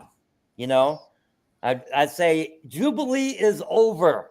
Okay, say you know you got out of the death penalty for a little while, but now you're off to meet the I don't know what's the most efficient way. Probably just a good drain and a guillotine, you know? A guillotine's good. Yeah. There's this guy in UK. He's a young guy. I've forgotten what African country part of Africa he's from, but had a troubled life in the UK. Kept to himself all the time at school, and he's going to go and shoot up his whole school, you know, when he's about 17, and then he changed his mind. Something happened that day, and then a few days later, he decided to go and attack this dance studio where 5 to 10-year-old girls were dancing. You know, oh God, learn to dance like a dance studio. And he went in there and attacked and savagely stabbed like all these young girls. The teacher. Killed like 5 of them. Like he'd stab them. I mean, you can't say that word. Stabby. Like one girl 130 times. You know, no one, like just so many multiple times. He's like a kill machine. And then they put him in jail. And just 2 weeks ago, he's poured boiling hot water over a guard, you know, put the guy in hospital nearly dying, you know, from 3rd-degree burns. Like, what a piece of shit. Why don't they just execute him? Like, this prick has killed these babies, you know? Why is this fucker still allowed to live? I know. After he's caused so much shit and he's in prison going, oh, I can get away with anything. I'm going to pour boiling hot water on this guard, you know? Like, what the fuck? When does it stop, you know? Well, a Jubilee going to go on killing in jail, you know? A Jubilee. What a maniac. Once you kill a child, that's it. Kill him. Savage maniac, you know, sick animal. Yeah. Put him down. For fuck's I mean, sake. I'll go meet God with the lives of 200,000 people on my head. You know, it's like, yeah, I mean, really, I mean, there are at least 200,000 people currently serving, you know, life sentences in America. And it's like, no, they should be done. No, we should not have to look after and babysit these done people. A savage crime. Yeah. You know, they've got to pay for it, you know. You know, but the people have been, you know, it take a while to get through all these cases. You know, you have to be careful about it. If there's doubt on their actual guilt, some doubt, then you know, just go on to the next one. But yeah, there's so many people in it. It's like, I know a lot of innocent people got executed, and then they find the murderer 20 years later, going, "Oh shit, sorry." There really hasn't been a lot of that. You know, there hasn't been. No, there were a few cases. You know, there's probably more cases of guilty than innocent. Yeah, for sure. A lot more. You know, like maybe that's 10% or something. I don't know. Well, no, it's like 99% to like 1%. You know, but I don't know. Or maybe no. I mean, yeah, I like 99 to 1. I don't. I see videos on all these old guys who got out of prison because they realised they'd served most of their life in prison. They didn't even commit the crime, and sorry, what the fuck? They didn't even commit murder or something, but half of them, but they were there on someone else's crime, and they'd find a proper person years later because of the system, you know. Terrible. And once you're in the system, you become a criminal. You know, it's the best school to learn how to become a criminal is go to prison. Yeah. They don't. Well, if they're in prison, if we're innocent. Well, if they're in prison, that means they got caught. So that's really not the best school, is it? You know. And the mentality. I mean, the ones who are innocent end up becoming criminals in there. I don't You have know. to. You know. I'm sure it happens. I'm just saying that. I don't know. It's like the worst part of prison is the people you meet in there, and the fact that they never shut off that goddamn television set. You know, it's like holy fuck. Yeah, they want that shit in your fucking ears. Much like, oh god, those ads, those puppet head newsreaders. The way they don't talk like normal people, those newsreaders, you know. Oh, yes. And everything's got to be a play on words, you know. Oh, they used to do that with headlines. Now they're doing it with the media, you know, puppet heads, and they'll say some catchphrase to do with a story they're covering, you know. Oh, stop it. Yeah, I actually watched TV for like 2 weeks, and you know, when the computer went out, I was like, oh fuck it, I can take my time here. I'll just watch a little TV. Oh, it's terrible. Oh my god. But wasn't there channels where you could watch, say, a movie and not worry about ads? Or No, I mean not really. No, there was one that would play like I don't know. Yeah, but I'd seen them all before, so I don't know. Yeah, it showed the same movie for like 3 days in a row, and that'd be the only premiere movie on that channel. And I only had there's like 23 channels, but only 8 would really come in because of whatever, I don't know. You know, spraying the skies or whatever. But, oh wow. And they have get good reception here. They have like 45-minute shows. You know, they'd be typically an hour, but they'd make those bastards run for like an hour and a half with all the commercials. Yeah. Over the years, they decided, heck with this. If they want free TV, we're adding more commercials, you know. But and they're like long 5-minute segments of commercials, you know. Like one commercial lasts for like 5 minutes, you know. And it's all geared towards the general population here, which is, you know, so it's, you know, it's an older population. So it's, you know, it's medical information, insurance, you know, life insurance, health insurance, this product, that product for old people. You know, get your catheter supplies discreetly sent to your home. You know. You're sick, you know, the ads tell you're sick. You know? Yeah. You need that, you know, you need this. Get some Nurofen, get some and Viagra. Oh yeah, Viagra commercials like on every. Oh really? Yeah. You can't get it up for your missus. Get Viagra. I've never tried that. Yeah, it was so bad. It sounds very chemical anyway. Well, within a week, I'm thinking, no, this is a source of aggravation. And if it's here and I don't get a computer soon, I'm going to be turning this thing on and then I'll get aggravated and I'll turn it off. But I'll keep turning it on to see if like maybe one decent show is on. I did kind of like 2 sitcoms, but anyway. But other than that, it was bullshit. But, yeah, what's that? Yeah. Young Sheldon. I don't know. You know, kind of a spinoff from what is that? Yep. I watched about 5 episodes of that. Yeah, The Big Bang Theory. Yeah, the spinoff of The Big Bang Theory. Yeah, but yeah, Young Sheldon. That's pretty funny. Yeah, I did watch a few episodes. There's a new one Wednesday. It's about Wednesday Addams, you know, from the Addams family. When she goes to school as a teenager, she's a real goth. It's sort of it's a bit silly, but light entertainment, I guess. I just watched a bunch of movies on YouTube over the past I don't know 5 days or whatever, especially that 50-hour stint. But no, then I get like almost all the way through the movie. It's like, wait a minute, I've seen this before, but I couldn't remember what happened. So I was like, oh heck, let's continue watching, you know. So, but anyway, there's a lot of that them. happens to me a lot. Oh, I realized I've seen the movie halfway through. Go, oh, that's right, I've fucking seen this. But then I didn't remember the ending. Yeah. So I'd watch it all the way through again. Like most of them, I couldn't remember the ending, but I watched a bunch of them. I watch movies where right at the end I go, "Oh, I have seen this." It's just my memory. It's like, oh well, at least I can watch movies for the first time.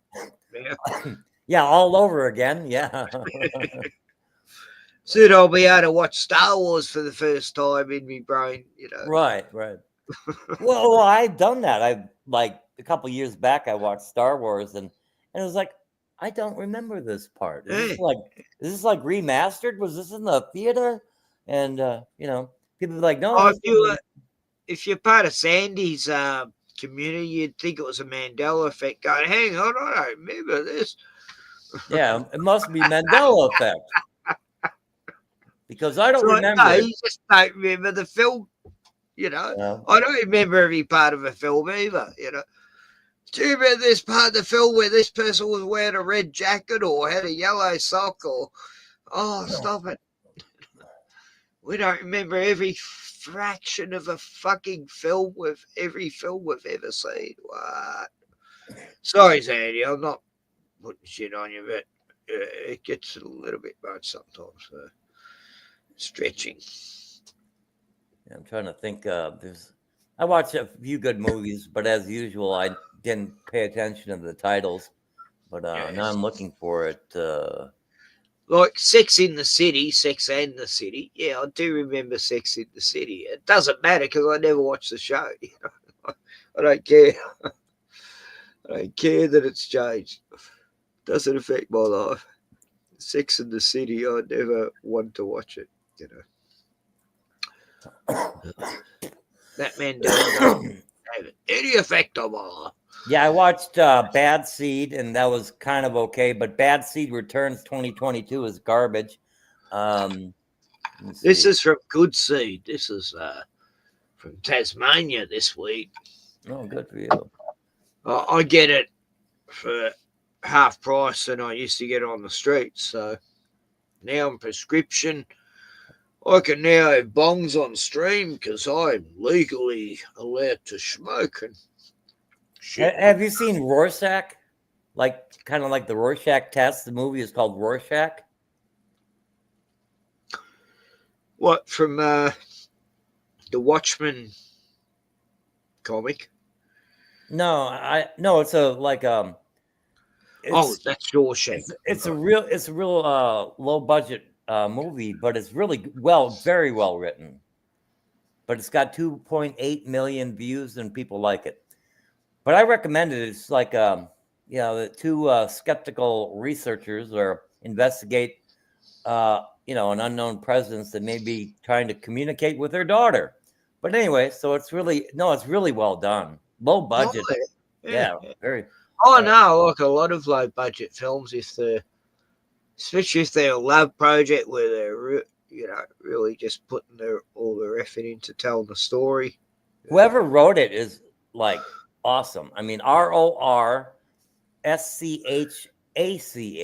But anyway, so I just think it's a great film, man. I just loved it. But yeah, very very low budget. I don't think it's ever been shown in theaters. I doubt it. Anyway, on that note, I'm like, and stay on good. Yeah, no one's watching. Might as well go stream and I'll show you a movie or two. Yeah, I don't care. Yeah, whatever you want to do, dude. Yeah. I'm looking at Lee's not turning up. Glenn's from Boston's not turning up. And I know I saw a really good movie here somewhere. I'm looking through all my stuff here. All my fans are gone. It's the end of streaming days, I think, for YouTube. And everyone's getting disinterested. It's just becoming an apocalyptic nightmare of kaleidoscopic